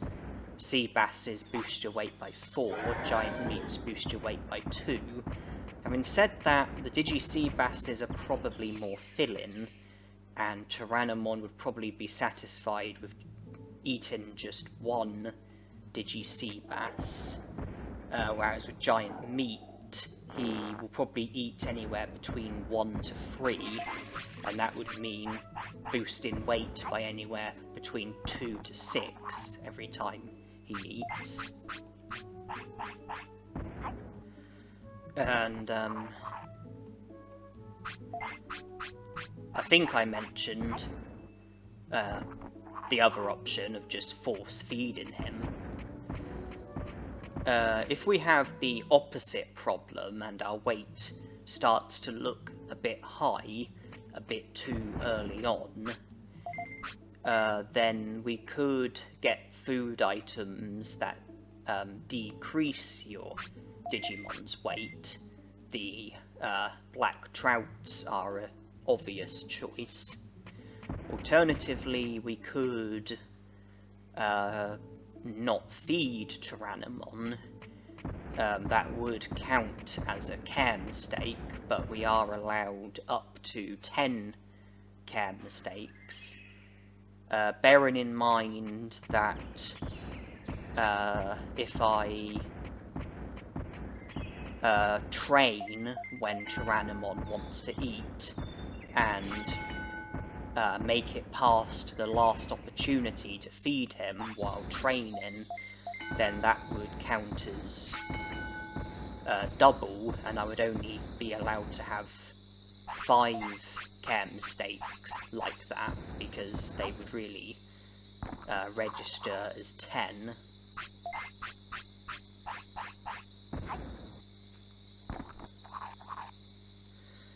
If we do digivolve to Megadramon, then we don't actually need him for anything.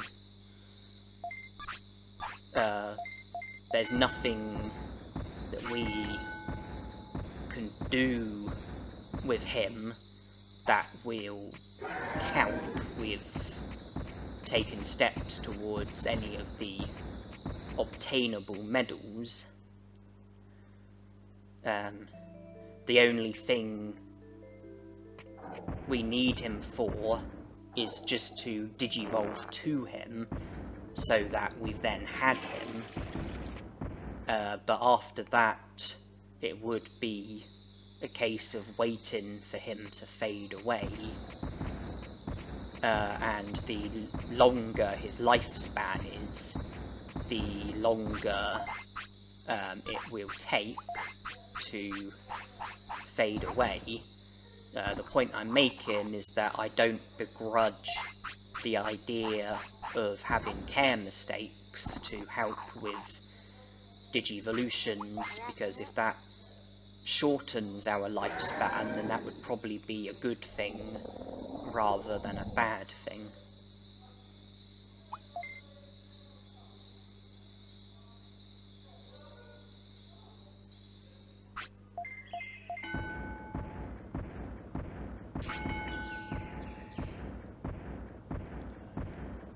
I don't think stats have any kind of significance at the moment.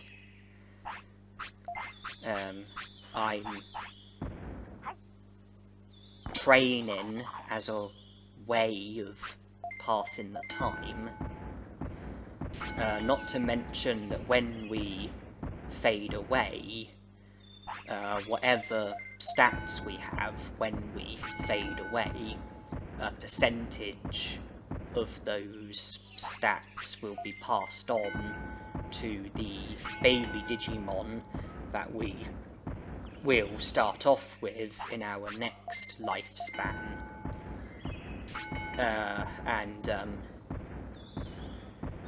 There are, stat requirements that can help with digivolving to specific rookie Digimon, as well as specific champion Digimon. And with that in mind, it would be helpful to have HP and MP closer to 1,000, and attack, defense, speed and brains closer to 100. So the training does have a small bit of value in that we will be helping our next Digimon. We'll be helping with Digivolutions, albeit very, very slightly.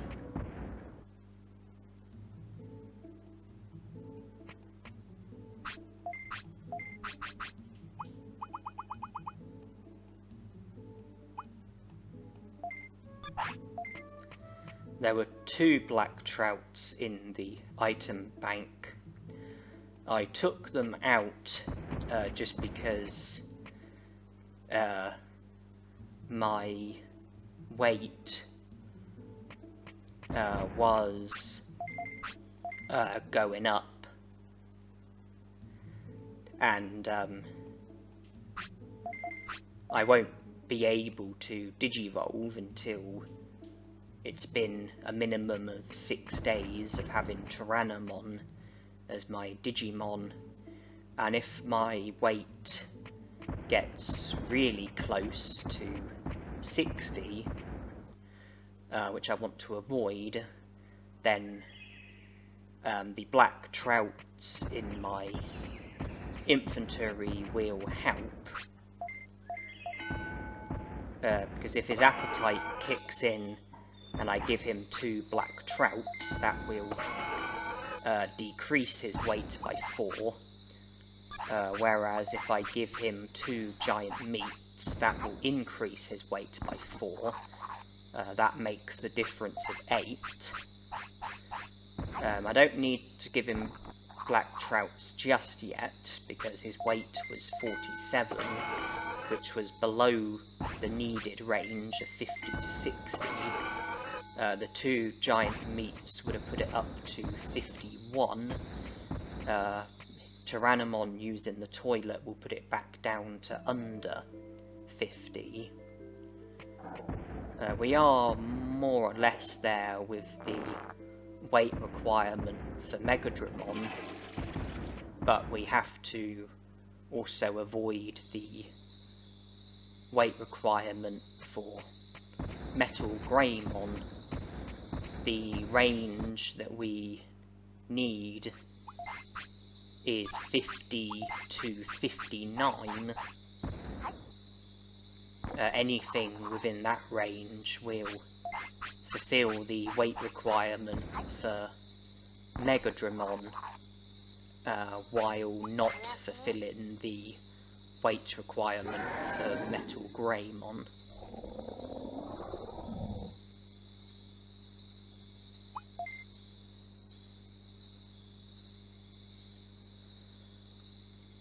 Megadramon is yet another Digimon who has Machine as their first nature. So when we had Mumemon fade away, we could have Digivolved to Megadramon and learnt the Machine techniques.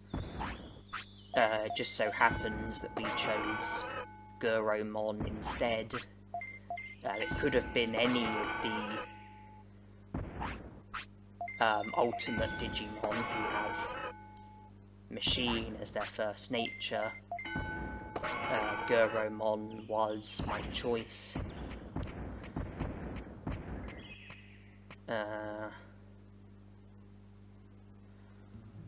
Andromon was another possibility, as was Megadramon, as was Vadamon. Metal Greymon probably not, because we had already had him as a Digimon.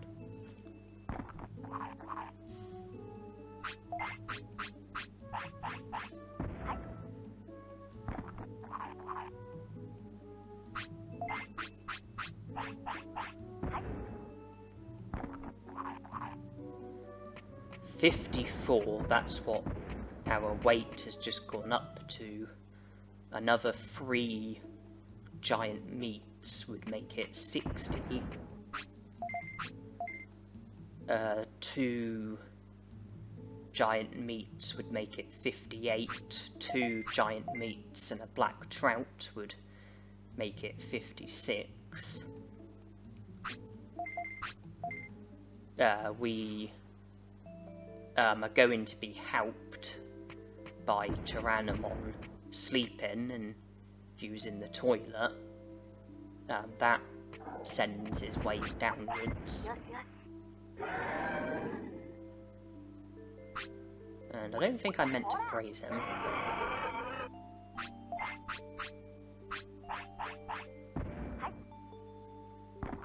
$56. 58. And it stops there for now.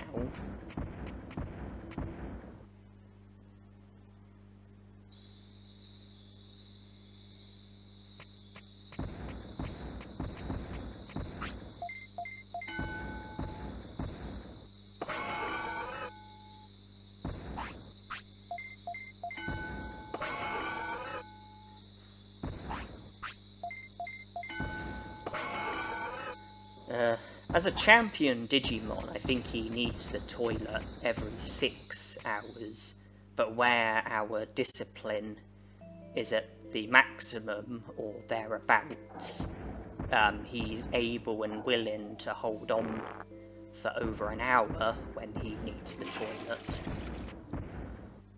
And that's why usually when he signals for the toilet, I train once more. The extra hour of training doesn't change the fact that we're still able to make it to the toilet in time thanks to his discipline. Weight is going up to 59. And that's where it stays. Sleeping is going to put it down a bit.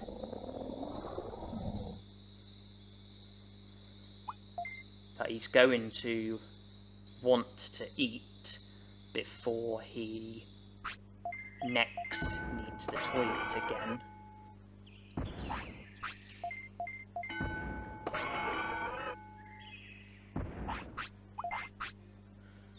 Weight is 56, we can only give him one giant meat.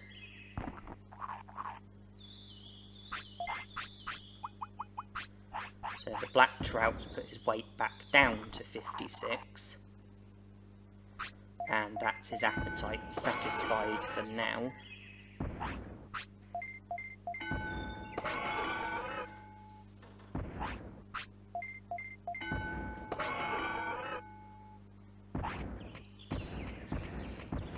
I think the toilet puts the weight of a champion Digimon down by 2 or 3, as does sleeping.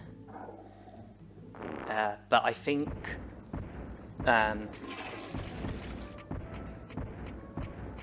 it does like vary depending on the rank of your Digimon, you know, like champion, ultimate, rookie, baby in training. You know, depending on whether you've got like a baby Digimon or a rookie Digimon or an ultimate Digimon or whatever, I think it does impact how their weight changes from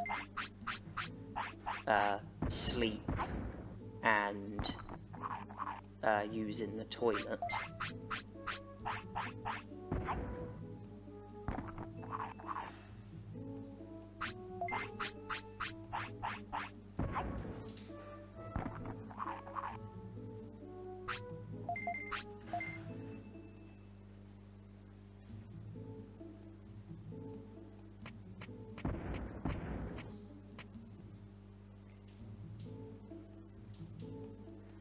Well, before I used the toilet, weight was 56, and I gave him 3 giant meat. So if the toilet put weight down to 54, his weight would now be at 60.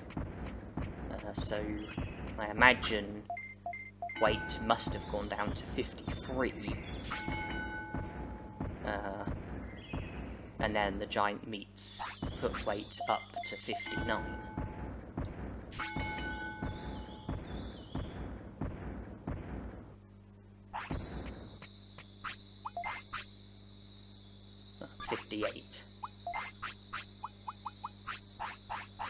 Well, giant meat would put it straight up to 60, whereas a black trout puts it down to 56. And I'm pleased to see that he didn't want to eat anything else, and he wants the toilet as well.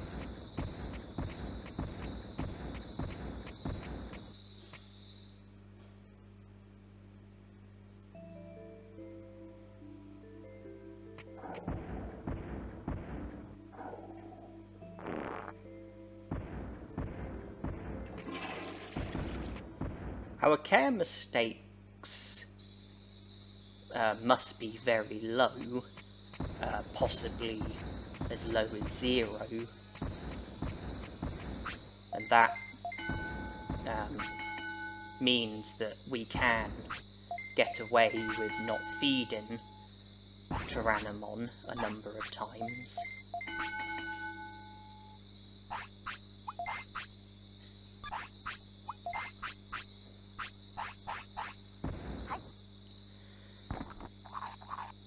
And it can't be too much longer until the 6 days are up.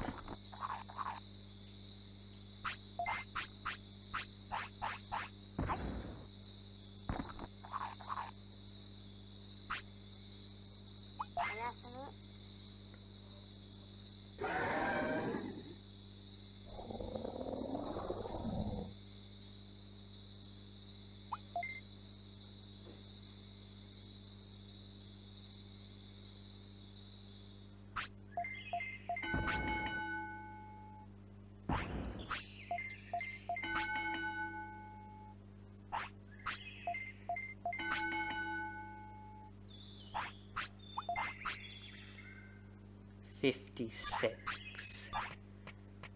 At the moment we can only give him 1 giant meat, but after he uses the toilet, we will at least be able to give him 2, if not 3.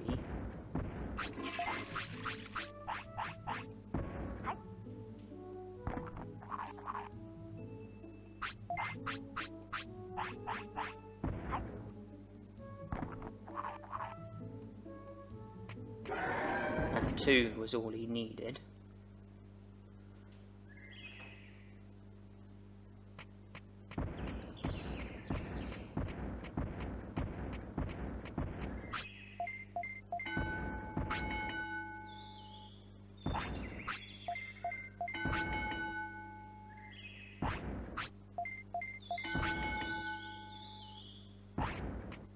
Oh dear, we have a complication.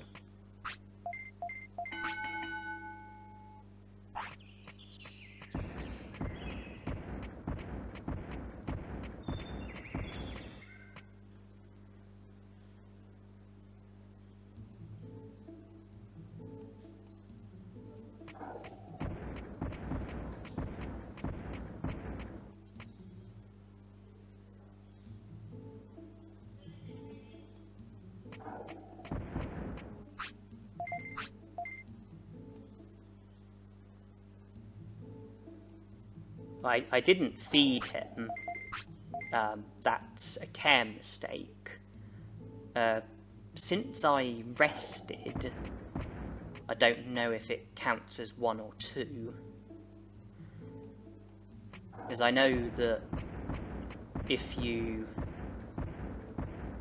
don't feed your Digimon and you make it past the 90-minute threshold while training, it counts as double. I don't know if the same is true with resting, but that was definitely a care mistake, if not 2.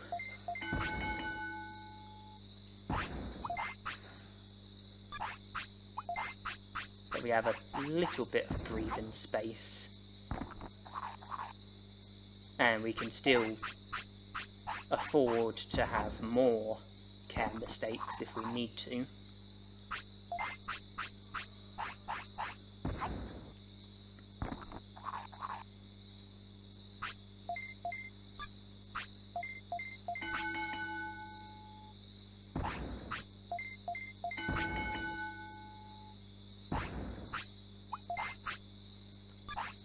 We're 11.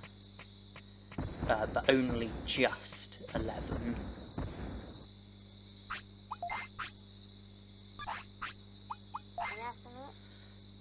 I don't know if it counts as a care mistake if you sleep when your Digimon wants to eat. It might count as a regular single care mistake, it might count as double, or it might not count at all. And we have news ahead of us, and hopefully it's good news.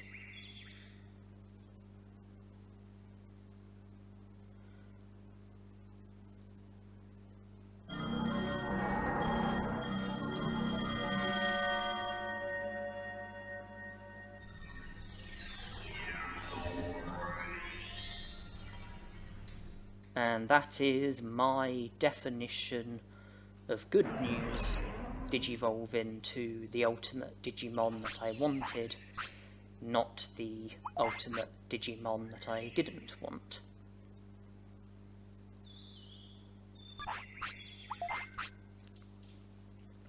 Tamer level is now at the maximum. I've had 12 raised Digimon, 3 medals. Some bits of the Digivolution chart are looking quite full, whereas others are continuing to still look bare.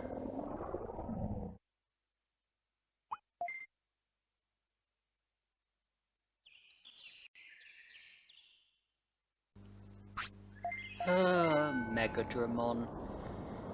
It sure was nice to Digivolve to you. We really needed you for the progress with the Digivolution chart. So I'm very happy that I managed to Digivolve to you. But we don't need you anymore, because now that we've had you, we have no further use for you. So now I want you to die as quickly as possible. So I'm just going to be making you train at the gym and maybe letting you rest sometimes. But it's all in the interest of making time pass as quickly as possible, because I no longer need you. Now that I've had you, I don't need you anymore. I don't care about you anymore, so yeah, I want you to die.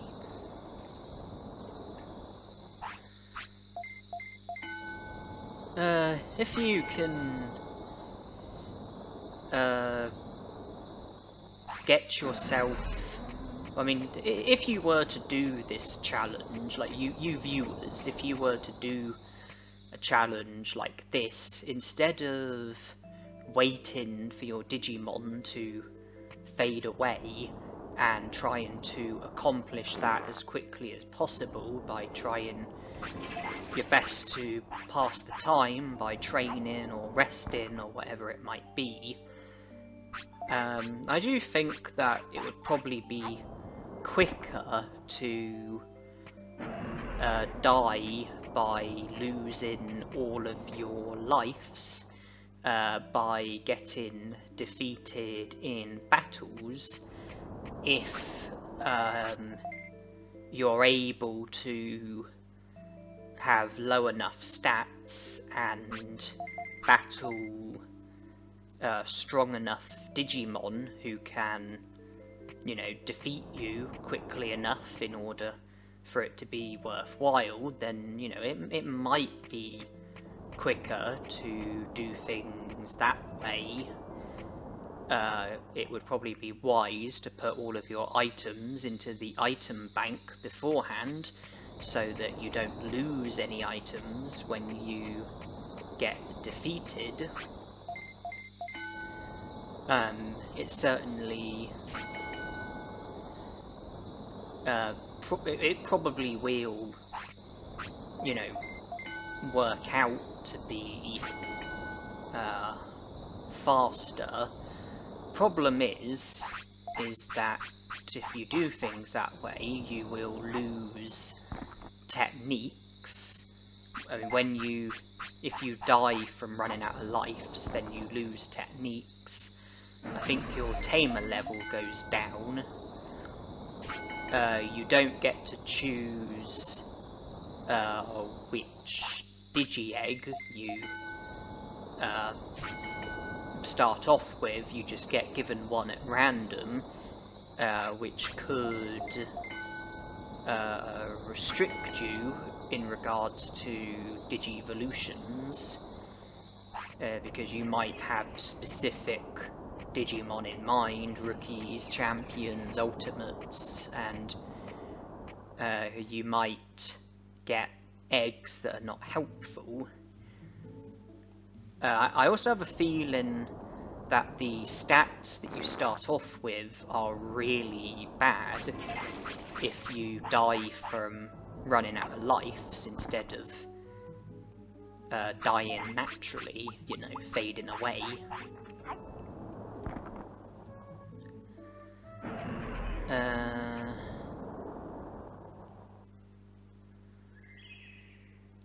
But I guess you would have to weigh it up. I mean, personally, I want to keep the techniques that I've got. I want to maintain a high tamer level. When I fade away, I want to have decent stats, and I want my the baby Digimon that I start off with in the next lifespan, I want them to have reasonable stats. And what better way to accomplish that than by having good stats when you fade away and a high tamer level, you know, starting off with a baby Digimon who has good stats will make it easier to fulfill the stat requirements for Digimon who you are aiming for.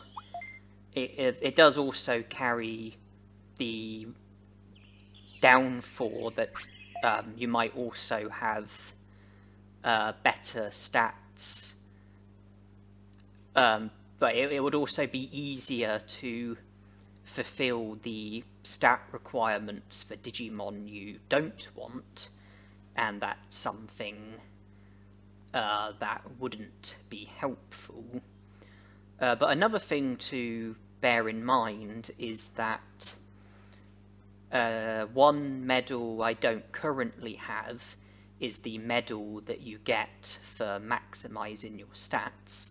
If you get all 6 of your stats up to the maximum, so 9,999 HP and MP plus 999 attack, defense, speed and brains, you are presented with a medal, and that is a medal that I do have in mind, a medal that I'm hoping will be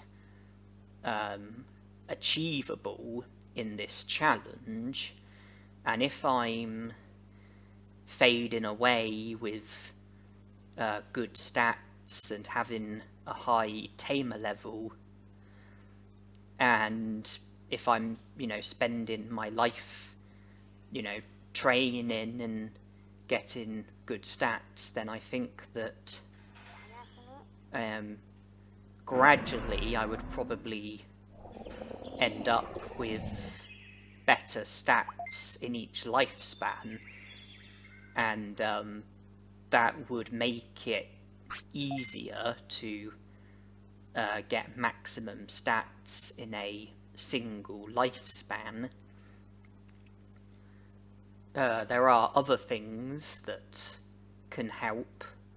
The fact that I've got item chips in the item bank, the fact that I've got meats which can be used to catch black trouts, which can be used to catch Digi Basses, which extend your Digimon's lifespan.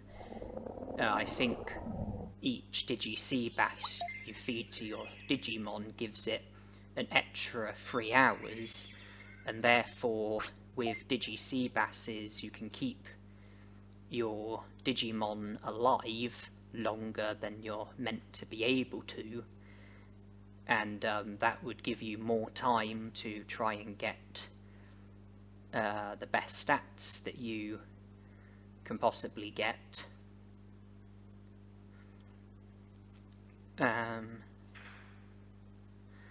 I thought that I would, you know, propose the idea of running out of lives as a way of, you know, ending lifespans more quickly, so that if anyone was to try a challenge like this, then they could choose to do things that way if they want to. But I personally will, at least for the time being, continue to do things the way that I'm currently doing them. And I do continue to be a good tamer in some ways, with feeding my Digimon and taking it to the toilet and resting to avoid the sweat bubble, and I imagine that that was in the interest of trying to have more time to devote to training, in the interest of trying to have better stats when fading away, so that in the next lifespan I will start off with a baby Digimon who will have better stats than they would have if I had faded away with not so good stats, and all in the interest with helping me fulfill the stat requirements for Digimon who I want to Digivolve to, and also the fact that we're fading away. The fact that the stat medal is a medal that is sort of floating in my mind along with the Digivolution medal and the 10-year medal.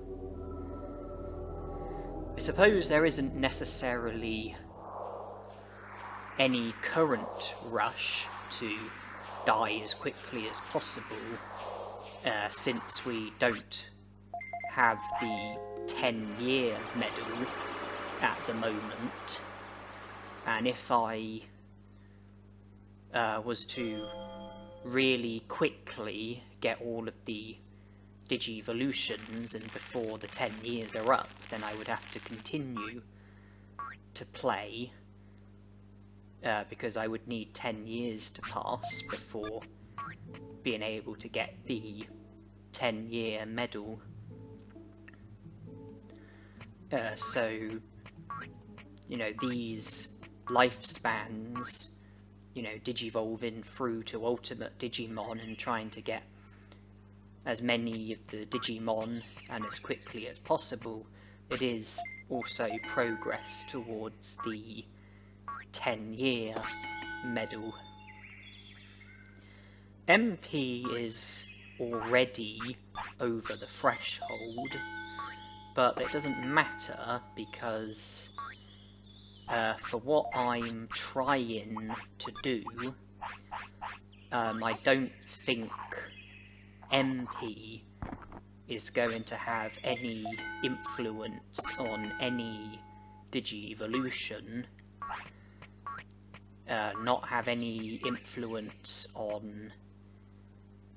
Like, I don't think it's a requirement for any of the Digimon who I'm hoping to Digivolve to in this lifespan, and I don't think it's a requirement for any of the Digimon that I will possibly be able to Digivolve to, based on the Digimon that I'm aiming for.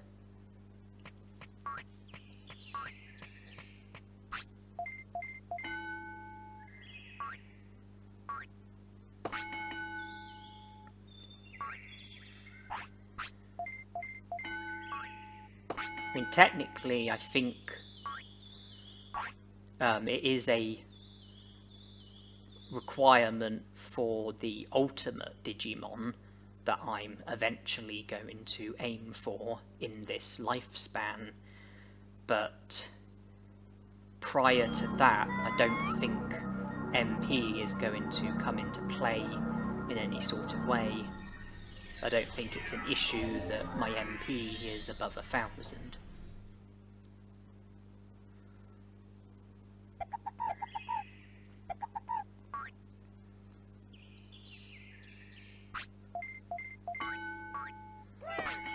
Currently, attack is the stat that I'm working on, because that is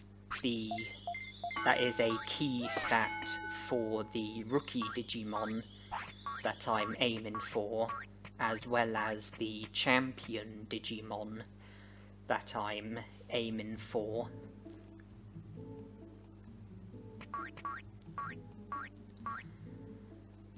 And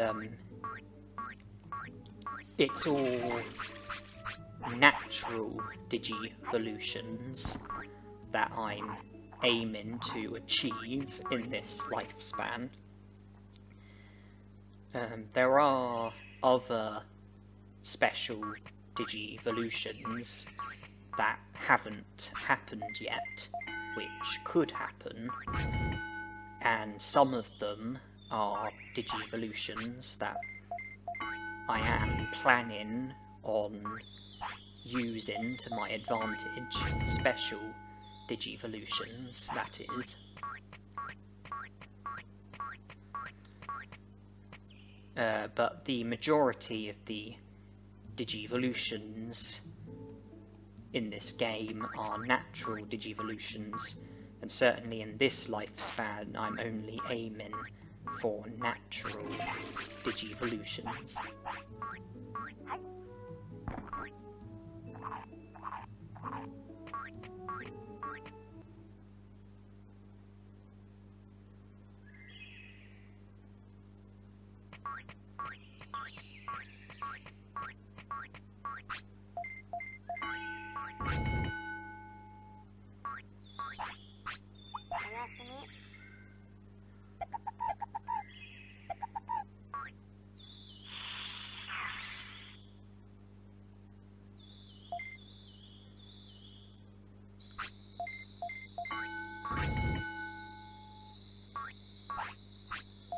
I think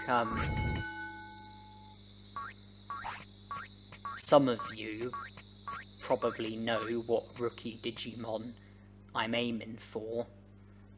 The fact that attack is superior to speed, defense and brains, and I'm working on HP as well, because I have a feeling that HP might have a role to play with the Digivolution from entraining Digimon to rookie Digimon, but I'm really not sure. And I think there's no harm in training other stats, because I can still have attack as my superior stat at the time of Digivolution.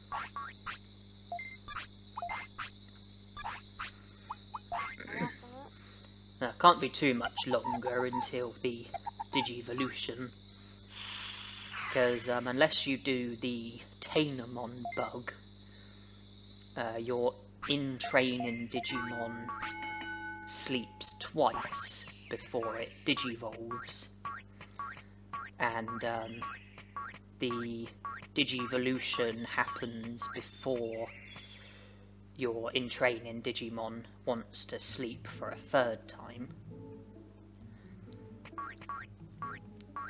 So the Digivolution should only be the matter of hours away from when we woke up.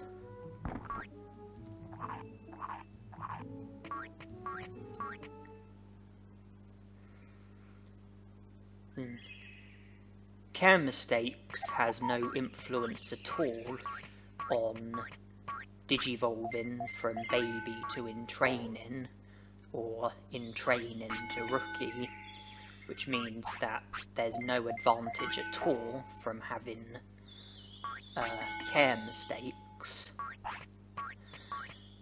And if you are trying to have a long lifespan, then it's wise to avoid care mistakes, at least when you're a baby Digimon and in training Digimon. So if you think that Agumon is the Digimon that I'm aiming for, then I would like to say that Agumon is not the Digimon that I'm aiming for, which means that he is the Digimon that I'm aiming for, and I've got him. Yes, Agumon was not the rookie Digimon that I was aiming for, which means that he was the rookie Digimon that I was aiming for. Speed is below the threshold, and it's the only stat that is. And this is where we work towards transitioning from a rookie Digimon to a champion Digimon. And there are a lot of, a number of different champion Digimon that Agumon can naturally Digivolve to. There's Greymon, Miramon, Birdramon, Centauramon, Monochromon, and Tyrannomon. I've had Greymon before, in my very first lifespan, in fact. I've had Birdramon before. I Digivolved from her to Airdramon to Phoenixmon. I've had Centauramon before. I Digivolved from him to Guromon. I've had Monochromon before. I Digivolved from Dromolgemon to Monochromon to Metal Greymon. And I've had Tyrannomon before. I Digivolved from him to Megadramon. That means that out of the possible natural Digivolutions, the only Digimon I've not had before is Miramon, and it would seem pointless to Digivolve to a champion Digimon who I've already had, and that might be enough for you to figure out which champion Digimon I'm aiming for. Just to go over the requirements. Starting with Miramon, because he would surely most likely be the Digimon that I am aiming for. The stat requirement is just 100 attack. The care mistake requirement is a minimum of 5. But with the right techniques, it would be possible to get 6 care mistakes from only not feeding Agumon 3 times. I've just got 2 care mistakes already from not feeding Agumon there. The weight requirement is 15 to 25, and one of the bonus conditions is a minimum of 28 techniques. At the moment, I'm fulfilling the bonus condition and the stat requirement for Miramon, not the weight requirement and not the care mistake requirement, but it does look like I might be working towards the care mistake requirement.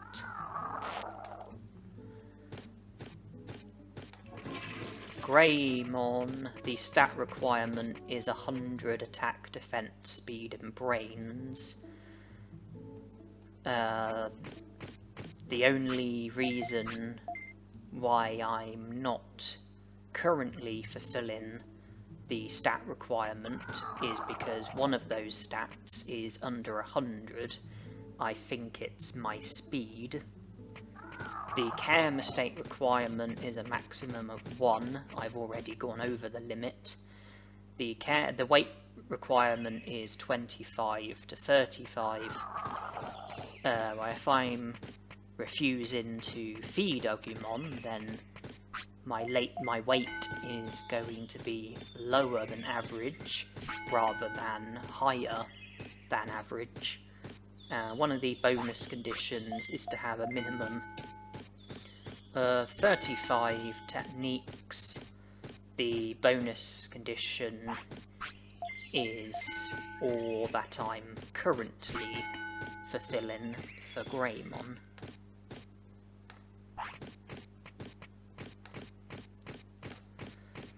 Birdramon, the stat requirement is 100 speed. That is the only stat of mine which is under the threshold. Therefore, I'm not fulfilling the stat requirement for Birdramon.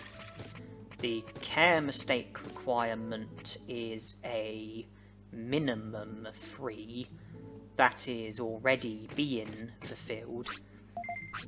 I'm at 4 care mistakes at the moment. The weight requirement is the same as Miramon, 15 to 25, and one of the bonus conditions is a minimum of 35 techniques. I do have the bonus condition and the care mistake requirement for Birdramon. Keeping speed and weight down will mean that it stays at 2 requirements and doesn't become 3 or 4. And I think I've just reached my 6th care mistake, and that means that I'm now fulfilling the care mistake requirement for Miramon along with stats and the bonus condition. But not the weight though. And since we have the right number of care mistakes, there really isn't any advantage in having any more, so I might as well feed Agumon when he wants to eat. Centauramon, stat requirement 100 brains, care mistake requirement maximum of 3, weight requirement 25 to 35. One of the bonus conditions is a minimum of 28 techniques. We have the bonus condition and stat requirement only. It is impossible for us to fulfill the care mistake requirement.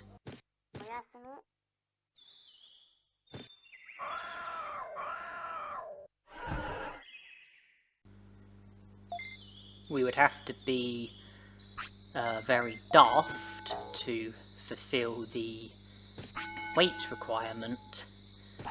The only way we would manage that is by seriously force-feeding Agumon. And where would be the sense in that? So Greymon, Miramon, Birdramon, Centauramon, and it leaves Monochromon and Tyrannomon. Monochromon, the stat requirement is 1000 HP, 100 defense, and 100 brains. The weight requirement is a maximum of 3, same as Centauramon. The weight requirement is higher though, 35 to 45. One of the bonus conditions is to have a minimum of 35 techniques. So we've got the bonus condition and the stat requirement, but not the care mistake requirement or the weight requirement. Tyrannomon, the stat requirement is 1000 HP and 100 defense. The care mistake requirement is a maximum of 5. The weight requirement is 25 to 35. One of the bonus conditions is to have a minimum of 28 techniques. We have the bonus condition and the stat requirement, but not the weight requirement or the care mistakes. If I had had just 5 care mistakes, then that would tick the box for Miramon, but at the same time I would be fulfilling the care mistake requirement for Tyrannomon. But by having 6 care mistakes, that meant fulfilling the care mistake requirement for Miramon and not Tyrannomon. Those are all of the champion Digimon that Agumon can naturally Digivolve to.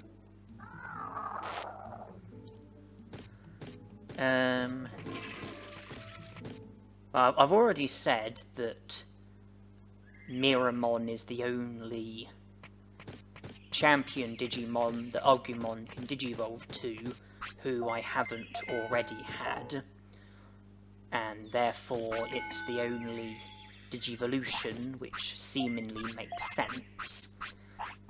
That plus the fact that I made the effort to fulfill the stat requirement for Miramon, I would hope makes it pretty obvious which Digimon I am aiming for.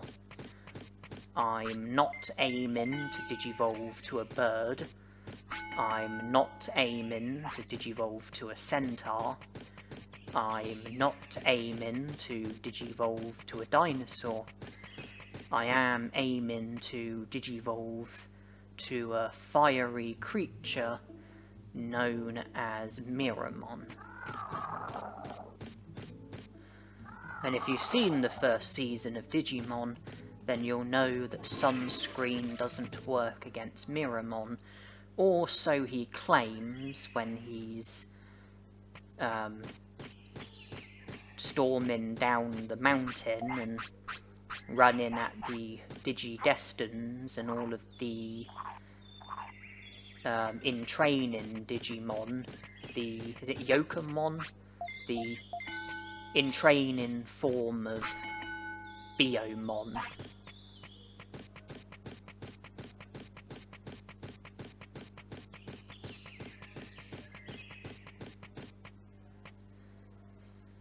He was a good Digimon.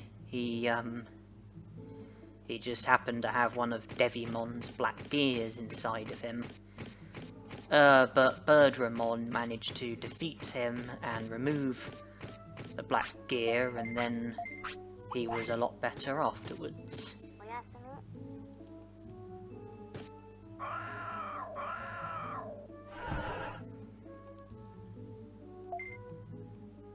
I am intrigued by the machine techniques, the brain training, trying to learn the machine techniques from training brains, and the fact that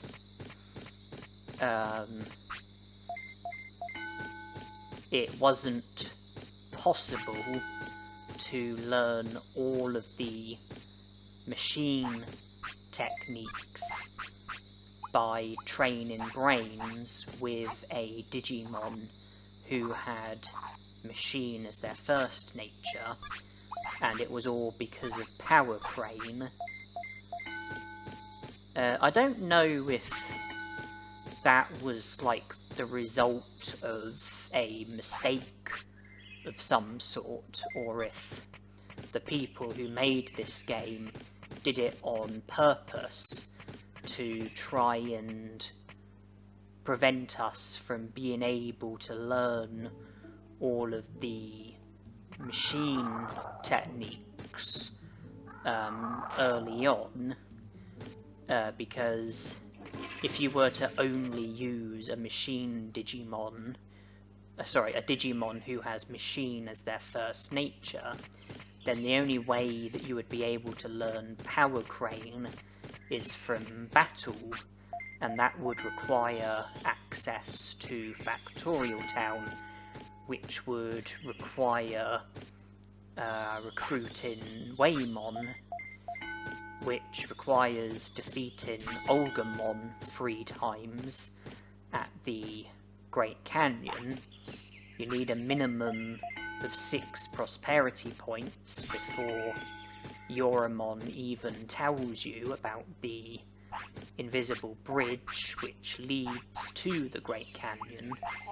And then after going to the Great Canyon, you have to speak to Yoramon again, who says about the bandits, and you have to defeat Agumon at the Great Canyon and the Olga Fortress before he's available for the 3rd time at the secret beach cave, which belongs to Waymon. So I do wonder if it was done on purpose to try and stop us from being able to learn all of the machine techniques quickly and easily. But I found a loophole, the loophole being that I was able to learn Power Crane by training brains with a Digimon who had machine as a nature, but not their first nature. And that enabled me to learn Power Crane, and from there I was able to learn the remaining machine techniques with a Digimon who had machine as their first nature. I did learn a couple of others before the Digimon faded away. The Digimon who had machine as a nature but not their first nature, I did learn a couple of other machine techniques with them before they faded away. And we're Digivolving. And I'm not sure if it was intentional for you to be able to learn Power Crane by using... Okay, it is Miramon. By using a Digimon who has machine as a second nature or third nature, or if it was something that they overlooked, I really don't know. But what I will say is that I did try to do an overpowered run for this game using Vadermon as my Digimon and having all of the machine techniques as well as the earth techniques that Vadermon was able to learn, but my inability to learn Power Crane at the time, due to me having less knowledge at the time, did stop me from being successful with that idea. I've done 4 overpowered runs so far. In each of the overpowered runs, I always had maximum attack for the whole of the overpowered runs, and for most of the overpowered runs I had all of my stats at the maximum. In the first overpowered run I used Piximon for most of it, and Vadermon for a bit of it, and Bug as the technique that I mostly used. In the second overpowered run, I used Piximon for a bit of it, and Megadramon for most of it. With Piximon I used Bug as my main technique. With Megadramon I used Ice Statue as my main technique. In the third overpowered run I used Piximon for a bit of it, and Etamon for most of it. Bug when I had Piximon, and Megalospark and Thunderbolt when I had Etamon. And then the fourth overpowered run, Piximon for a bit of it, Digitamon for most of it, Bug with Piximon, Meltdown and Prominence Beam with Digitamon. But since realising that it is possible to learn all of the machine techniques by training brains, with the trick of learning Power Crane with a Digimon who has machine as their second nature or third nature, and then being able to learn the rest of the machine techniques by training brains with a Digimon who has machine as their first nature. Once you've gotten Power Crane out of the way with the other Digimon, I was able to make the preparations for a fifth overpowered run, where once again I begin with Piximon, who I use for a bit of the overpowered run, and have Bug as my main technique. And then, by doing the necessary grinding, I was able to learn all of the machine techniques and get Vadermon as my Digimon, and maximise Vadermon's stats. And that has set me up for a fifth overpowered run, where I'm going to be using Vadermon for most of it, and using Range Beam as my main attack. So I just wanted to say that I do plan on uploading a fifth overpowered run,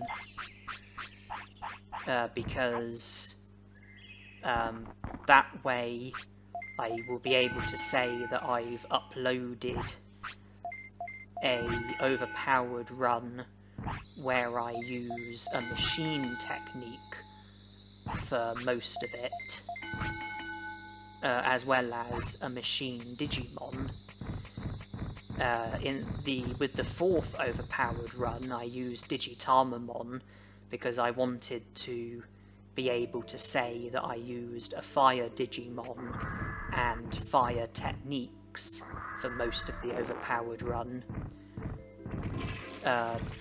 Because of the third overpowered run with Etamon, I was able to say that I used a battle Digimon and air techniques for most of an overpowered run. And because of the second overpowered run with Megadramon, I used ice techniques for most of an overpowered run. And due to the first overpowered run, I was able to say that I used an Earth Digimon and Earth techniques for the whole of the overpowered run. To begin with, the overpowered runs were, for fun, enjoyment. but I wanted to do enough overpowered runs where where one way or another I was using every nature. Either I was using a Digimon who belongs to a certain nature, or I was using techniques that belong to a certain nature, or both. With the Digitamon overpowered run, I was using both a fire Digimon and fire techniques. With the Etamon overpowered run, I was using a battle Digimon and air techniques. With the Piximon overpowered run, I was using both a Earth Digimon and Earth techniques. With the Megadramon overpowered run, I was using a Machine Digimon and Ice techniques.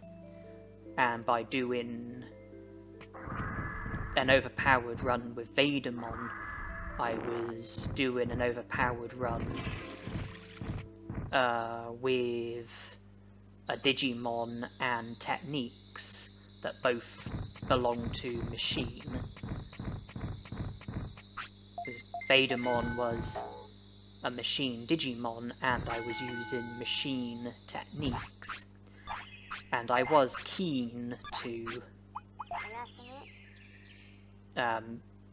do an overpowered run like that because of All Range Beam, the fact that it's the hardest technique to interrupt.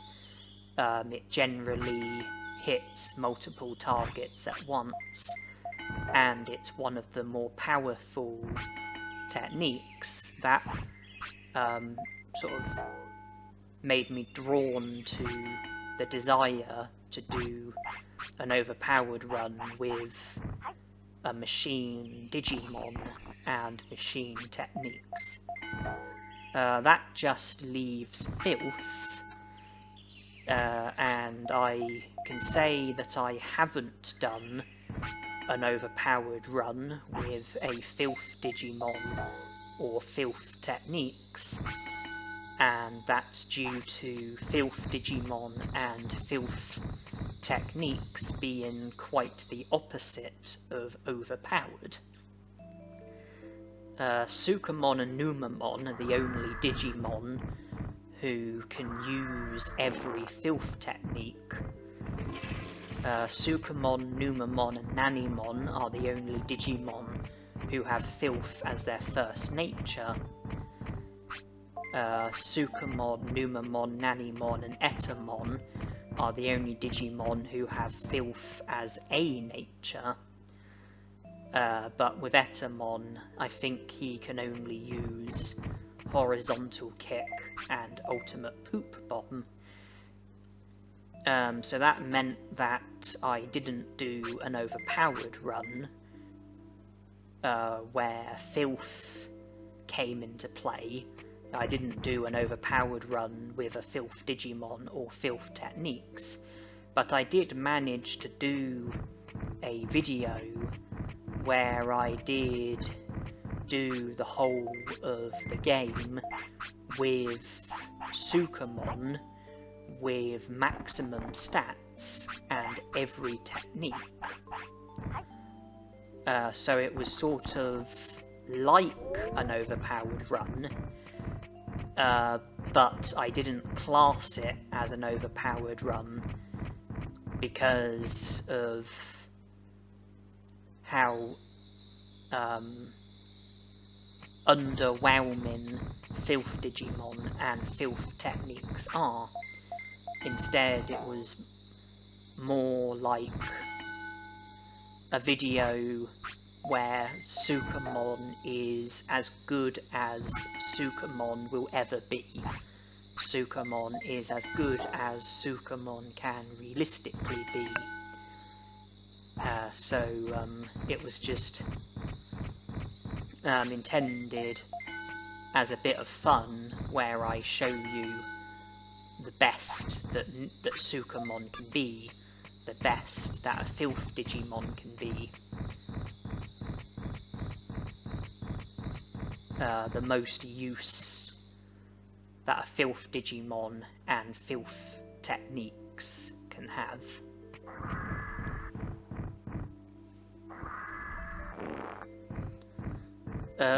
Putting aside the overpowered runs and bringing our attention back to the current challenge that I'm doing, you will see that Miramon is my champion Digimon. I am aiming to Digivolve naturally to an ultimate, and Miramon's possible Digivolutions are Metal Greymon, who I've already had, and Andromon, who I haven't had. In other words, I can Digivolve to a Digimon who I have nothing to gain from Digivolving into, that being me referring to Metal Greymon, or I can Digivolve to a Digimon who I do have something to gain from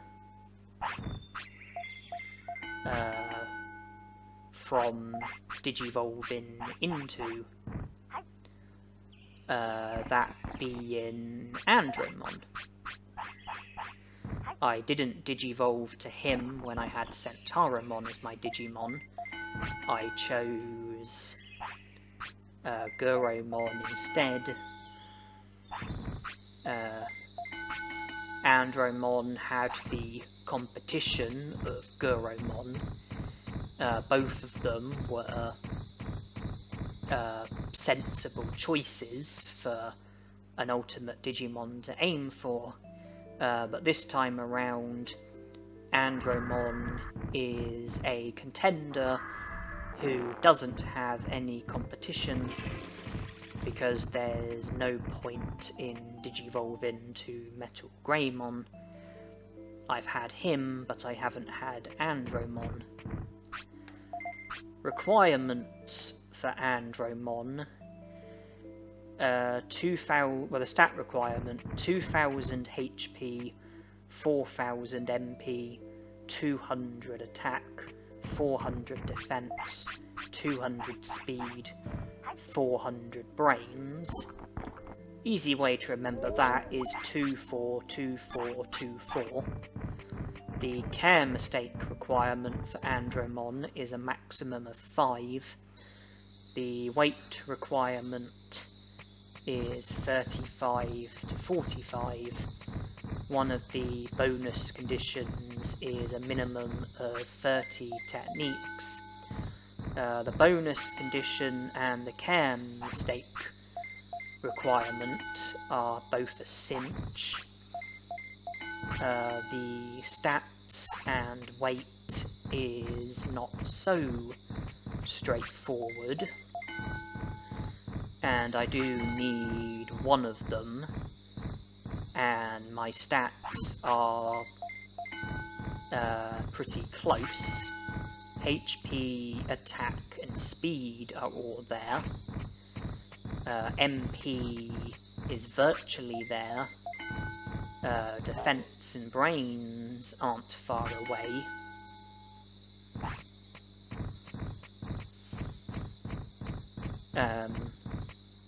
So I'm close to fulfilling the stat requirement for Andromon, which would make the weight requirement irrelevant if I am not within the weight range.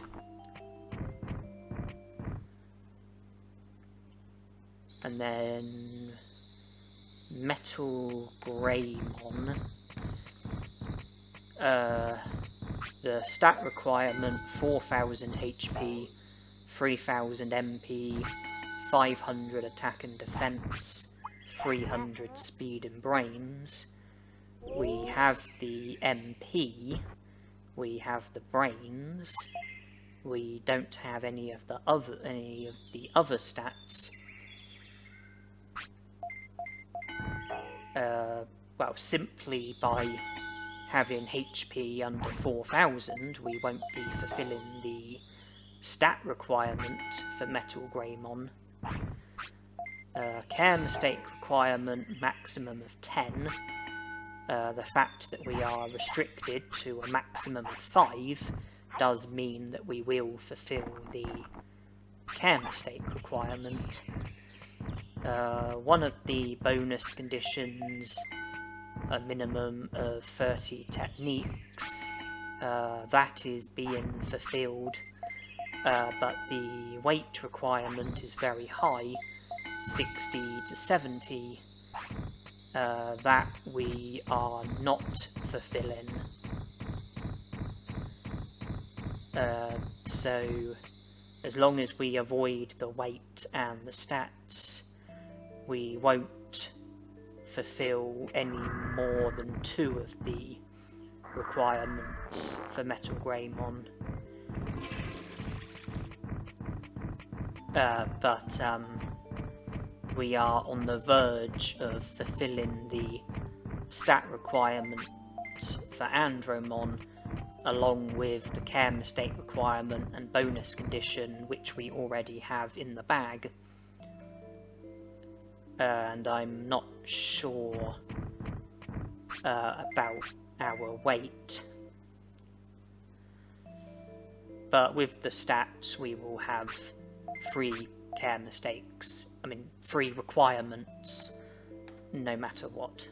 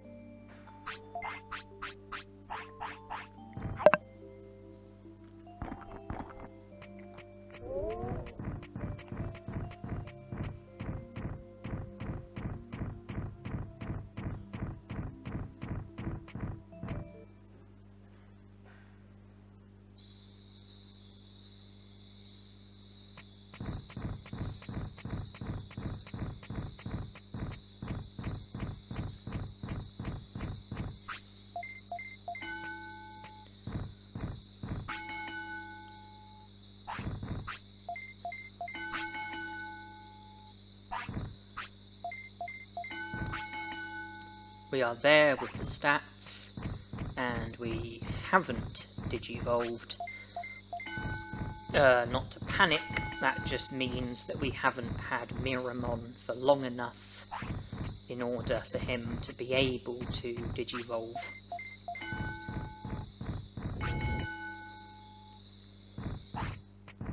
But once we do reach the point in which we have had him for long enough, he will digivolve.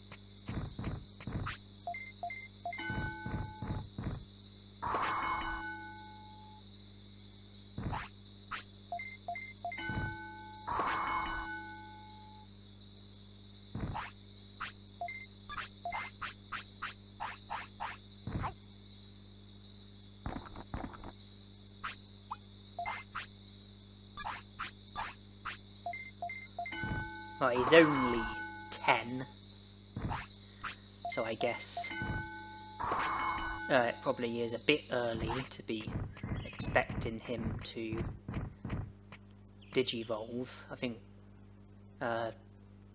tomorrow, when he's 11, he might Digivolve then. You know, by that point we might have had him for long enough, 6 days being the requirement. My weight isn't far adrift of the target, not that that matters. We don't need all 4 of the requirements fulfilled. By training, we are not making any... Oh, okay, we're Digivolving. I was about to say, by training, we're not helping with the Digivolution, because we've already got the stat requirement, so we're not going to achieve anything by having even higher stats, but you've got to pass the time somehow. Andromon is our Digimon.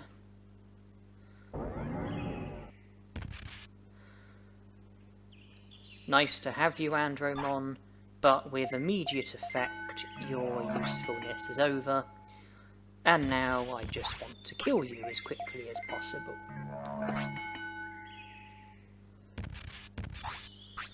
But it won't be in a brutal way. You will die from old age.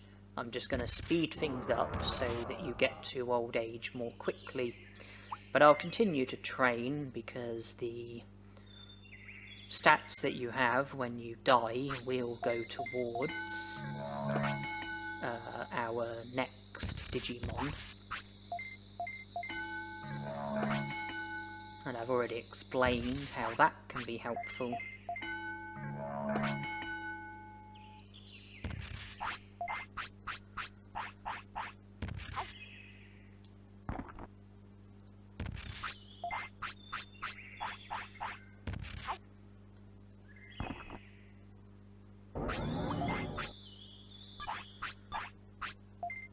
But yeah, this is pretty much this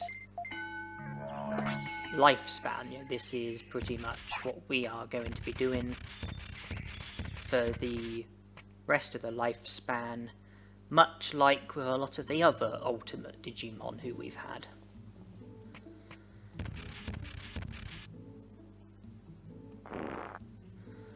At some point, I'm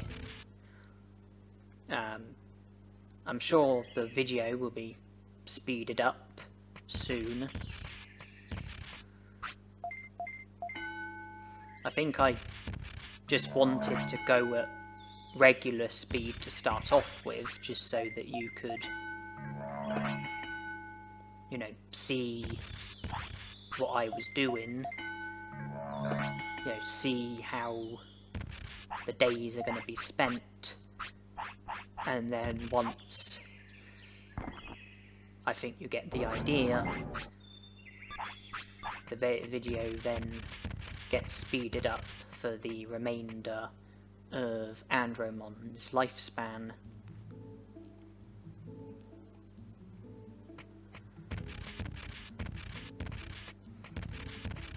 I have done a variety of different challenges for this game.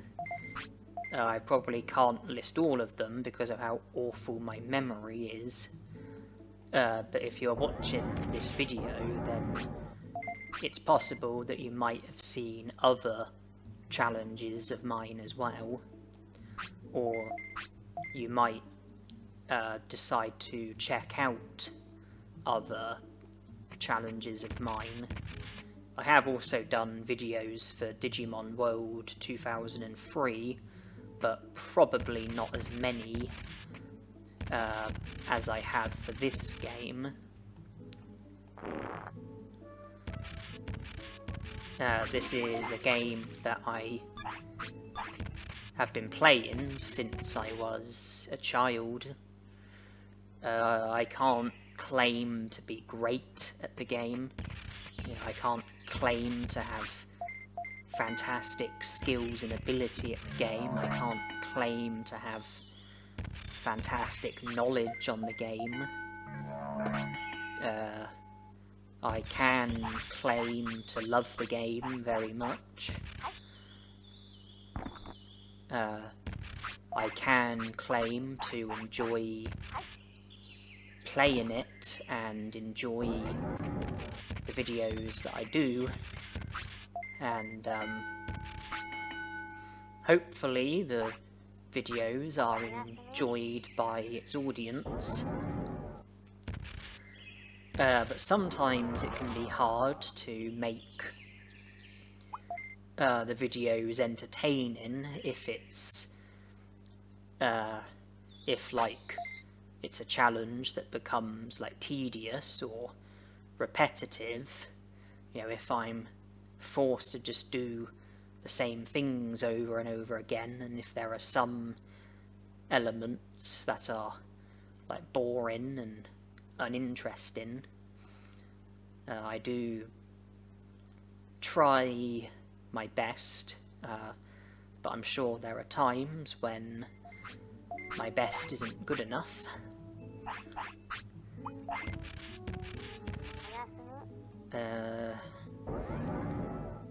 But my love for Digimon doesn't just go as far as the video games. I got into Digimon by watching the first season on TV, this being when I was a primary school kid, and I don't think it was much later that I started playing this game. I also remember having a Digivice as a kid. I haven't had one for many years, but I do remember having fun with the Digivice. I think I've seen every season of Digimon apart from Digimon Try and the Digimon movies. Within the last year or so, I re-watched the first 3 seasons of Digimon, and I say re-watched because I had already watched them before, and then after re-watching seasons 1, 2 and 3, I then, for the first time, watched season 4, season 5, I'm trying to think actually how many seasons there were. I think there were 6 or 7 seasons. I watched every season that was available. I think I watched, every season that currently exists. I watched season 4, and I'm trying to remember the names of the characters. I think the girl might have been Zoe. There was the large boy. There was the timid boy. His name might have been Tommy. And then there was the leader. But I did watch that season, season 4, and then season 5 with markers. I think there was a season after that which had more episodes than the other seasons. To begin with, I was able to watch it in English, but then there came a point where it wasn't available in English, and I had to watch it in a foreign language. There possibly might have been English subtitles, but I'm not sure. And I then watched a season where it was the original characters from the first season, but they looked like they might have been a bit younger in this season than they were in the first season. I've been told that it's like a reboot or something, but I saw that season, and if I remember rightly, none of it was available in English. I had to watch it in a language that I couldn't understand, but there might have been English subtitles. I can't remember. I haven't had any joy with finding the Digimon movies, but I have purchased on DVD seasons 1 and 2 because they are my favourite seasons. And I've also ordered Digimon Try on DVD. I haven't watched that yet and would like to watch it.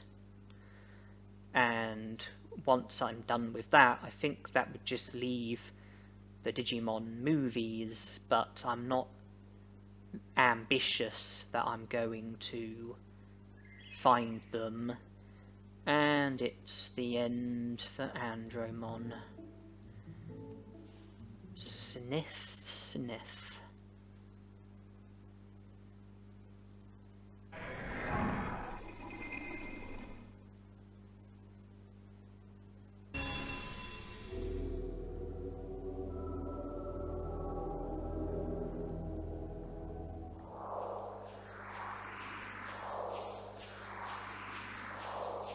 And if there are still Betamon lovers wanting to see Betamon, then you are going to continue to be disappointed, because this time it's the blue egg, an egg that I haven't chosen before. And just by the egg hatching, I will be making progress with the Digivolution chart, and by Digivolving to an in-training Digimon, I will make more progress with the Digivolution chart, and by Digivolving to a rookie, I will be making even more progress with the Digivolution chart, because the possible rookie Digimon are Alepmon and Penguinmon, both of whom I've not had before.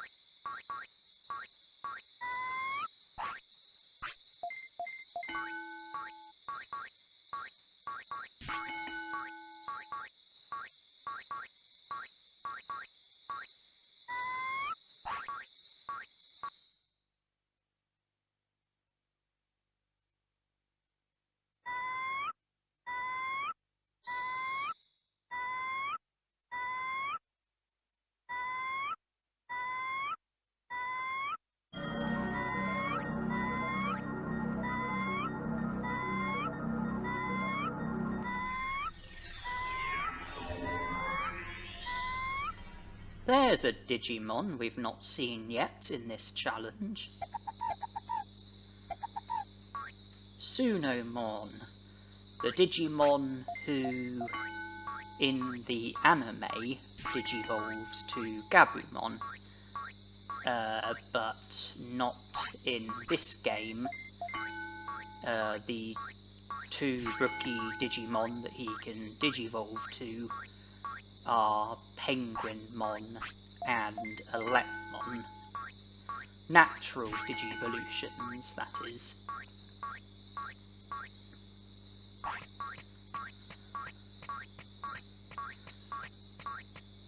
And we will be digivolving to a rookie Digimon naturally. So the Digimon that we digivolve to will be a Digimon we've not had before, and hopefully we will be successful with digivolving to the champion Digimon that I've got in mind, and then the ultimate Digimon that I've got in mind, both of which are Digimon I've not digivolved to before in this challenge. My intention is to digivolve all the way to an ultimate, and for every Digimon in this lifespan to be a Digimon I've not had before. It was inevitable with the baby Digimon in training Digimon, and will be inevitable with the rookie Digimon. And that was always, it was always inevitable unless I went down the route of a special Digivolution, but not the case. I am aiming to digivolve naturally. So looking at the Digivolution guide, it would seem that in order to digivolve to Electmon, you either need attack as your best stat, or speed as your best stat. Possibly HP might also result in Electmon having HP as your best stat, but that I'm less sure about. Penguinmon, it looks like having defense or brains as your superior stat results in you digivolving to Penguinmon, and possibly MP, but I'm less sure about HP and MP. But if we focus on attack, defense, speed and brains, it looks like attack or speed as the superior stat equals Electmon, whereas defense or brains as the superior stat equals Penguinmon. I've been training quite a bit of MP, which has also been boosting my defense, and here I am manually training defense. This all points to the idea that Penguinmon is the rookie Digimon that I am aiming for, and that is the case. The rookie Digimon that I want in this lifespan is Penguinmon and not Alepmon.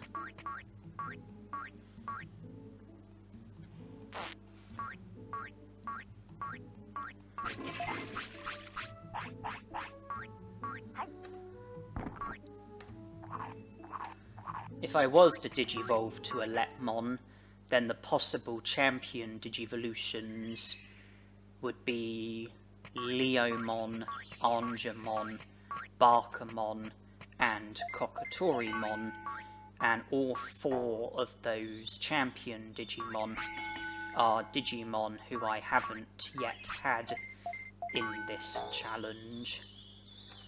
As for Penguinmon, if Penguinmon is the Digimon that I Digivolve to, then the potential champion Digimon that Penguinmon can Digivolve to are Waymon, Xiaomon, Garulamon, Frigimon, and Moljamon. I've had Waymon before, but not Xiaomon, Garulamon, Frigimon.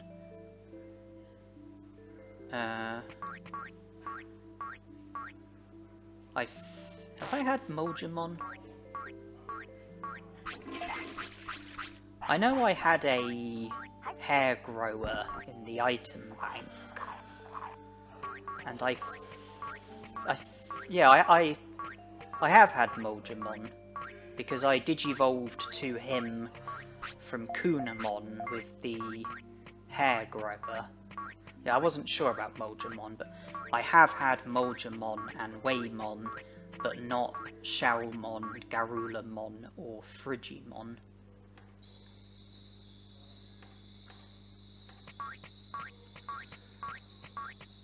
But let's not get too ahead of ourselves. You have to walk before you can run. In this instance, we have to Digivolve to a rookie Digimon before we can Digivolve to a champion Digimon. Unless you Digivolve to Sukamon, but that's a special Digivolution. We're not commenting on those at the moment, even though there are more special Digivolutions to come in this challenge. But most of the remaining Digivolutions are to be natural Digivolutions. We are in the process of a natural Digivolution. And Penguinmon is our rookie Digimon.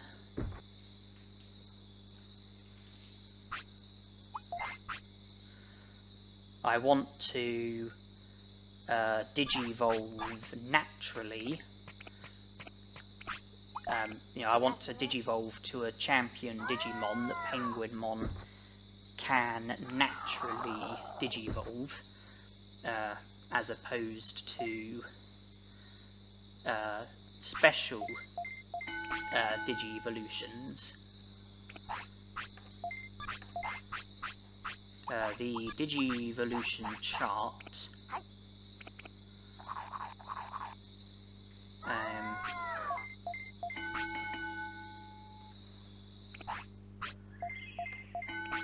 Waymon,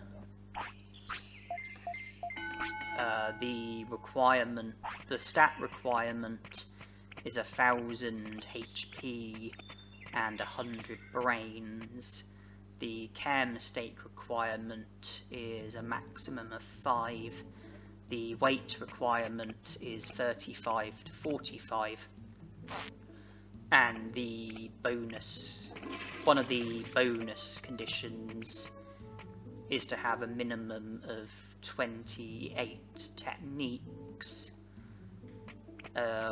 We are presently fulfilling the bonus condition and the care mistake requirement, but not the stat requirement or the weight requirement. Xiaomon, the stat requirement is 1000 HP and 100 defense. The care mistake requirement is a minimum of 5. The weight requirement is 35 to 45, and one of the bonus conditions is to have a minimum of 35 techniques. It looks like we've only got the bonus condition at the moment, even though defense is over 100, HP is under 1000.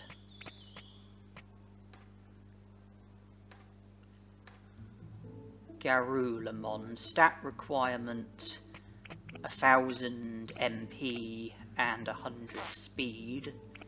Care mistake requirement maximum of 1. Weight requirement 25 to 35. And one of the bonus conditions is to have a minimum of 28 techniques. We've not had any care mistakes yet, which means that we are fulfilling the care mistake requirement for Garulamon, along with the bonus condition and the stat requirement, since we have over 1000 MP and 100 speed already. So that's 3 requirements for Garulamon that we are currently fulfilling. Frigimon, the stat requirement is 1000 MP and 100 brains. We have the MP but not the brains. Care mistake requirement is a maximum of 5. That's being fulfilled.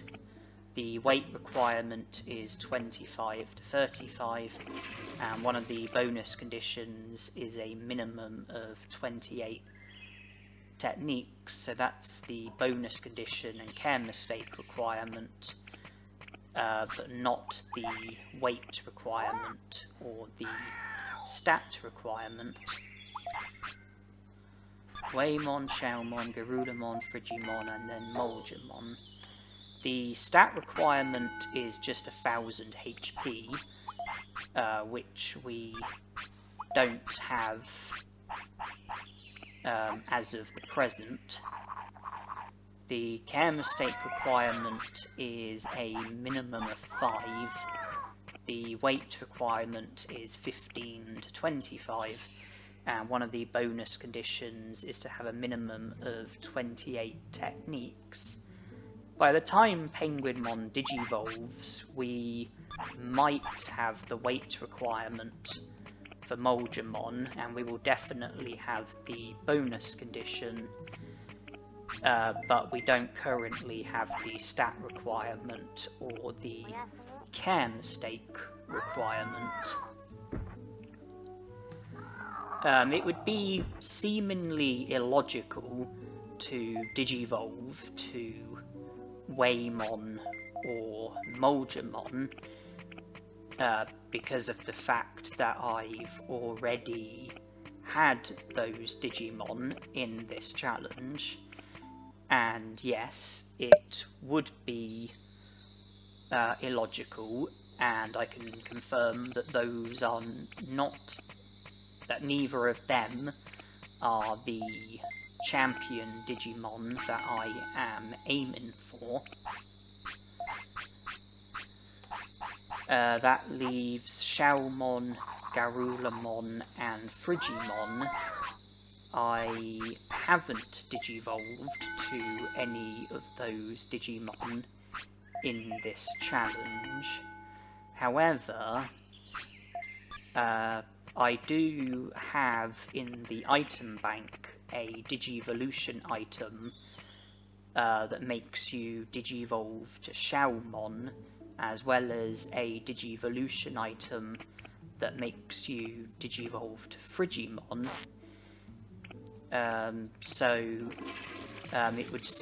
It would also seem illogical to aim to naturally Digivolve to Xiaomon or Frigimon, since I can get those Digimon from simply using a Digivolution item, and that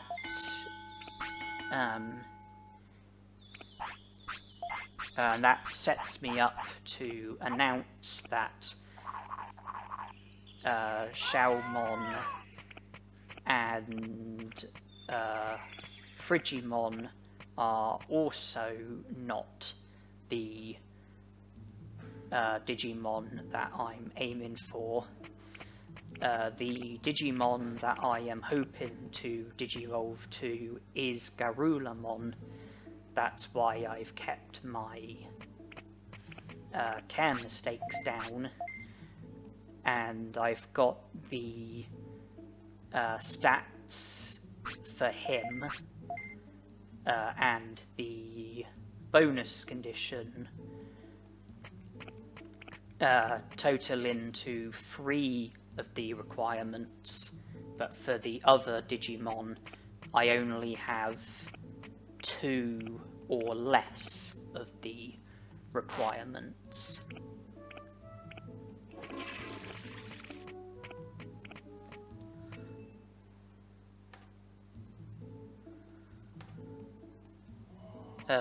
Out of the champion Digimon that Penguinmon can Digivolve to, they can obviously Digivolve to Ultimate Digimon. In Waymon's case, it's Machinedramon and Mumemon. We've already had both of those Ultimate Digimon in this challenge. With Xiaomon, it's Hercules Carboterimon and Machinedramon, and we've had both of those Digimon as well. Frigimon, it's Mumemon and Metal Mumemon.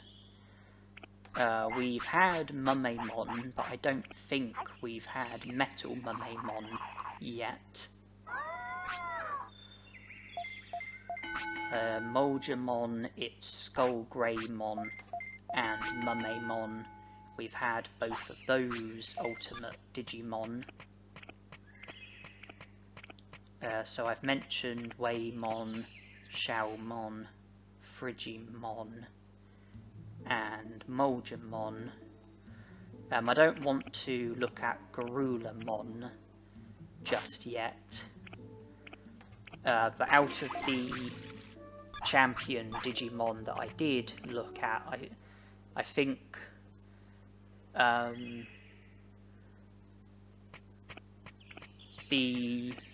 all of the different Ultimate Digimon that they could Digivolve to, I think Metal Mumemon was the only Ultimate Digimon who I haven't yet had.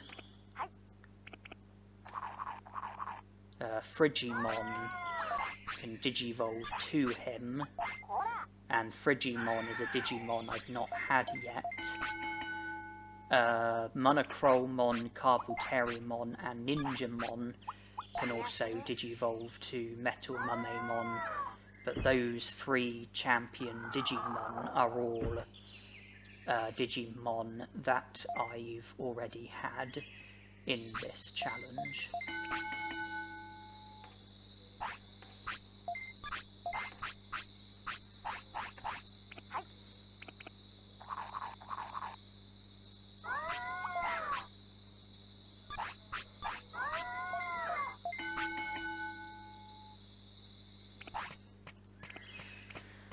Typically, rookie Digimon tend to Digivolve when they are 4 or 5.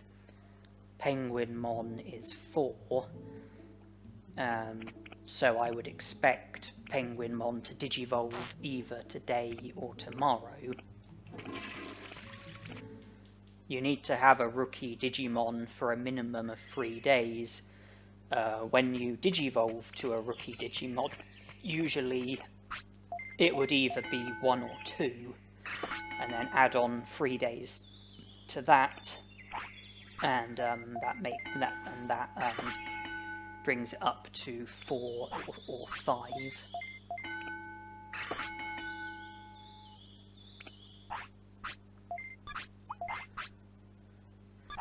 Depends really on the hour of the day in which your baby Digimon hatches. Because when it hatches, it will be 0, I think. But if the time is like an hour before midnight, then it will be just 1 hour into the Digimon's lifespan, and it would already be 1 day old. You know, its age would show as 1. And the 6 hours of having a baby Digimon before it can Digivolve to should take you up until 5 AM, and then the 24 hours of having an entraining Digimon should take you up until 5 AM on the following day, and the rookie Digimon would be 2, and it would Digivolve when it's 5. I just want to say, there was a time there where I didn't feed Penguinmon, and that meant that it would have counted as a care mistake, but only 1 care mistake, because I waited for the food bubble to go away naturally instead of training and making the food bubble go away while training. Doing that makes the care mistake count twice, but I did it in a way where it only counts as 1, so I'm still within the care mistake range for Garulamon, and I think I did it to try and get my weight under 15, because I was nervous about the weight range of 15 to 25 being the weight requirement for at least one of the champion Digimon that Penguinmon is able to Digivolve to. Going back to what I was saying about baby Digimon, if you hatch bang on midnight, then I think that your age would be 0, and you would have to go through the entire day before your age would show as 1, and I think it would be about 6 PM on that day that you would Digivolve to a rookie Digimon, and it would only be the 6th hour of the day, and your rookie Digimon would only be 1, and it would probably be 4 when it Digivolves.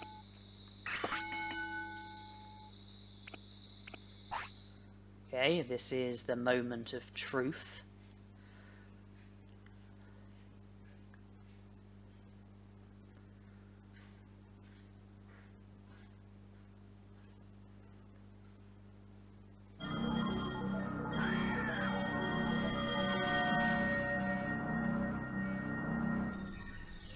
My Digimon is Garulamon, the Digimon that I was hoping for, a champion Digimon who I needed because of the fact that I hadn't already digivolved to Garulamon yet in this challenge. And I think I said that I am aiming to digivolve from Garulamon to an ultimate Digimon. Ultimate Digimon that I haven't already had in this challenge. And the funny thing is, Garulamon has 2 natural Digivolutions, Skull Greymon and Machinedramon, and both of those Digimon are Digimon that I've already had in this challenge, and that immediately might seem a bit strange, because I've said that I'm going to Digivolve to an ultimate Digimon I've not had before, and both of Garulamon's possible Digivolutions are ultimate Digimon who I've already had.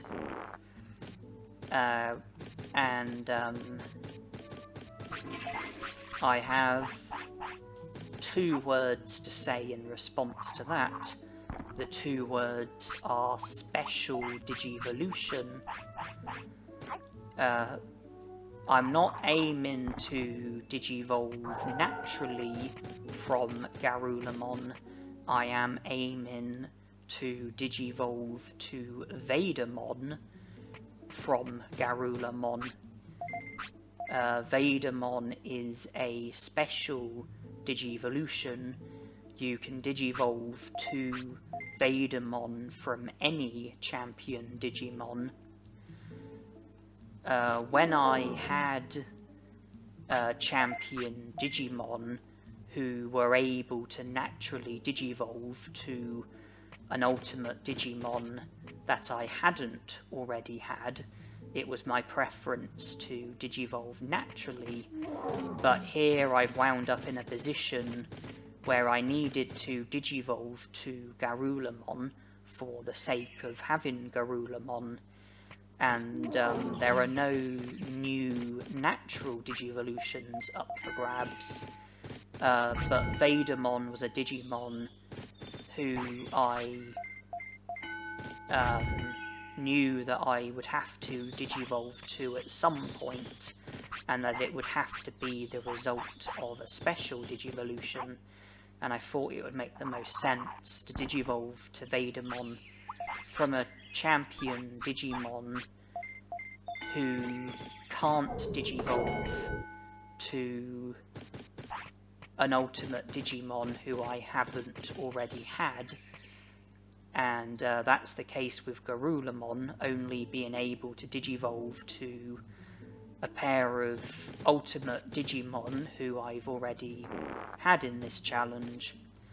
And all of that in mind, the aim is to Digivolve from Garulamon to Vadermon.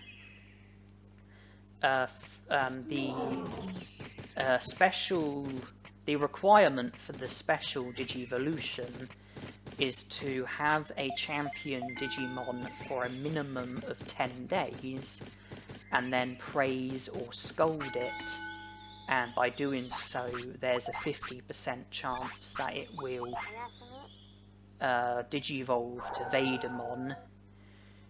If you praise or scold and it doesn't work, then you can just praise and scold again, and like with the first time, there will be a 50% chance of you Digivolving.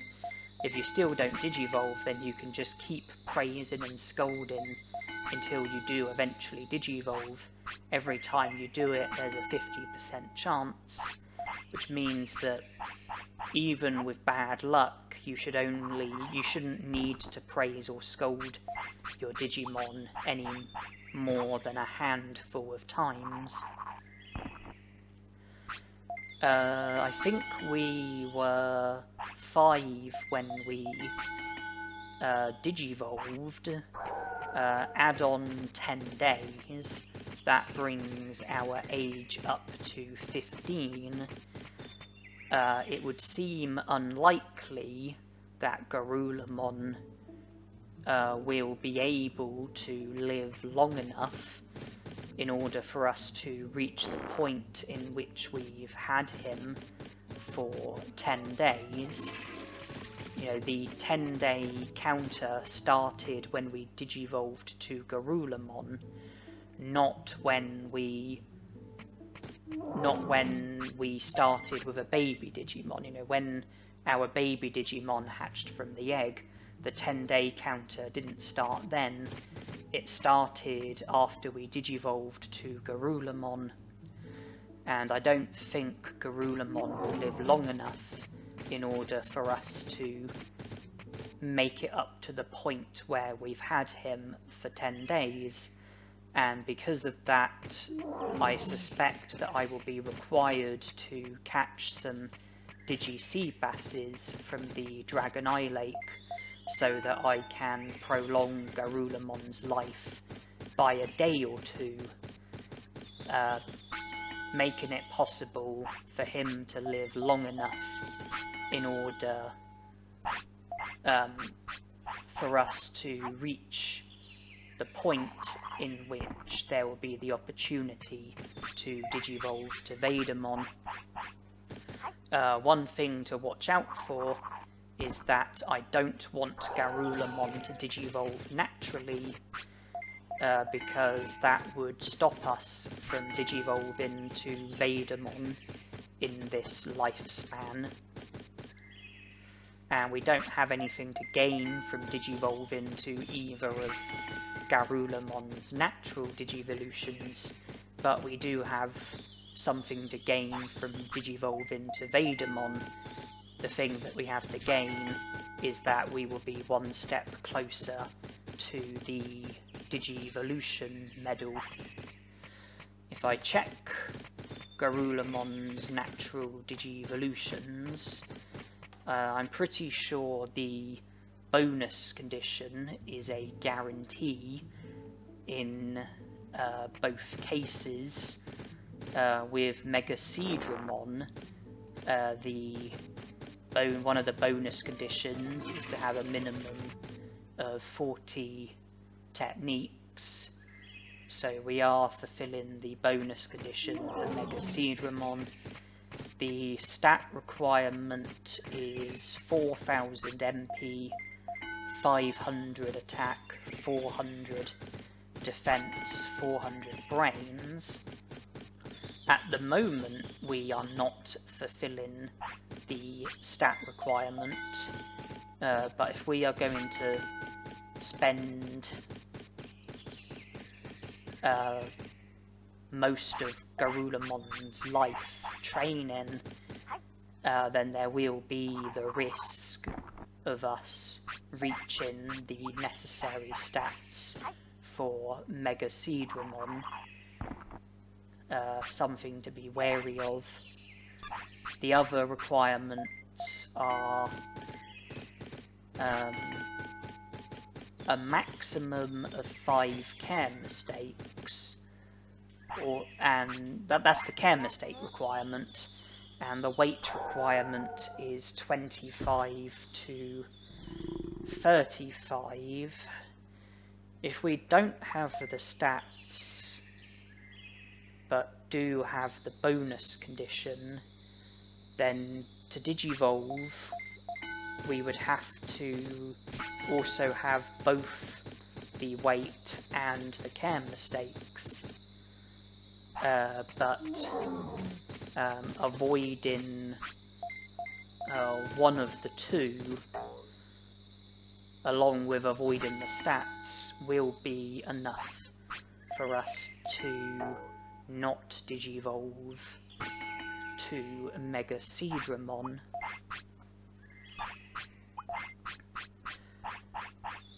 As for Skullgreymon, the stat requirement is 4000 HP, 6000 MP, 400 attack and defense, 200 speed, and 500 brains. just to repeat that, one of the stat requirements for Skullgreymon is 6000 MP, and for Mega Seedramon the requirement was 4000 MP. So if we keep MP under 4000, then we won't fulfill the stat requirement for either Digimon, because we need 4000 MP for Mega Seedramon and 6000 MP for Skullgreymon. Keeping MP under 4000 would mean not fulfilling the stat requirement for either Ultimate Digimon. If I don't want to keep my MP down, then I would have to keep one of the other stats down instead. I think HP was irrelevant in the case of Mega Seedramon. Just looking at the other stats for Skullgreymon: 400 attack and defense, 200 speed, 500 brains. Speed is irrelevant for Mega Seedramon, but 500 attack, 400 defense, 400 brains.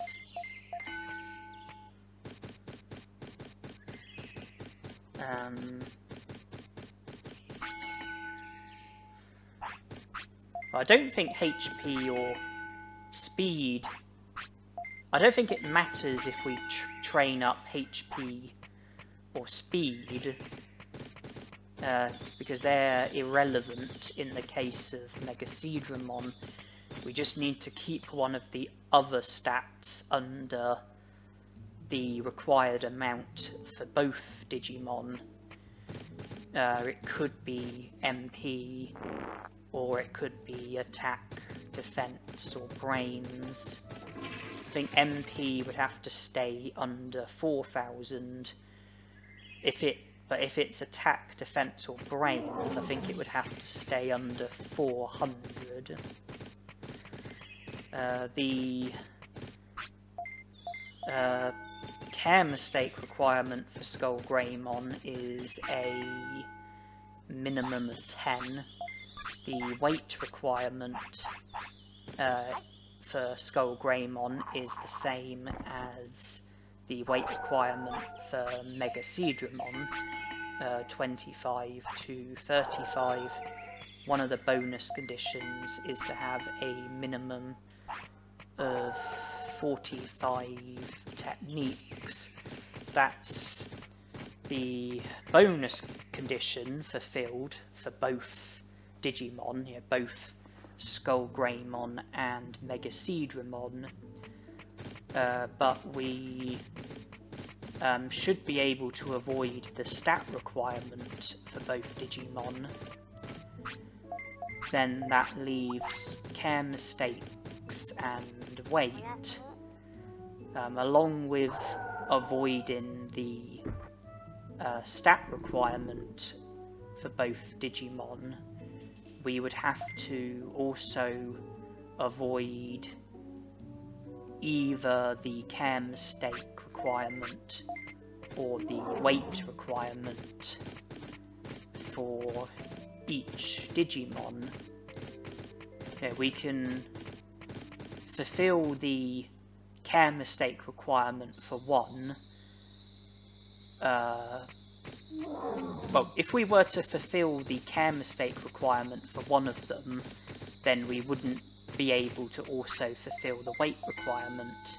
If we fulfill the weight requirement for one of them, then we wouldn't also be able to fulfill the care mistake requirement.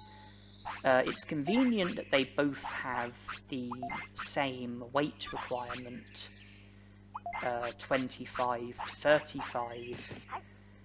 That way, by not having our weight within the range of 25 to 35, we would be avoiding the weight requirement for both Digimon. And if we do what I said about keeping MP under 4000, or keeping attack or defense or brains under 400, then we can avoid the stat requirement for both Digimon and can avoid the weight requirement for both Digimon. And then if we do that, then the chem mistakes and the bonus condition will be irrelevant.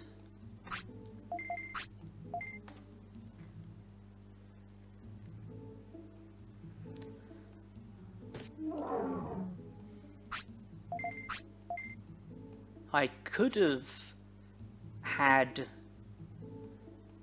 a number of care mistakes between 6 and 9. That way we wouldn't fulfill the care mistake requirement for either Digimon. Machinedramon, it's 5 or less. Skull Greymon, it's 10 or more. So anything between 6 care mistakes and 9 care mistakes would mean not fulfilling the care mistake requirement for either Digimon.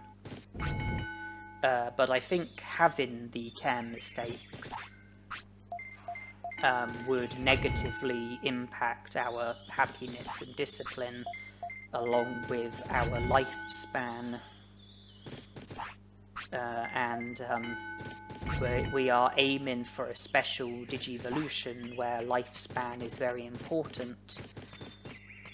I have established that I probably will already need to extend Garulamon's lifespan, and I don't really want to have to extend it any more than I really need to.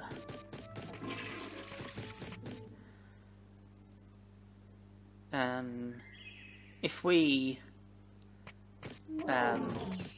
focus on avoiding the stat requirement and the weight requirement, then it's easy enough to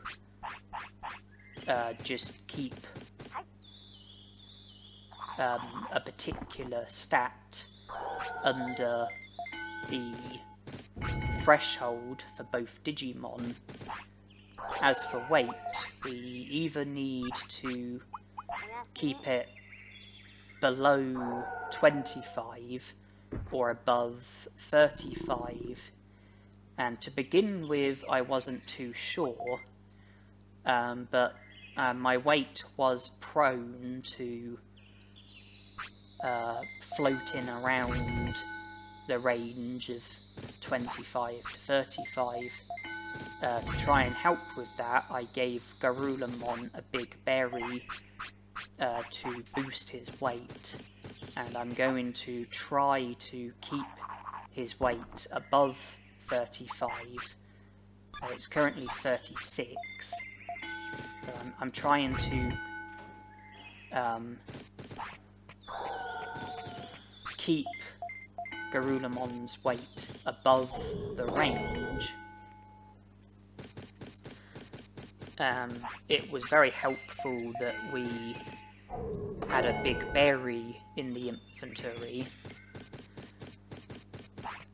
and that when Garulamon needs the toilet, I'm not taking him until an hour later. That will mean that he will be using the toilet not as frequently as he could be.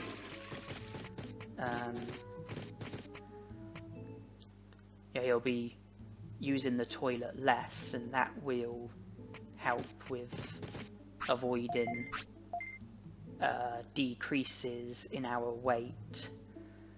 Hopefully I won't need to force feed Garurumon, but it is something that will be done as a last resort if it has to be done.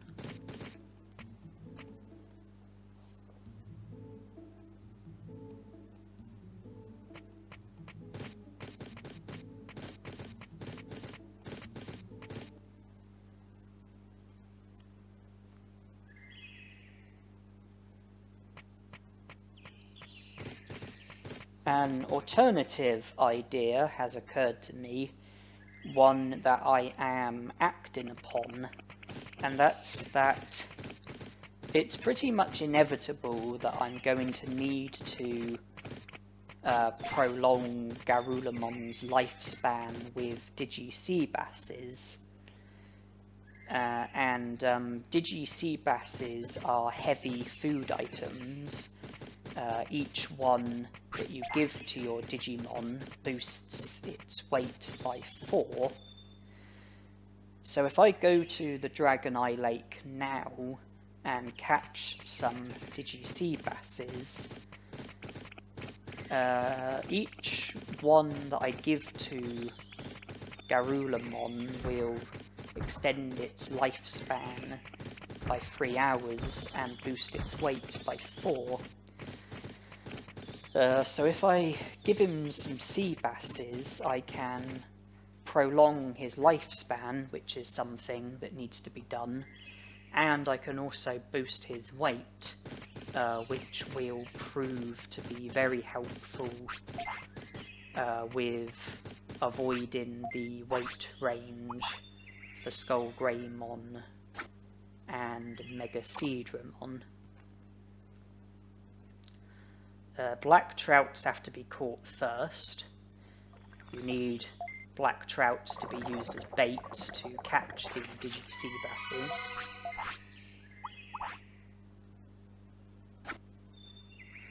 And I'm just going to use my single black trout to try and catch a single Digi-Seabass, because Garurumon currently wants to eat. If I can catch a sea bass, then I can give it to Garurumon straight away.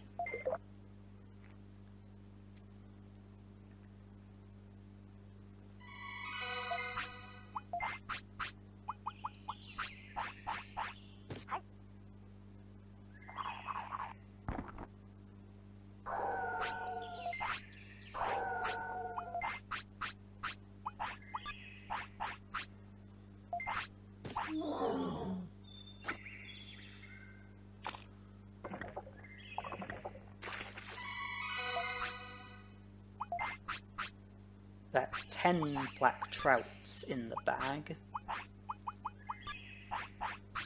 They can be exchanged for 10 Digi-Seabasses.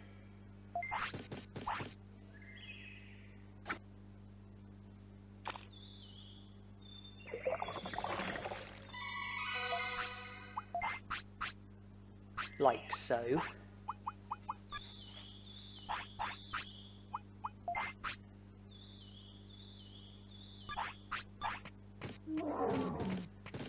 And really, it's up to you whether you... I mean, if you were to, you know, use Digi-Seabasses to keep a Digimon alive, it's up to you if you don't give your Digimon any until you get to the stage where you have to, you know, like, wait until your Digimon is like on the verge of fading away, and then give it Digi-Seabasses to keep it alive. Or if you start giving Digi-Seabasses to your Digimon straight away,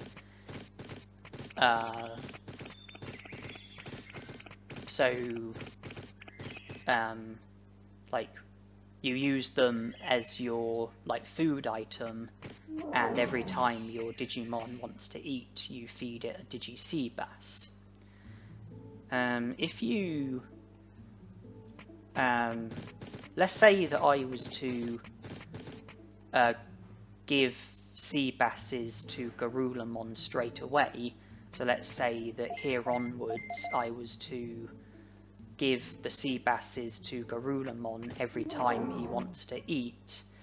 I think it would work out that 8 Digi-Sea basses would give me an extra day, because it's 3 hours per Digi-Sea bass. So 8 Digi-Sea basses would equate to 24 hours, but I wouldn't be active for the whole of the 24 hours because I would be sleeping for quite a bit of it, and the extra hours that I would be getting from the sea basses would continue to be consumed when Garulamon sleeps. And it could be seen to be a bit wasteful to give sea basses to your Digimon if some of their effects are going to be lost to sleeping. But one advantage is that you will be using it as a food item, so you will be avoiding care mistakes and you'll be keeping your happiness and discipline topped up.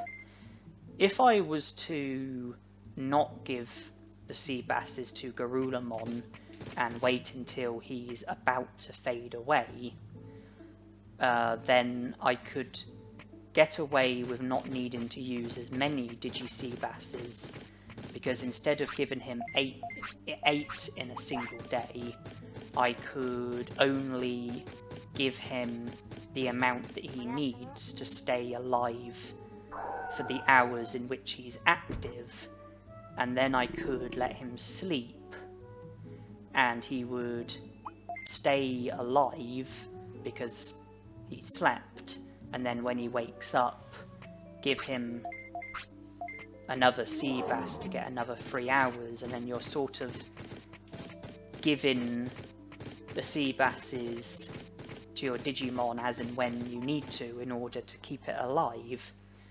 And that way you will end up not giving your Digimon as many Digi-Sea basses, but chances are you will end up having to force feed some of the Digi-Sea basses to your Digimon, because your Digimon probably won't always be hungry at the right times, and that means that you'd probably have to do some force feeding, and that would negatively impact your happiness and discipline.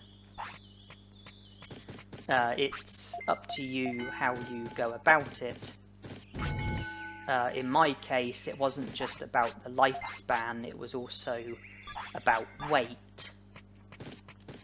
And I'm in a position where I probably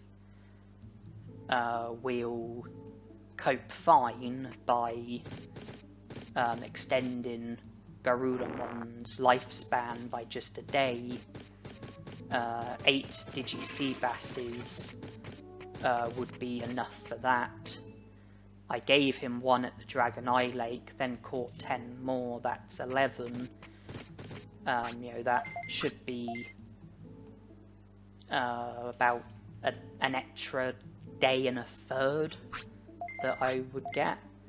Long enough in order for us to make it to the point where it will be possible to digivolve to Vadermon, and at the same time I will be helping with putting Garulamon's weight up by larger amounts, which is going to help with avoiding Machinedramon and Skullgreymon.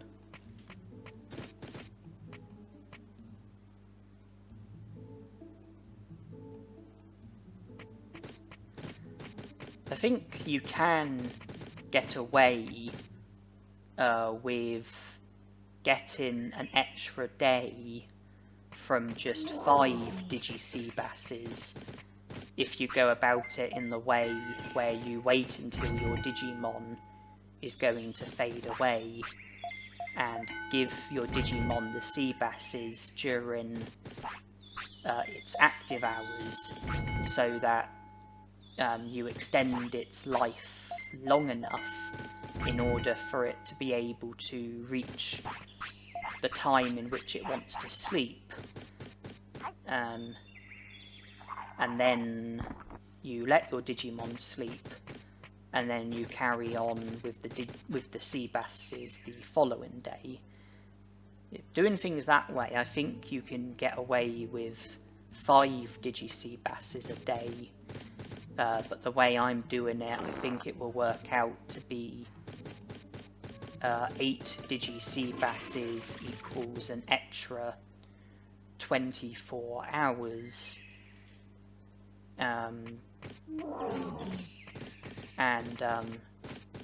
I'll be losing some of it to when Garulamon sleeps, because he's not going to be active for 24 hours, he's going to be active for some of it, he's going to sleep for some of it. And I will, in a way, be like losing a few Digi-Seabasses to the time that gets consumed when Garulamon sleeps. I think it works out to be 8 Digi-Seabasses equals an extra day instead of 5 Digi-Seabasses equals an extra day. And it's a good thing I've got plenty of medicine, because Digi-Seabasses do sometimes make your Digimon sick. That's why I've made Garulamon sick twice already, just the result of bad luck. If I give him a Seabass, there's the risk that he will get sick, and if he does get sick, then I will have to treat his sickness. And fortunately we have plenty of medicines in our inventory, which we got from trading high-speed discs with the Moldramons in Friesland much earlier in the challenge. I bought 99 high-speed discs from the secret item shop in Gear Savannah and traded all of them for medicines. And I think I've also obtained a few medicines in other ways. I think there were a couple in Greylord's mansion. I think that when Tokamon gave me items at the very beginning of the game, I think there was a medicine there, and there might be others that I've forgotten about, but the trade-in with the Moldramons, that was like the main source of my medicines.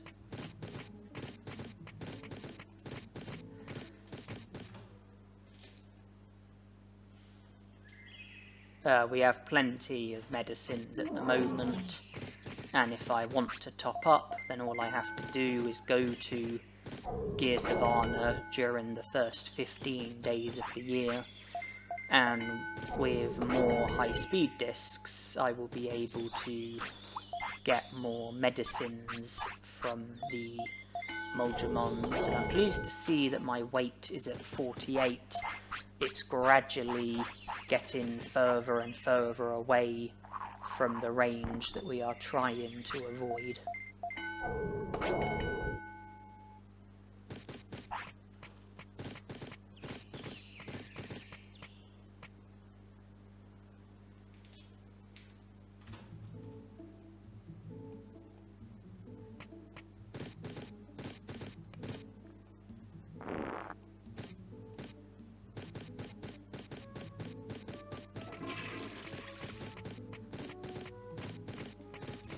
as far as I'm aware, there's no limit on like how long your Digimon can live for if you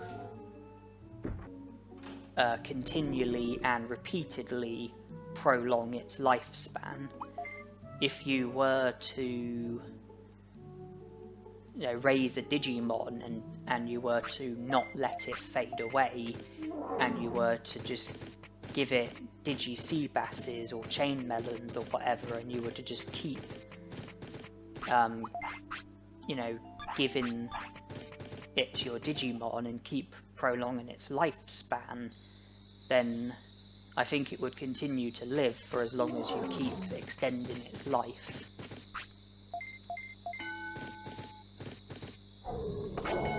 I don't think there's a limit on how old your Digimon can live for. There was a time when I did a challenge for this game.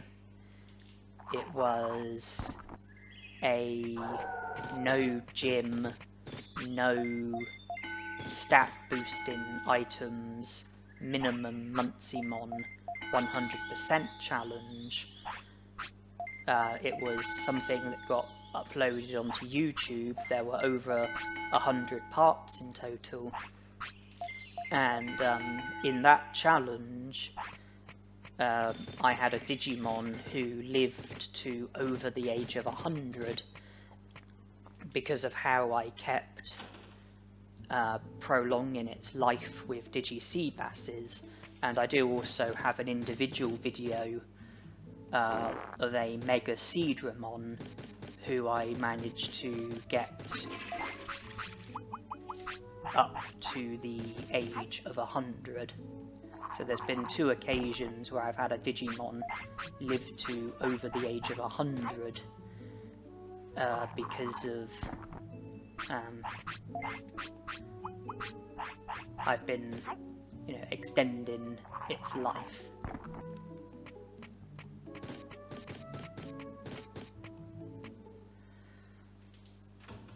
And this trick with the Digi-Seabasses is going to have a big role to play in whether or not I'm going to be able to get the medal for maximising my stats.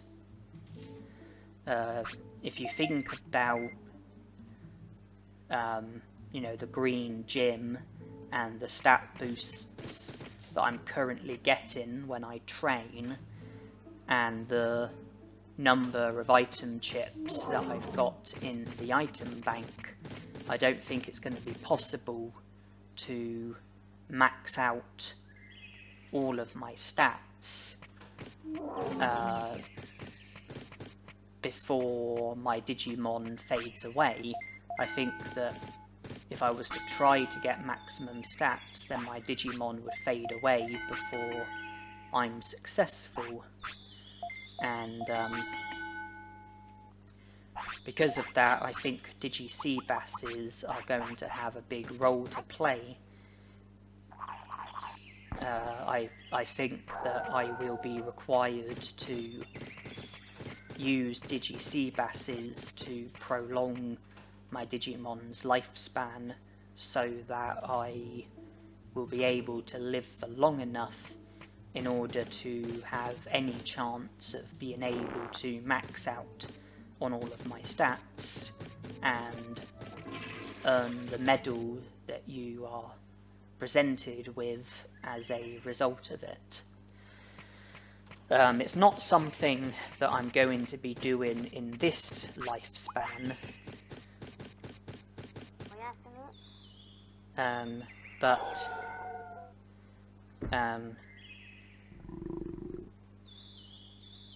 if I do consider it, then I imagine that I would do it in a lifespan where I would start off with a baby Digimon and naturally Digivolve all the way to an ultimate Digimon so that I get stat boosts from the Digivolutions, and I think I would devote most of my Digimon's life to training. I think I would use the item chips that I've got in the item bank, and would have to catch a lot of Digi-Seabasses and feed them to my Digimon so that it stays awake, stays alive for long enough. With the putting Seabasses aside, with the resources that I've currently got, I just don't see myself being able to max out on all of my stats before my Digimon fades away. Another advantage of Digivolving to an ultimate, of course, is the fact that when you Digivolve to an ultimate, you fade away at an older age, and that would mean not needing as many Digi-Seabasses.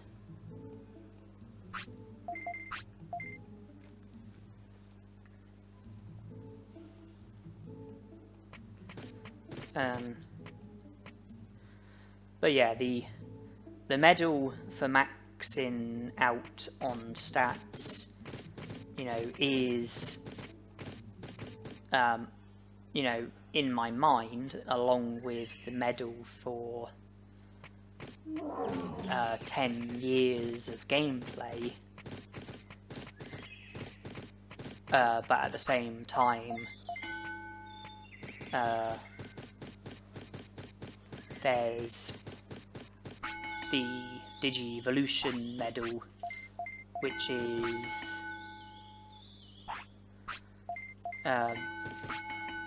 consuming most of my attention.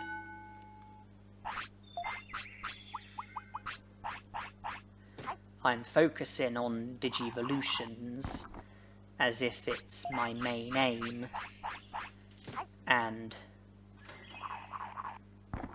in the back of my head I've got, you know, I'm thinking about the medal for maxing out on stats and the medal for 10 years going by.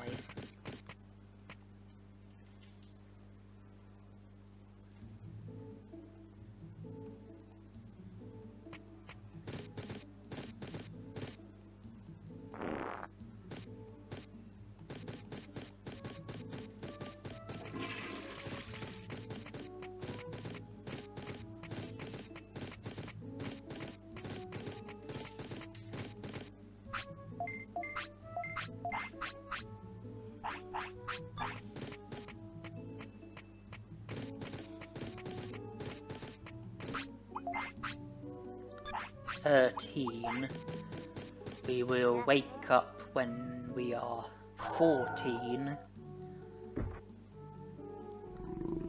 and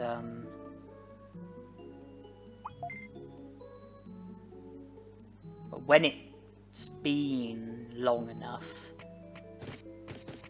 in order for us to be able to Digivolve Devadamon, I think Garulamon would either be 15 or 16.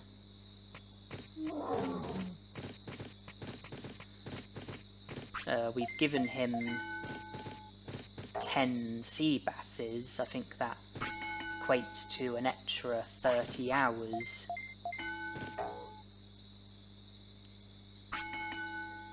If that is an adequate amount, then great. If not, then the solution would be to catch more Digi-Seabasses.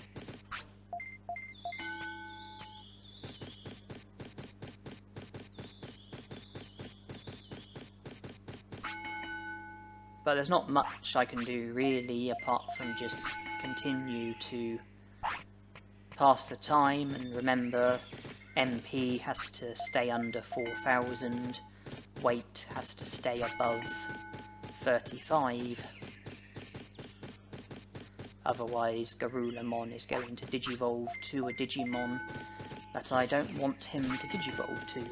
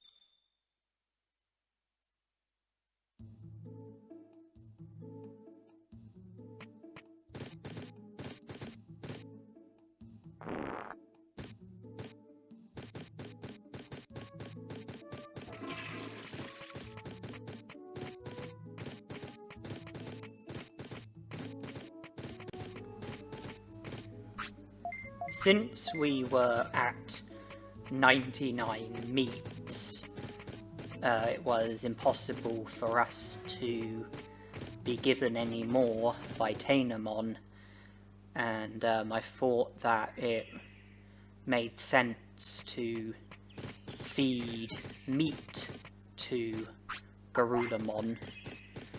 That way we would satisfy his appetite at the expense of some meat, and then we would be able to get meat back from Tainomon. It works out that we're not really losing anything.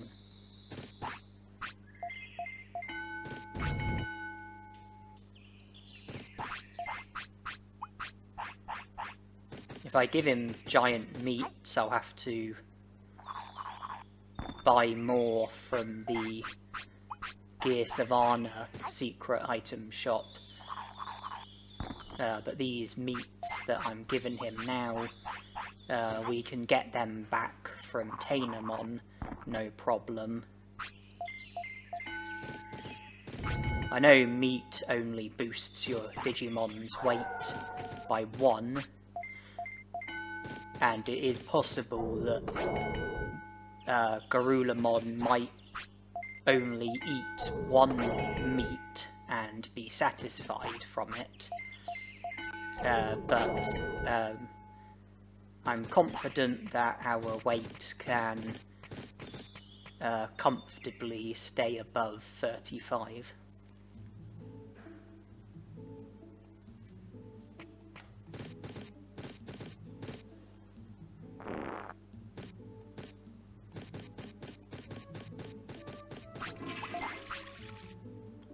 we're 15, weight is 51.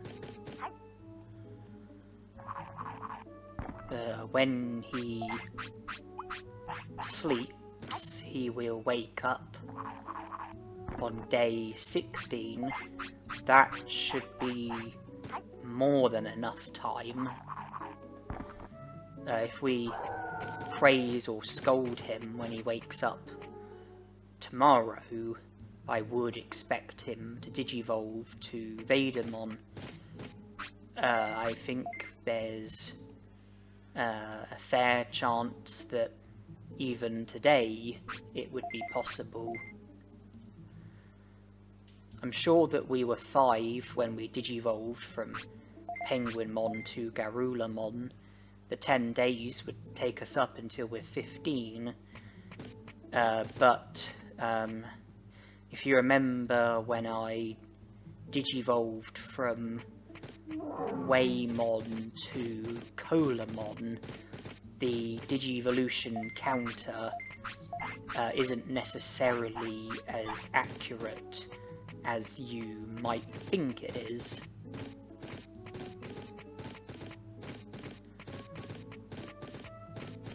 I seem to recall it being early in the day when we digivolved to Garulamon. I'm talking like before 6 AM, you know, when it was still dark. In which case, it probably has been long enough.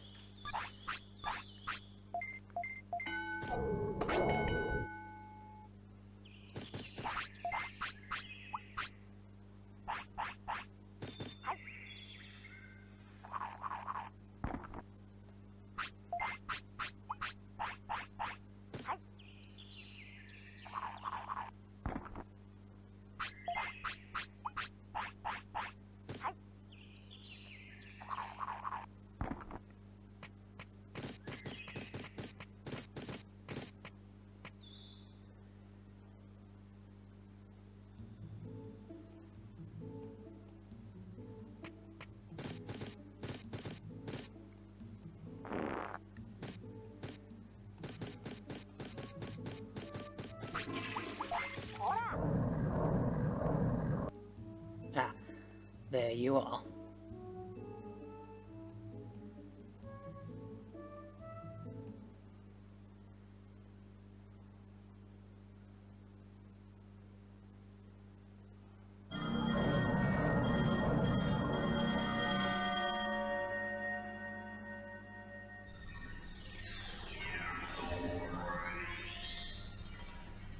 There's Vadermon, one of the harder ultimate Digimon to digivolve to.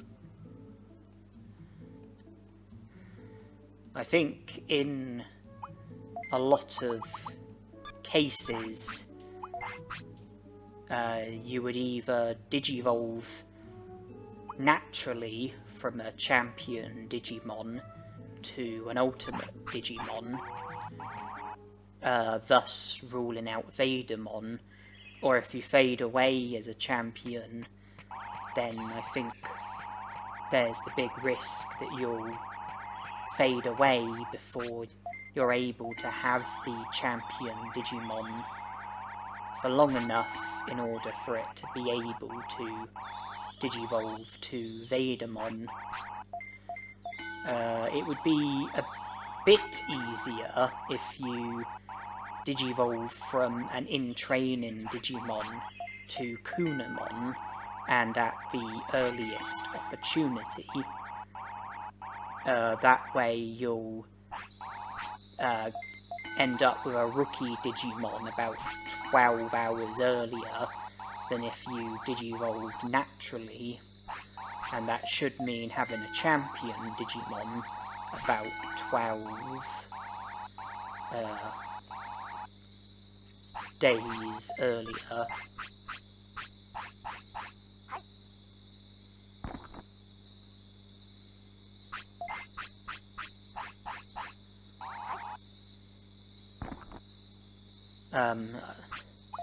Another way is to Digivolve to Sukamon or Nanimon. If you Digivolve to Sukamon, then it's possible to Digivolve to Sukamon before your Digimon is even a single day old.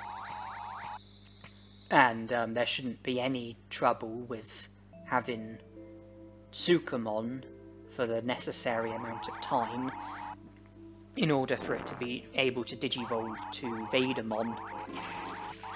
As for Nanimon, well, you can go straight from a rookie Digimon to Nanimon, meaning that you would be able to get Nanimon when he's just 1 or 2, and in which case you should be able to get Vadermon when Nanimon is just 11 or 12.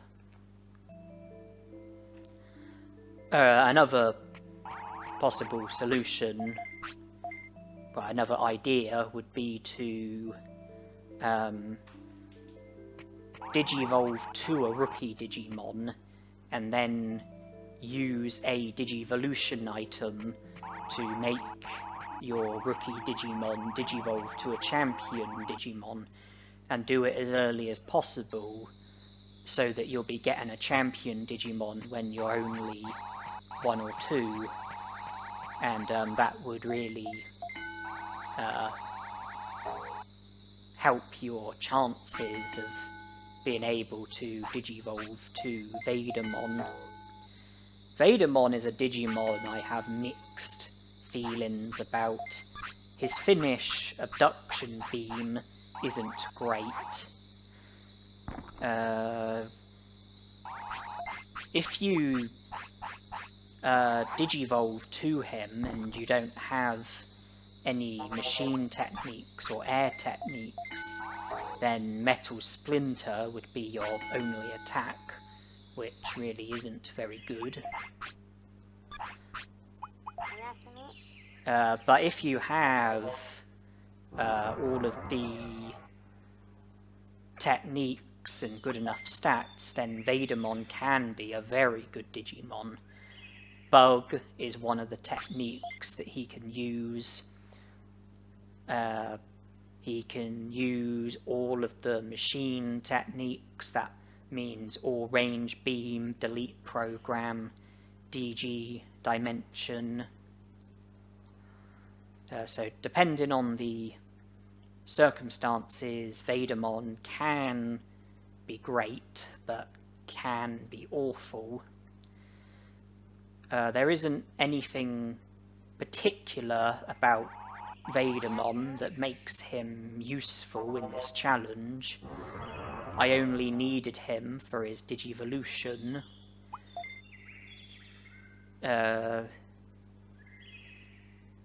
If I had Digivolved to Vadermon after Mumemon faded away, then I could have learnt the machine techniques with Vadermon, but with those techniques already being mastered,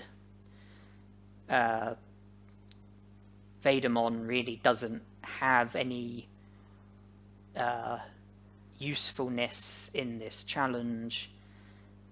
His usefulness only goes as far as the sake of